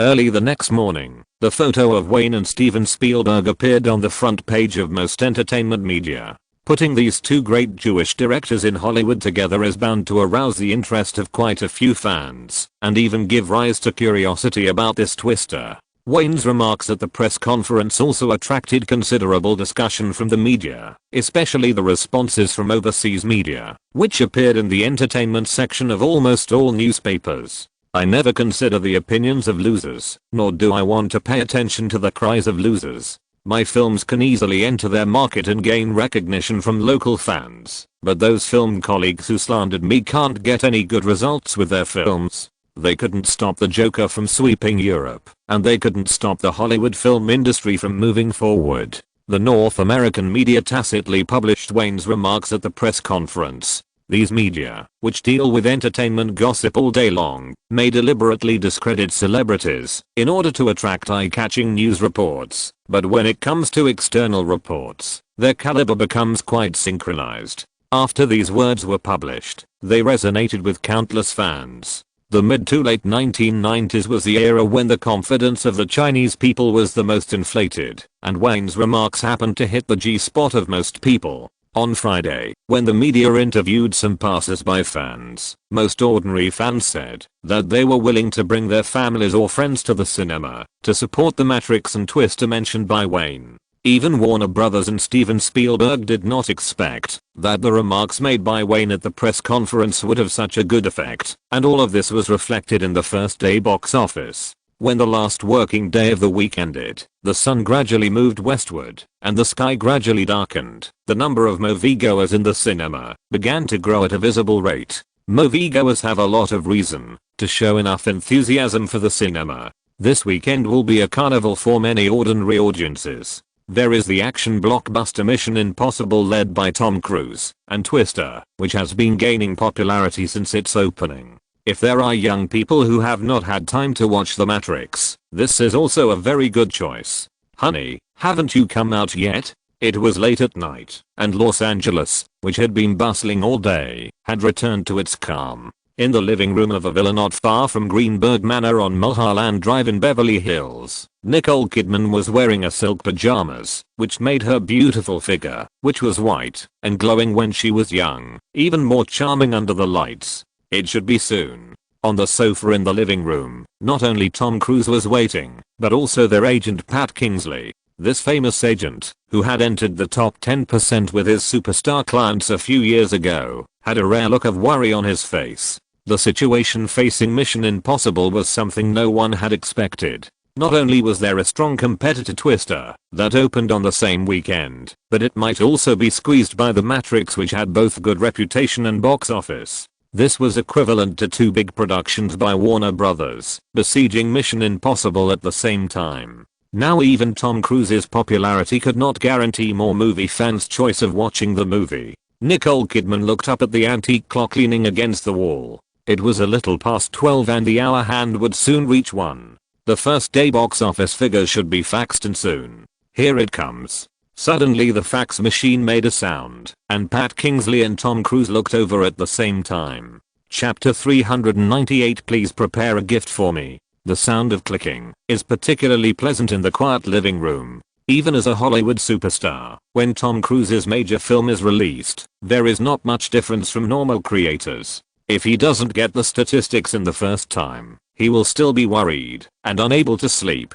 The box office is the basis of his survival in Hollywood and the most powerful embodiment of his value. It is also related to his status, income and other aspects. Nicole Kidman tore off the fax and did not look at the statistics on it at the first time. Instead, she sat back on the sofa and handed it to her husband. How could this happen? When Tom Cruise got the statistics, he only looked at it for a few seconds and exclaimed in a low voice. The two women around him sank in their hearts at the same time. They looked at each other and noticed the change in the atmosphere. With a snap, the statistics were slapped on the coffee table, and a low roar sounded at the same time. F***K. If Wayne Greenberg, the dark lunatic, hadn't gone crazy and messed around in the summer season, how could this be possible? It's like shit.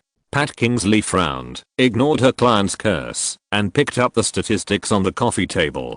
Noticing Nicole Kidman also looked at her with concern, she read the statistics in a low voice. Mission Impossible opened in 3,103 theaters across the United States, with a first day box office of $13.03 million plus advanced screenings. According to statistics from a third-party survey company, the audience approval rate was 81%, and the reputation was considered excellent among commercial popcorn movies. If you only look at this simple line of statistics, it seems that the results are quite satisfactory and can even be classified as good. The first day box office exceeded $13 million, and this number will be higher on Saturday if nothing unexpected happens. Pat Kingsley analyzed that, if the film performs well, it should be able to have a box office of nearly $20 million. Paramount and their expectations for Mission Impossible in the first week were only between $40 million and $45 million. As long as this number could be reached, with the invincible popularity of Tom Cruise, it would not be a problem for the film to break through $100 million in North America. Don't look at the films released by Warner Brothers, which often break through $100 million or $150 million in North American box office. In fact, in this era, there are not many films with a box office of over $100 million in North America. Each of them can be called a hit series, which can bring huge profits to the production company and participants. Then when reading down, Pat Kingsley understood the reason for the client's curse. Twister opened in 3,130 theaters across the United States. The first day box office plus advanced screenings totaled about $18.06 million. The specific audience reputation is unknown, but the fans who appeared in the theater to watch this film are mainly family fans. There are 2,568 theaters still showing The Matrix, which earned about $9.8 million on Friday. Sure enough, when reading this, Pat Kingsley sighed in his heart and stopped talking. This weekend, there was no one dominant player in the cinema market. Two big productions were released at the same time, and The Matrix, which still maintained a strong reputation, divided the audience. But for a proud man like Tom Cruise, this situation is equivalent to a pure failure. Our film barely met expectations. Nicole Kidman took the statistical report and organized her words by looking at the numbers on it. If there are no unexpected circumstances, the first week box office of Mission Impossible can easily exceed $40 million. The production cost of Mission Impossible is as high as $80 million, and the initial publicity and promotion costs have exceeded $30 million. It stands to reason that such a first day box office is still certain for the film to recover all the investment. But Tom Cruise obviously didn't think so. After hearing his wife's comforting words, his face turned livid. Why? Why did it turn out like this? Tom Cruise was silent for a while and suddenly looked at his agent. Pat Kingsley smiled bitterly in his heart. Why? She certainly knew most of the reasons. With three big productions that fans were looking forward to crammed into one weekend, it was inevitable that the audience would be divided, but she couldn't say it directly. She certainly understood that Tom Cruise was angry not because his film was suppressed by Twister, but because the box office of The Matrix, which was released for the third week, almost caught up with Mission Impossible on the first day of release on Friday. The strong reputation of this film and the rebound in the box office caused a series of chain reactions, forcing Mission Impossible into a corner with no way out.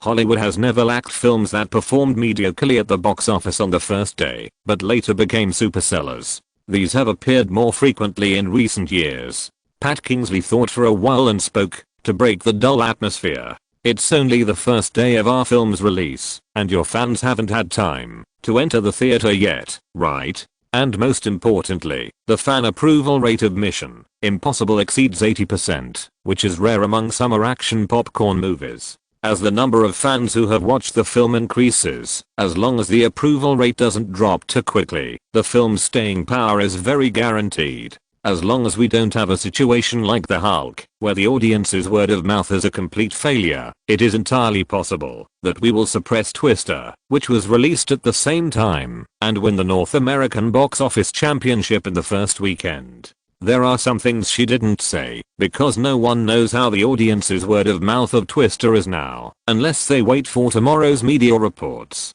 If Warner Bros. Wants to expand the influence of the film, it will inevitably publish key data in the media. What a pity.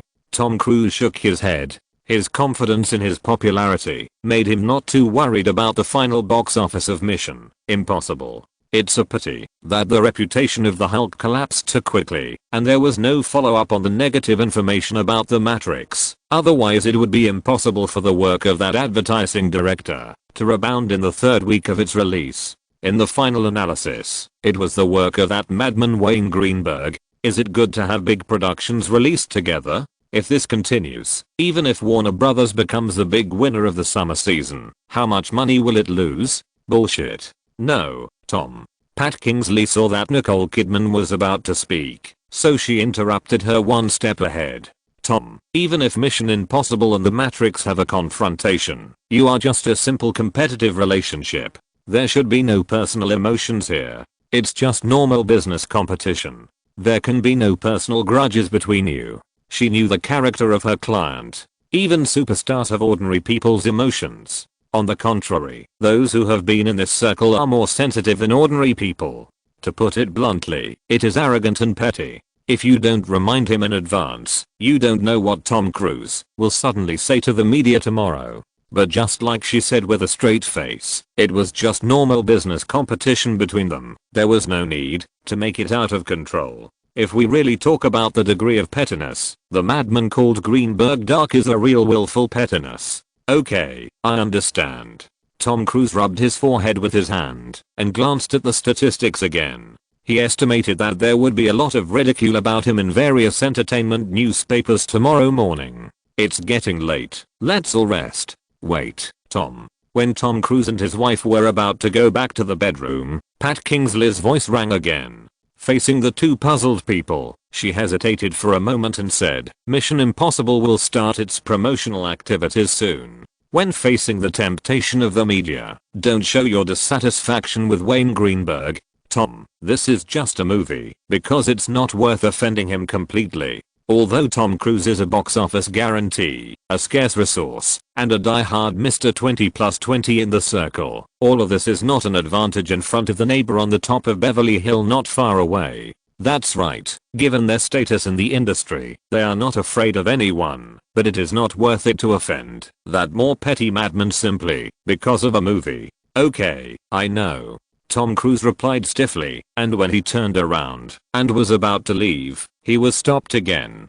And, Tom, as long as the superstar is reminded from time to time, his mind is still very clear and will not be dominated by pride. So Pat Kingsley finally said, you shouldn't and don't need to be enemies, Tom. You are neighbors, right? I heard that Wayne Greenberg is preparing a party to celebrate the birth of his daughter. As a neighbor, why can't you go to congratulate him? The benefits of this. Until long after lying on the bed, Tom Cruise's ears were still echoing the words of his agent. Everyone knows the benefits of making friends with a big director in the industry, not to mention that the young man is no longer a simple director. When he put down the camera, he was a pure Jewish capitalist, and this was highly recognized in the industry.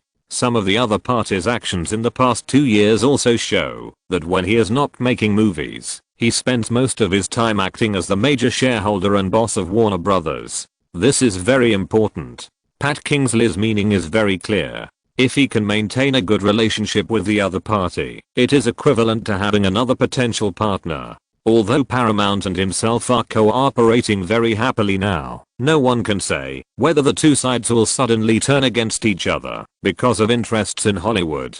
Nicole. He knew that his wife was not asleep, so he turned his head and looked at the Australian mermaid. Help me choose a gift, and then say hello to your Australian bestie in advance, and then we will attend the Greenberg Little Princess party together. Tom, but what's the problem? No, leave it to me. As long as she thought of the fact that she was rejected by Wayne Greenberg when she came to the door, she felt uncomfortable. The only good news was that after so much time, the other party had not mentioned this to anyone. If you're listening to this novel on a channel other than Fanfic World, it means they downloaded and uploaded it without effort. We cordially invite you to visit our channel, Mundo Fanfic Novelos. There you'll find the original version of this story and you can explore many other novels of various genres. We're waiting for you to immerse yourself in a world of incredible novels. Chapter 399. Good luck, Warner Brothers. Another working day has arrived. Monday represents the opening of a new calendar and also indicates the latest round of results of a life and death competition in the cinema market. Among the 6 major Hollywood giants, Paramount, the only giant in the production and distribution industry that has truly stayed in Hollywood, has a very strange and quiet working atmosphere early on Monday morning. This company, which uses mountains as a totem, is just like its position in Hollywood. In the first 30 years of its establishment, this company has been sitting on the throne of Hollywood hegemony with many stars, high-quality films and chain theaters across the United States. In recent years, Paramount has produced excellent films such as The Godfather, Saturday Night Fever, Indiana Jones and Forrest Gump, which are both well received and popular.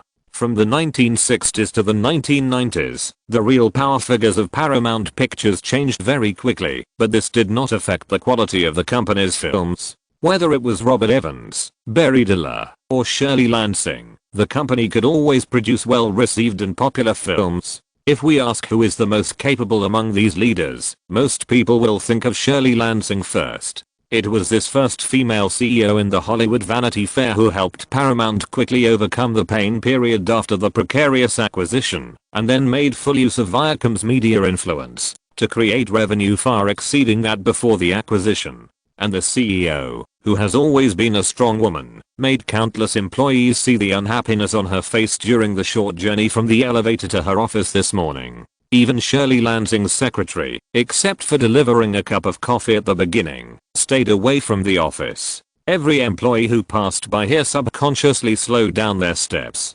$1.87 million.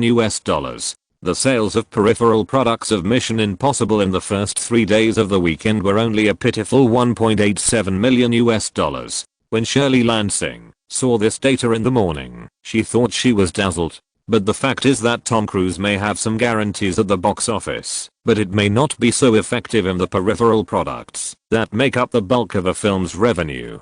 After 3 days of the first weekend in the United States, there were only $1.87 million in peripheral sales. This data is relatively rough and is normally the most conservative figure. But in fact, even if it can be a little more, how much more can it be? $2 million? $3 million?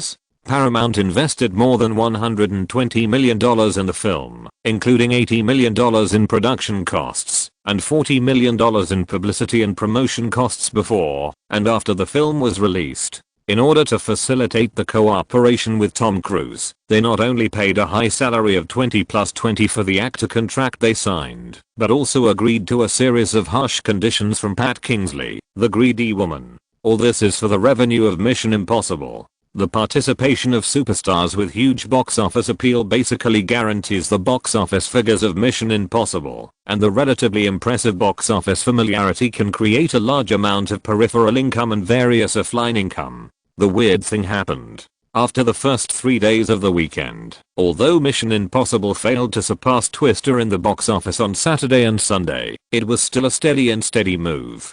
The total box office for the 3 days was $41.23 million, which was very good to Paramount's expected figures. But here is what people can't understand. Such a high first week box office figure means that there are quite a lot of ordinary audiences who go to the theater to watch Mission Impossible, but these audiences only watch the film, but turn a blind eye to the movie peripherals that Paramount has invested heavily in.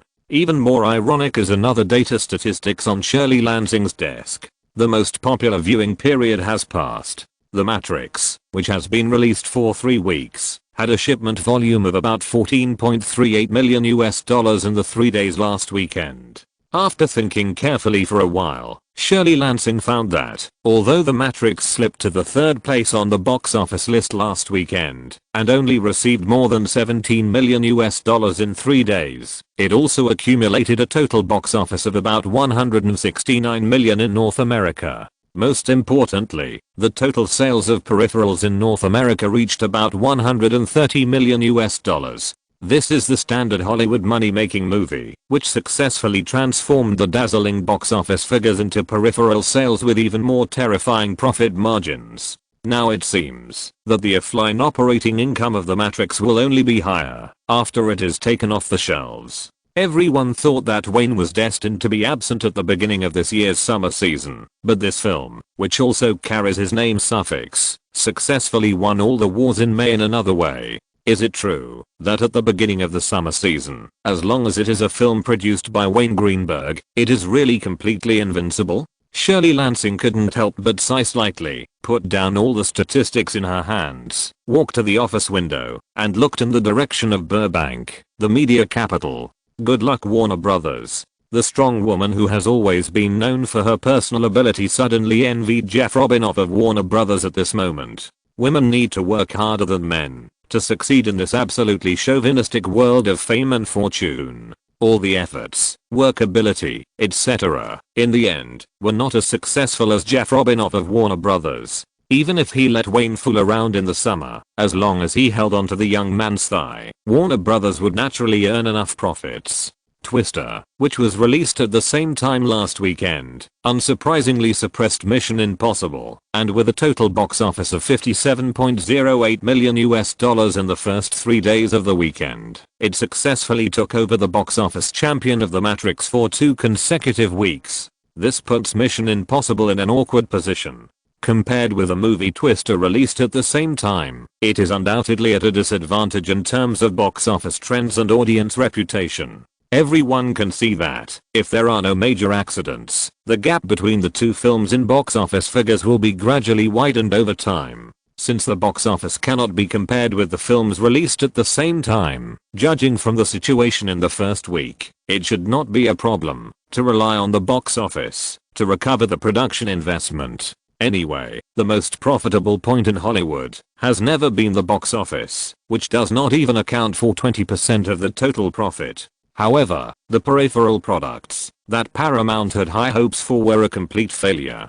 Compared with The Matrix, which has been released for 3 weeks, Mission Impossible, which earned $40 million in the first week, seems like a joke. Huh. Shirley Lansing took a deep breath, turned around and sat back at the large desk, picked up the phone on the desk and dialed the number of the distribution department. "I'm Shirley Lansing. Yes, increase the publicity of Mission Impossible. I will apply for a Department of Publicity and Distribution funds. This summer, Paramount's top project is Mission Impossible with Tom Cruise." Now that the first 3 days have passed, the box office figures have absolutely nothing to do with failure. In any case, continuing to increase the intensity of publicity and promotion is the most correct way out. Starting from this Monday, Paramount's investment in the promotion of Mission Impossible has increased significantly.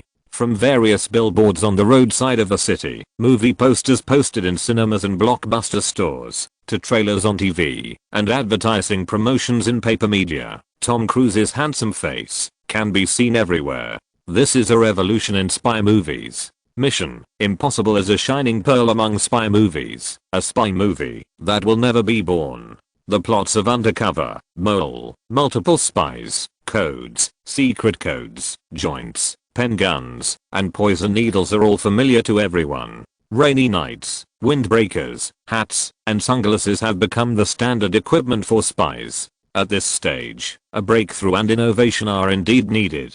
Mission Impossible is, to some extent, a benchmark for such a transformation. Similar advertisements and hype appear everywhere, completely forming an overwhelming posture. Looking back at Warner Bros. As the main competitor, it has always maintained its own publicity rhythm and has not been panicked by Paramount's sudden efforts. According to statistics, the film market in North America is the most mature and developed world's first ticket warehouse. People only noticed the rapid expansion of the entertainment industry, but did not notice that the population of this country has not grown explosively. What does this show? In the theater market, this shows that the number of moviegoers has always been the same, and there has been no growth. The chain reaction is that, if a certain movie has a large number of viewers at the same time, other movies released at the same time will fall into a situation where the audience decreases, or even becomes deserted. Mission Impossible suddenly launched a large-scale promotion, fearing that it would become a victim like the Hulk, but Warner Bros. Is not worried about its own film at all. They are now more than one step ahead of their competitors. The safest strategy is to follow the procedures and not make mistakes. Mission Impossible has fallen into an awkward situation under the pressure of our two big productions. If I were a senior executive of Paramount, I would also try my best to expand the publicity and strive for a chance at the box office of the film. In the office of Warner Bros. CEO Bruce Rosenblum carefully trimmed a cigar and talked about the media news of the past 2 days in a relaxed tone. A movie with a superstar has been forced to this point. It seems that we have done a great job, right? Don't underestimate that woman, Shirley Lansing. Wayne, who was sitting opposite him, was also trimming a thick cigar. These were all Jeff Robinoff's collection. The reason why he reminded him was because this woman was too famous. As a movie projectionist in his previous life, Wayne had heard of this legendary female manager, which shows how capable Shirley Lansing is. In fact, when this great female executive left, Paramount quickly fell into a period of turmoil. Chapter 400 I Will Talk to Him. In the past 3 weeks, The Matrix has not only achieved nearly $170 million in North America, but also successfully secured the top spot in the weekly box office for 2 consecutive weeks. The film also performed well in the overseas cinema market. In regions led by the 5 English-speaking countries, moviegoers have shown great enthusiasm for this cyberpunk action sci-fi blockbuster. Of course, this is an R-rated film after all, and the audience problem does exist objectively, and the film's reputation is not as one-sided as the good reviews in North America. The main point of controversy is actually the internet. The concept of the internet and the movie is not difficult to understand for North American audiences. The acceptance of computers and the internet in this land is already quite high, but when this scope is expanded to the whole world, things are not so simple. In the mid to late 1990s, the internet was a relatively unfamiliar word in many parts of the world. Even in many smaller European countries, moviegoers did not understand what the internet was. The reason why more moviegoers are willing to go to the cinema is entirely because of the novel fighting scenes in the film, the use of alternative special effects, the handsome men and beautiful women under the strong cyberpunk style, and the refreshing feeling brought to them by the movie. The overseas box office is conservatively estimated to be around $150 million, plus $170 million in North America. The performance of The Matrix has completely exceeded our expectations. Jeff Robinov did not talk about Paramount and Mission Impossible anymore, but instead brought the topic back to The Matrix. The prediction made by the company is relatively close to the results given by the third-party prediction company. Both believe that the global total box office of The Matrix will be around $400 million. Box office figures are far from the most important. Bruce Rosenblum lit his cigar and swung the blowtorch from the coffee table to Wayne. He first closed his eyes and enjoyed a big breath of the rich aroma. When the smoke came out of his nose, he continued, "For this The Matrix, the main revenue comes from the peripherals, as well as the offline channel operations, after it is taken off the shelves. The box office share of the theaters, which finally reaches us, accounts for less than 10% of the total profit. Wayne, you are going to make a lot of money this time. How about it? When are you going to treat us? How about Saturday?" Wayne agreed happily. When he closed his eyes and lit the cigar with a blowtorch like Bruce Rosenblum, the distribution director and CEO of Warner Brothers was stunned. Everyone could hear that Bruce Rosenblum's words just now were just a teasing to bring them closer, but he didn't expect to get a positive response. At this time, Nina, who had been silent all the time, opened her leather briefcase and took out 3 formal invitations from it. In the surprised eyes of the two, they placed them on the coffee table in front of them. Wow, a celebration party for our little princess. Jeff Robinov picked it up and understood what was going on. "You came here today just to give this gift? There is a reason for this." Wayne opened his eyes comfortably, savoring the fruity aroma in his mouth. Until now, he has slowly adapted to enjoying cigars. "Bruce, please pass the extra one to John for me. The scale of this party will not be too large. There are only us. Look, the treat you asked for is here, isn't it? Huh, it seems that I will have a headache these 2 days. What kind of gift should I choose for our little princess?" Bruce Rosenblum deliberately prolonged his voice. Several people present knew that he was deliberately trying to bring the two sides closer. "Just don't give me money." Wayne shrugged and said with pride on his face, "I have made a lot of money for Fendi. Well, let's talk business. What do you think of the second and third parts of The Matrix? This is the main purpose of his coming here today." Steven Spielberg and Townsend Rothman's repeated attempts a few days ago sounded the alarm in his heart. Wayne has reason to believe that there are more people watching Zack Snyder. The main creative team of The Matrix ended their overseas promotional tour yesterday and disbanded after returning to Los Angeles. Jeff Robinov put away his smile, tightened his facial muscles, and said, "We must continue filming. There is no doubt about this. We can't let this series, that can create profits in billions of units, be delayed indefinitely. My opinion is that it is best to start the preparations for the second part as soon as possible. What do you think of filming the second and third parts together?" Wayne had long thought that he would get support, so he simply expressed his thoughts. Bruce Rosenblum narrowed his eyes and said, "I think it can be considered. There are many benefits to shooting in parallel. It can save a lot of production funds and lower the pay of the main creators of the crew. However, we cannot ignore the greater risks caused by shooting in parallel." Just as he said, shooting in parallel is also a common method in Hollywood. There are certainly many benefits. For example, a stable crew and main creators are conducive to maintaining a consistent production level of the film. Continuous shooting can save some capital investment. It is also conducive to lowering the price when negotiating contracts with the main creators of two films together. But there are also considerable risks. The usual practice of Hollywood production companies is to summarize the factors and commercial selling points of a successful film after it is successful, and then continue to shoot with the same routine. If the film fails, then naturally all subsequent plans will be put on the shelf because of the need to stop losses in time. The biggest risk of shooting in parallel is here. The production company has no chance to try and make mistakes. If the second part of The Matrix is not popular in the theater market, or encounters a box office dark horse or a strong competitor in the same period, it is not impossible to fail. Every movie is like gambling before it is released. No one can guarantee what will happen. Maybe just a little bit of social factors can make a big difference in the box office. For example, the year before 9/11, war films, horror films, plasma films and other films with violence and war scenes produced by countless Hollywood film companies were ignored because of the collapse of the Twin Towers and the anti-war sentiment of the North American people. Such accidents happen all the time.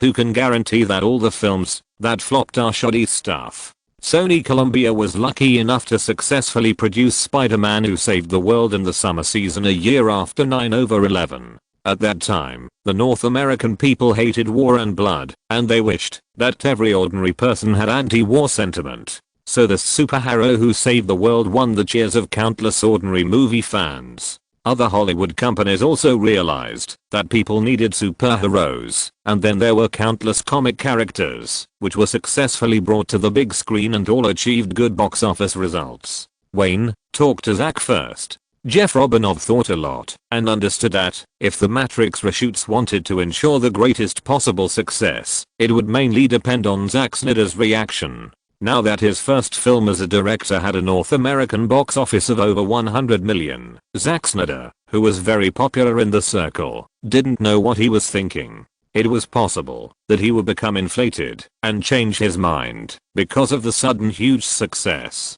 I will talk to him. I hope Zack has not been confused by the media's boasting and praise. Wayne shook his head. This was just one aspect of his worry. He believed that there would be countless temptations in front of Zack Snyder as soon as he got off the plane at Los Angeles International Airport. The project review and investment of the last two Matrix films are not a problem for the company.